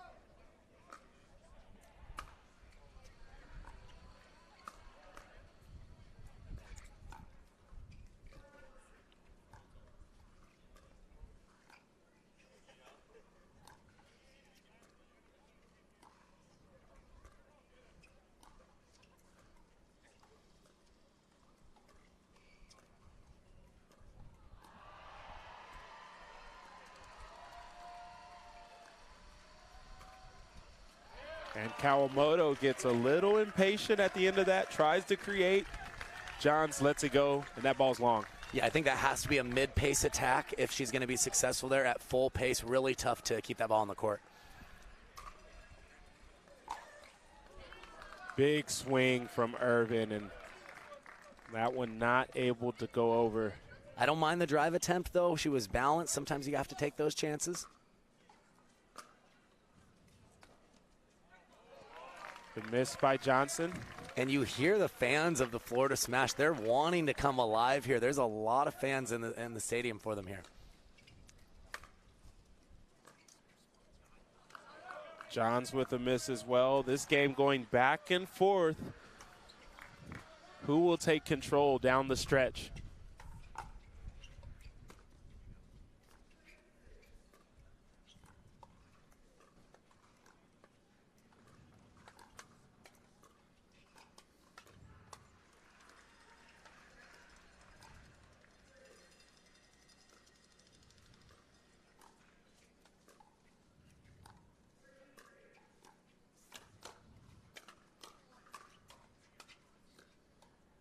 The reset by Johns.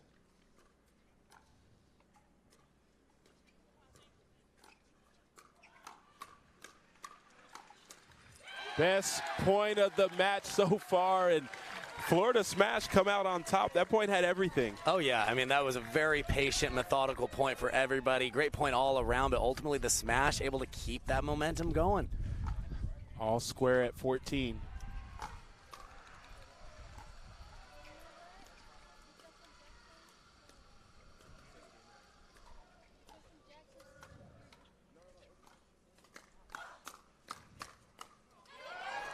And Johns cannot come up with the counter there.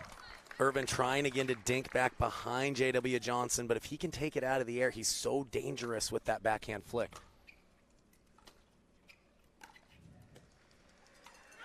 Oh, good misdirection there by Irvin. You mentioned going behind Johnson, and as long as she gets that ball to bounce, there's a chance. Yep, absolutely.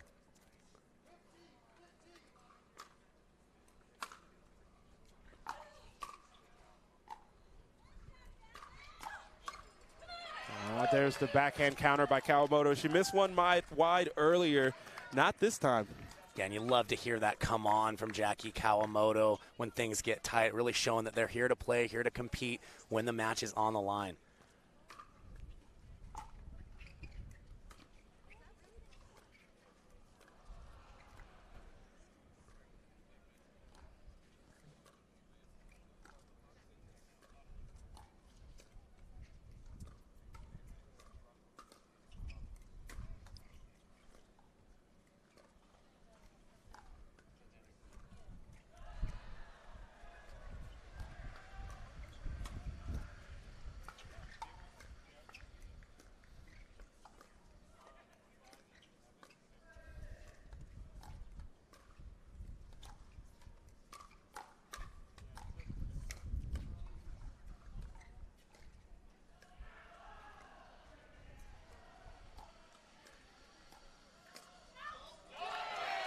And that ball is out from J.W. Johnson. The patience shown by Florida Smash to handle all of the attacks and really be poised down the stretch. Yeah, and if I'm the ATX Pickleballers, I'm going to use the same tactic that I recommend that the Smash do. I think Jackie Kawamoto, very comfortable. We talked about moving the ball around, but she hasn't dinked back behind Colin Johns too much. I think that will create a lift-style dink more to the center of the court for J.W. Johnson and allow him maybe a ball that he can speed up even off the bounce. I know that's not his main style, but very comfortable, or excuse me, very capable with that forehand, even if it does bounce, of creating offense all on his own. Florida Smash wanting to continue their MLP journey here today by at least playing another game and getting to a dream breaker. They're going to need to win this one to get there. ATX Pickleballers, they want to be done right now. They just want to close this game out, move on to the next match, and hopefully make it to the knockout stage. Yeah, you mentioned the smash. They lost a heartbreaker in a dream breaker yesterday. So they're wanting another crack at it here. And, to end their MLP event with, ending on a positive is always big headed into the next event. Why not play spoiler? And that's what Florida Smash are looking to do here.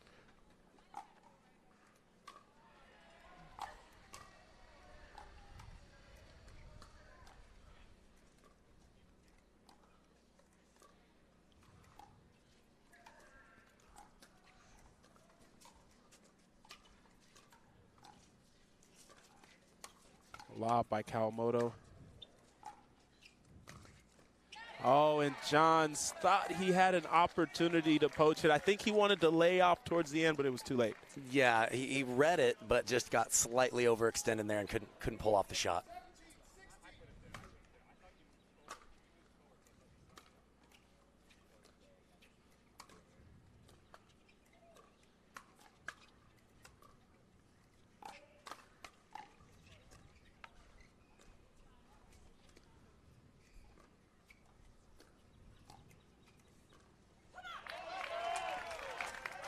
Great play from Irvin during that point as she took a chance out wide on Johnson, handled it, and then played steady cross court.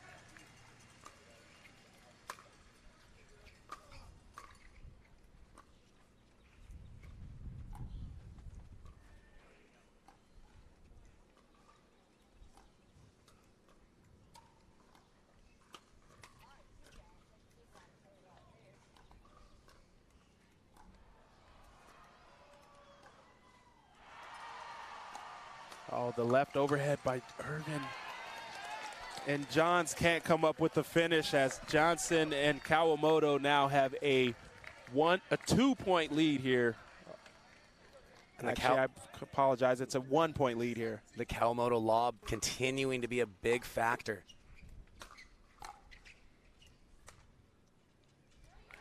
Oh, it was a great block there by Irvin. Yeah, she's got some great depth on that volley. Really pushed J.W. Johnson off balance on his last drop attempt. More and more fans creeping in to watch this matchup down the stretch.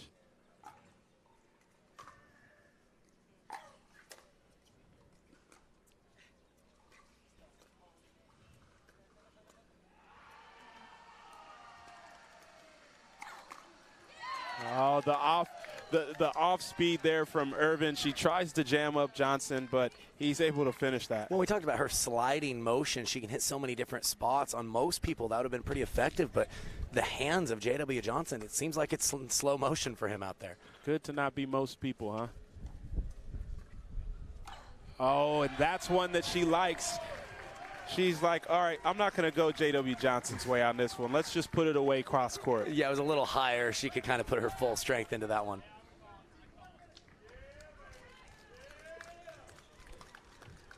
We've got a timeout here. It is all square at 19. Down to the wire. I mean, what more can you ask for from a MLP-style format? The environment is electric. We've heard fans getting involved here. All of these players are really individually invested, as you mentioned, in coming out on top of these games. Yeah, no, they're playing for their teams. It's a team atmosphere, but when you know you're not going to advance as a team, there's still a lot to play for individually, for pride, and like I mentioned, for your resume, for just the MLP reputation, right, which is kind of its own thing a little bit. There's certain people that really shine here, and you want to be one of those people. So this has been a great match to watch and great bounce back from the smash. It's tough in rally scoring when you come out just a little bit flat. I think they were down 7-1, 8-1, and they've chipped away and made this back and forth down the stretch. Fans here asking for a dream breaker. We will find out shortly where we're going to go with that as Florida Smash here to serve 19-19.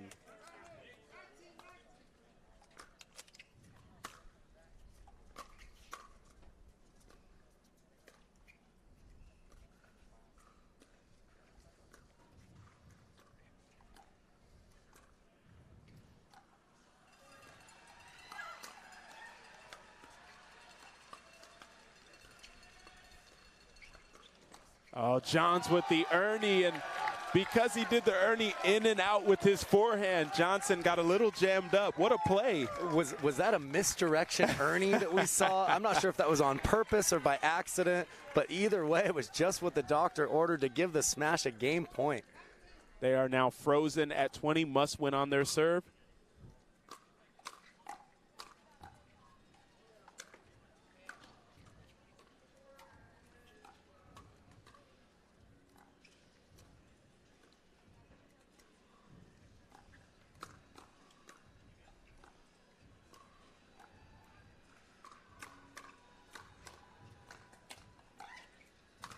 Oh, great finish by Johnson on that play, and really great fight overall by Kawamoto and Johnson to even get to that position. Yeah, I think it was a great point by all four players. Great reflexes by the ATX Pickleballers to ultimately come away with that one. 19-20.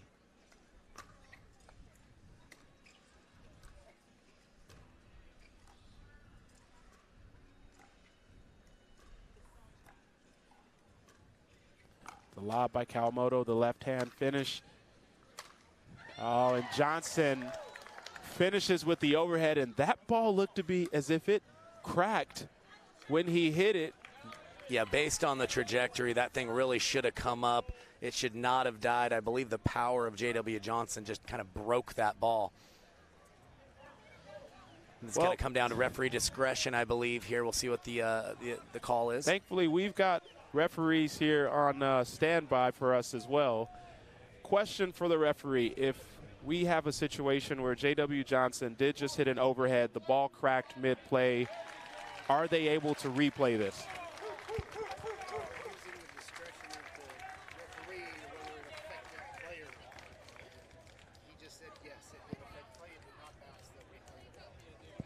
The referee has confirmed it is the discretion of the referee on court to say, did it affect play or not? They have deemed that as a yes. We will replay this point. Yeah, certainly unlucky if you're the ATX Pickleballers, but that is the rule. You have to just play on.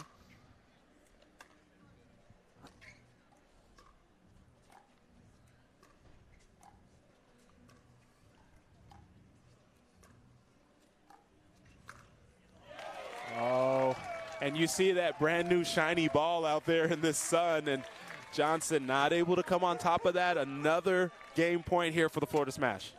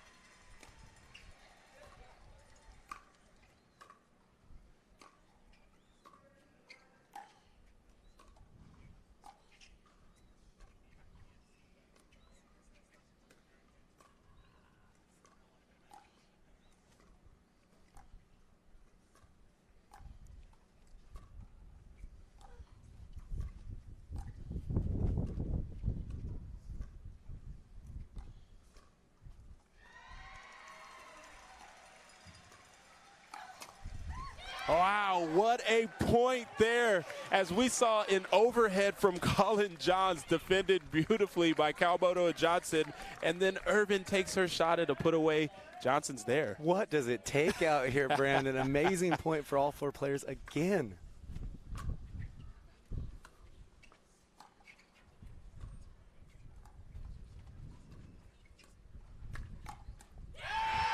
The backhand flick from Johnson. I thought it was the appropriate one to attack, but Irvin was looking for it as well. What a counter. Yes, so clutch from Jesse Irvin all weekend long. When J.W. Johnson sinks his teeth into a flick, not many people can handle it. Huge from her. Another game point attempt here for Florida Smash.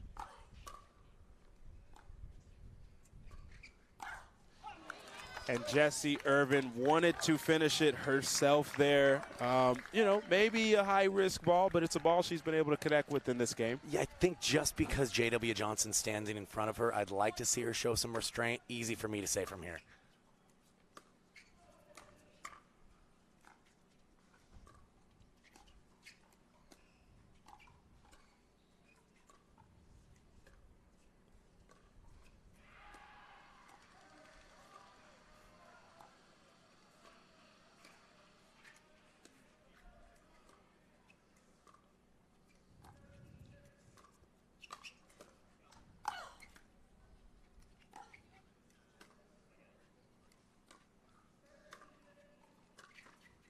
Ernie by Johns.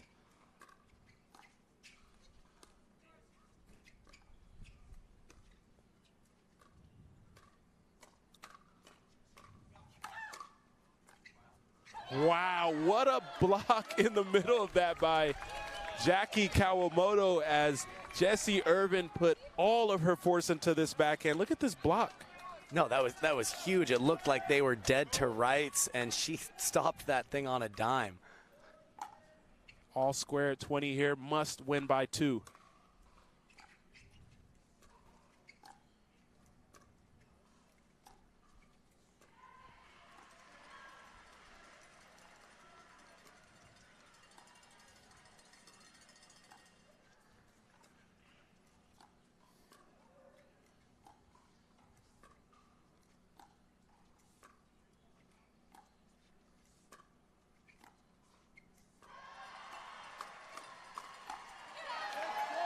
Johnson finds a ball, he can attack, gets in there, and after a few exchanges, able to come out on top of that. Yeah, the one thing I'd like to see Jackie do is when she dinks back behind Colin, show the Ernie look as a way of getting that ball to J.W. Johnson.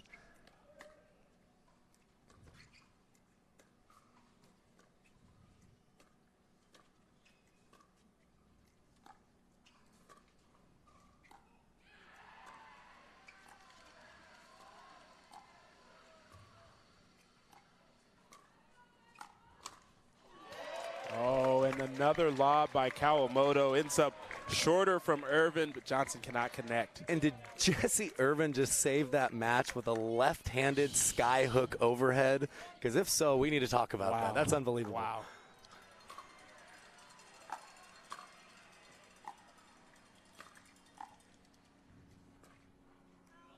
Oh, that ball wide. Hasn't happened all game there from Kawamoto, but that puts us all square at 21 here.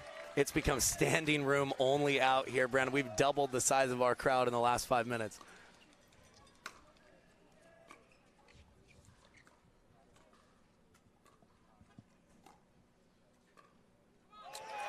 And Irving able to push Kawamoto back. And now they have another game point attempt for the Florida Smash here. I have a feeling we'll hear a roar if they get this one.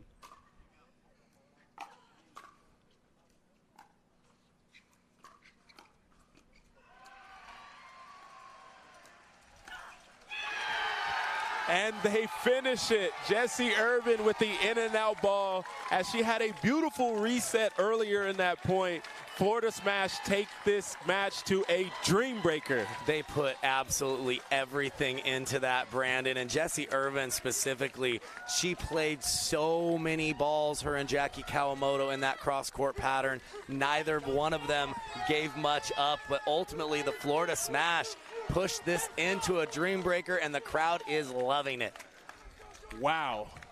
I mean, this is an electric environment. You mentioned it. The crowd size doubled in the last 5 to 10 minutes just because of what's happening on court here. We're going to have an exciting finish. I can promise you that. We'll let these players warm up and get ready for this singles format dream breaker. We'll be back in a few.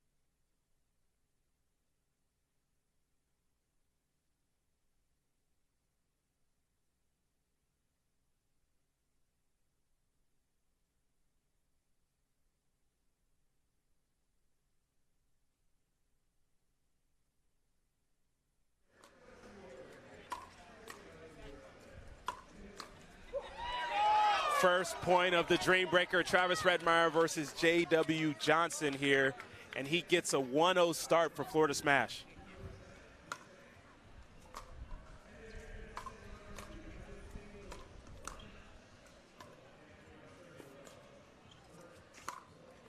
Wow, the ATP from Redmeyer. He is amped up to start this game. And both players went line to line there. That was huge from Rettenmeyer. What a start.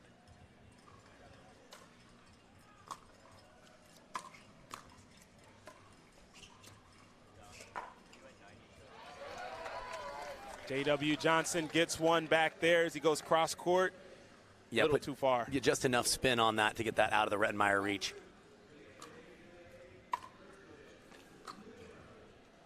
Oh, that ball clips the net and just stays in. So an even split for this first matchup. And here's an interesting pairing. We had the ATX Pickleballers put their lineup out first. They went J.W. Johnson and then Tardio, but the Florida Smash choosing to put Jesse Irvin matched up against Tardio and then leaving Colin Johns to go up next against Jade Kawamoto.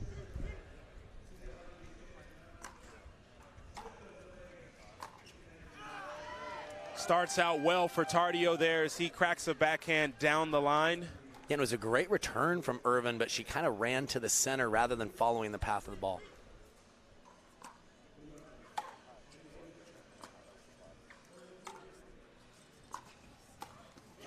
Oh, Irvin working her way in. Tardio moving around with a little swag to start this off as he hits that forehand to the sideline. Yeah, I like the approach from Irvin. Just a great pass off balance there for Tardio.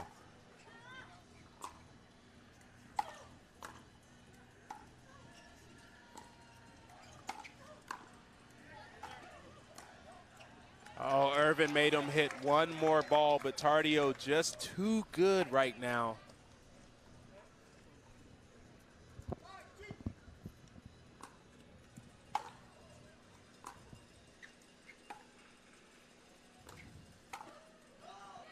And Tardio executing on what his team believed in him for, which is to go out there and grab 4 of these points. Yeah, and he played very smart, too, on that last ball. Could have overhit that approach. He just sliced it to the backhand, played the percentages, and it worked out for him. Colin Johns against Jade Kawamoto here.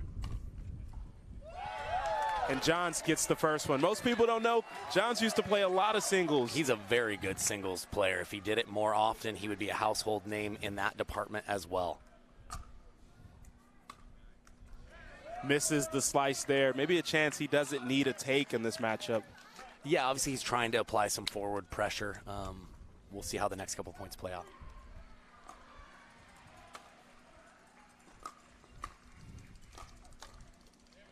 Wow, great ball and approach from Kawamoto, but that last one too high into the forehand of Johns.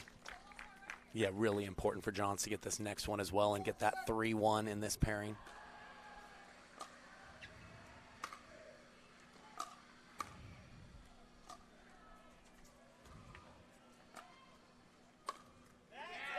And he connects there as he uses the short corner in the end to finish it out. Skinny margin, but he gets a 3-1. Fans chanting Georgia's name here. She steps up to the plate.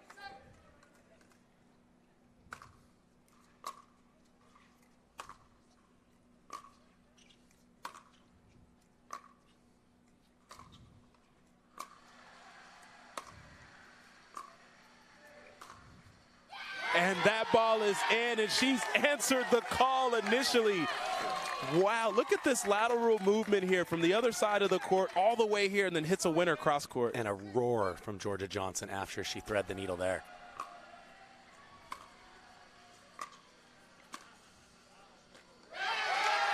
And continues with a backhand volley down the line.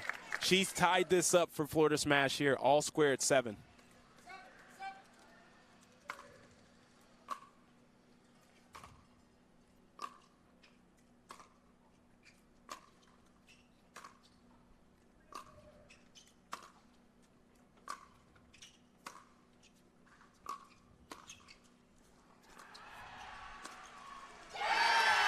Kyle, you mentioned it. Some players live for these type of moments. Georgia Johnson is proving that she's more than capable of shining bright. Yeah, and she's been the more bold player in these rallies, Brandon. She's shown that forward aggression, willingness to come up and hit some amazing volleys on the stretch.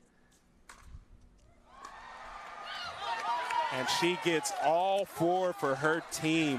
Pivotal moment, right? As it was a 5-7 deficit. Now they're up 9-7 with recycling and going back to Redmeyer versus Johnson.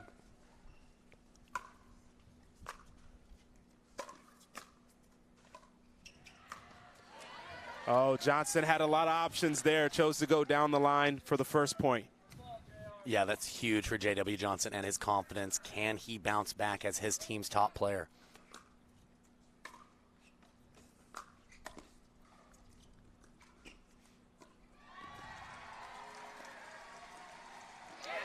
Johnson, one of the top singles players in the game, can't come on top of it there as Redmeyer. He split the first 4 2-2. He's looking to at least do the same here. Yeah, and he was a little bit behind in that point. He played very steady to bring that point back to neutral and got the error from Johnson.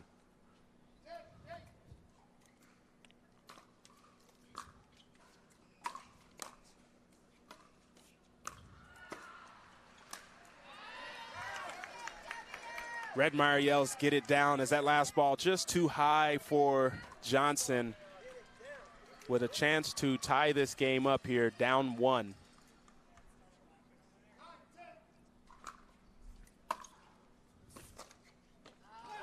And that ball is long. Florida Smash take a 2-point lead in this matchup. I mean, this is the final game. There's nothing else after this. They've got to all put it on the line here, Kyle. And even more pressure on Tardio than last time. He is the favored player in this matchup. He won all 4 last time, but they're going to need him to win this matchup one more time. He got all 4 last time, but Jesse Irvin didn't play bad in singles. We'll see if he can continue here.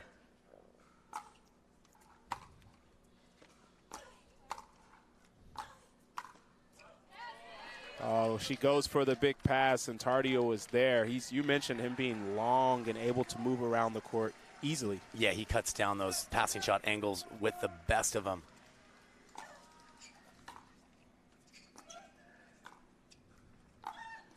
Oh, what a ball by Irvin. As she's putting everything on the line right now for her team. I mean, you got to admire the effort that she's showing, as even Tardio still came up on top of that point. Yeah, she almost stole that one away from Tardio, who got a little passive on one of those volleys, and she extended the point for a couple more. Tie game here. And Tardio gets a freebie off of the serve. Nice heavy serve there from Tardio. Really throws off that weight transfer from the returner as they're trying to get forward.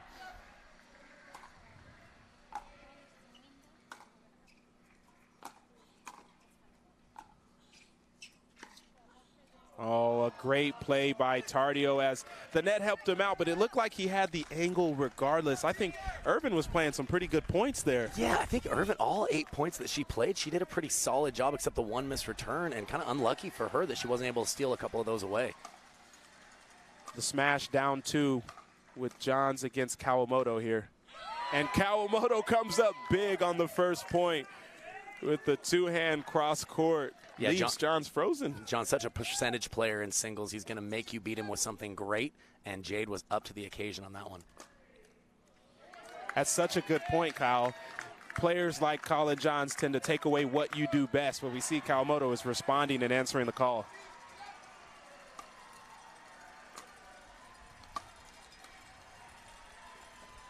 Oh, the drop by Johns, and Kawamoto was there. So smart, though, by Johns. He's so good in those cat and mouse, sharp angle types of singles points, and he was bringing her up to, at the minimum, play that style where he's so comfortable. Oh, and that ball just long. Johns with his hand on his hip asking if the referee saw that.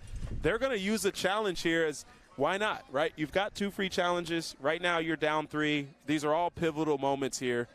We'll check and see on the replay. Yeah, you can't take them home with you. I like the challenge choice. Might have been the wind that just carried that a little long, but we'll see if that ball did catch a part of the line. Any matchup that you like so far that you feel is favorable for one team? Well, I think, you know, obviously I think that the matchup of Tardio versus Jesse Irvin does play to the ATX Pickleballers' advantage, but I think that the Florida Smash knew that, and they wanted to mix up their lineup to show a different look here, and it's been pushing the ATX Pickleballers, but they've turned the corner just these last two pairings. Yeah, it is down to the wire. We mentioned both of these teams need this match. Florida Smash are out and eliminated at the moment, but, you know, you want to go out in a good fashion here, and so they're going to put on their best effort as we wait for the replay here. And for me, Brandon, I almost like the storyline more that they're eliminated, because look at how much they're fighting for everything. It just shows what this setting means to these players. Even if they can't advance and play for the title, they're wanting to put on a show for these fans, and so far they have. So true. You speak to us having multiple events here and then playing for owners and fans, and we're seeing that there.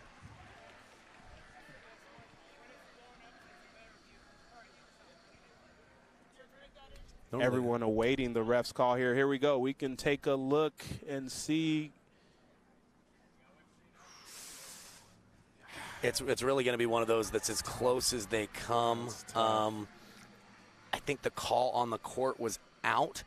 Gosh, to me, it might catch the back of the line, but this is not an obvious call. Yeah, if it's in, it's the back of the line. Not an obvious call, but I can concur with you. I think it caught the back of the line, but can't disagree with the ref that says the call's going to stand here if it's inconclusive. Right, and I think that's a big deal, because had this been an in call, I think they'd probably stay with the in call, but since it was an out call, is it 100% in? It becomes where I'm very glad that I'm not the one making the final decision. Yeah, referees. And they have confirmed that the out call on the court does stand. Kyle, you're right. Probably inconclusive, really too close to tell. Referees don't want to get involved into this portion of the game and let the players really figure this out.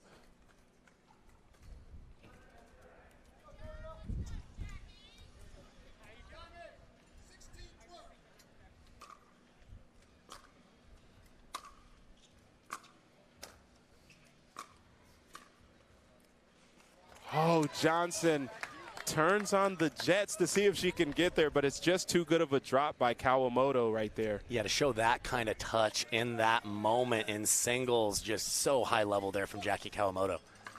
5-point lead now for the ATX Pickleballers. Make it 6 off of the return error there from Johnson.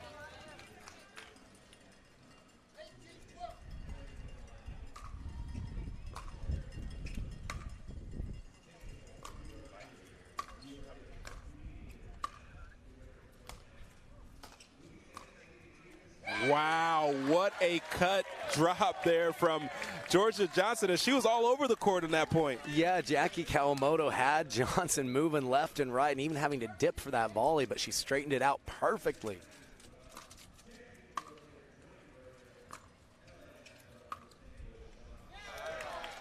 The lead cut to 4 now. Is this the moment that Florida Smash make their move?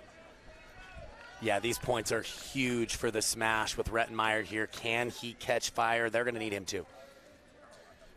Both teams with their number one choice here in Rettenmeier and Johnson.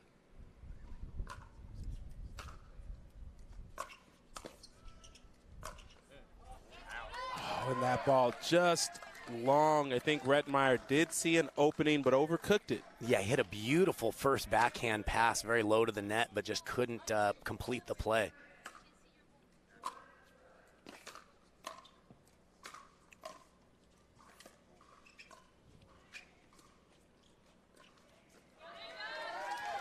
There's that kind of cat and mouse scenario at the kitchen line that J.W. Johnson is very good at it. Rettenmeier unable to come up with it. Yeah, mentioned that he's one of the best singles players in the game. You know that he's practiced that style. Didn't panic, said, okay, if we need to just play this short and play cat and mouse, I'm comfortable there too. First match point for the Pickleballers. And Johnson cannot connect on the down the line ball. Gives the Smash another chance in this game.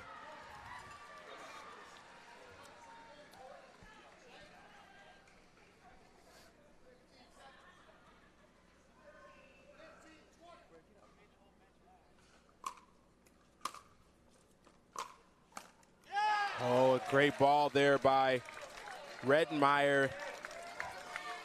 But it is the pairing of Tardio against Irvin, which has favored ATX Pickleballers here. We'll see if Jessie Irvin can come up with some magic down the stretch. Well, she is serving, so if she catches fire, anything can happen.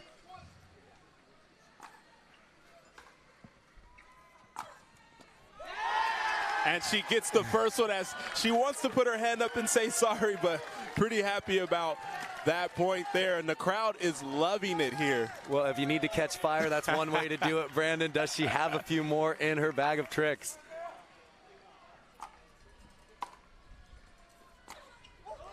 Oh, and goes for the winner there. Tardio with a really great poised return. Yeah, he's got an opportunity here to be the guy for his team.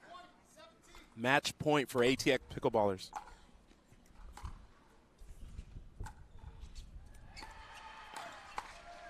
And he does it. Gabriel Tardio does it for his team. ATX Pickleballers are moving on as they win this match 3-2, including the Dream Breaker. I mean, this had to have been one of the most exciting matches we've seen all week so far. Oh, totally our privilege to be on the call for this one. And again, the theme and the adjustment from the last event for the ATX Pickleballers was, could they bring more energy? They were pushed, they were in a dogfight, but ultimately they held strong and they come out the victors here. Such a fun environment. The players put on a show. The fans here showed their support. They got loud, they got rowdy. Such an awesome atmosphere. We wish both of these teams luck as they move forward. We do know for the Florida Smash they have been eliminated, but ATX Pickleballers, they still have a chance. This has been awesome. Kyle, once again, pleasure having you here. Thanks for being in the booth, and looking forward to doing it again. Yeah, my pleasure, man. I'm sure we will, and let's just keep taking in this awesome atmosphere here at MLP in Daytona. All right, everyone, that is it for us here on Grandstand at MLP, brought to you by Margaritaville. We'll talk soon. Thank you.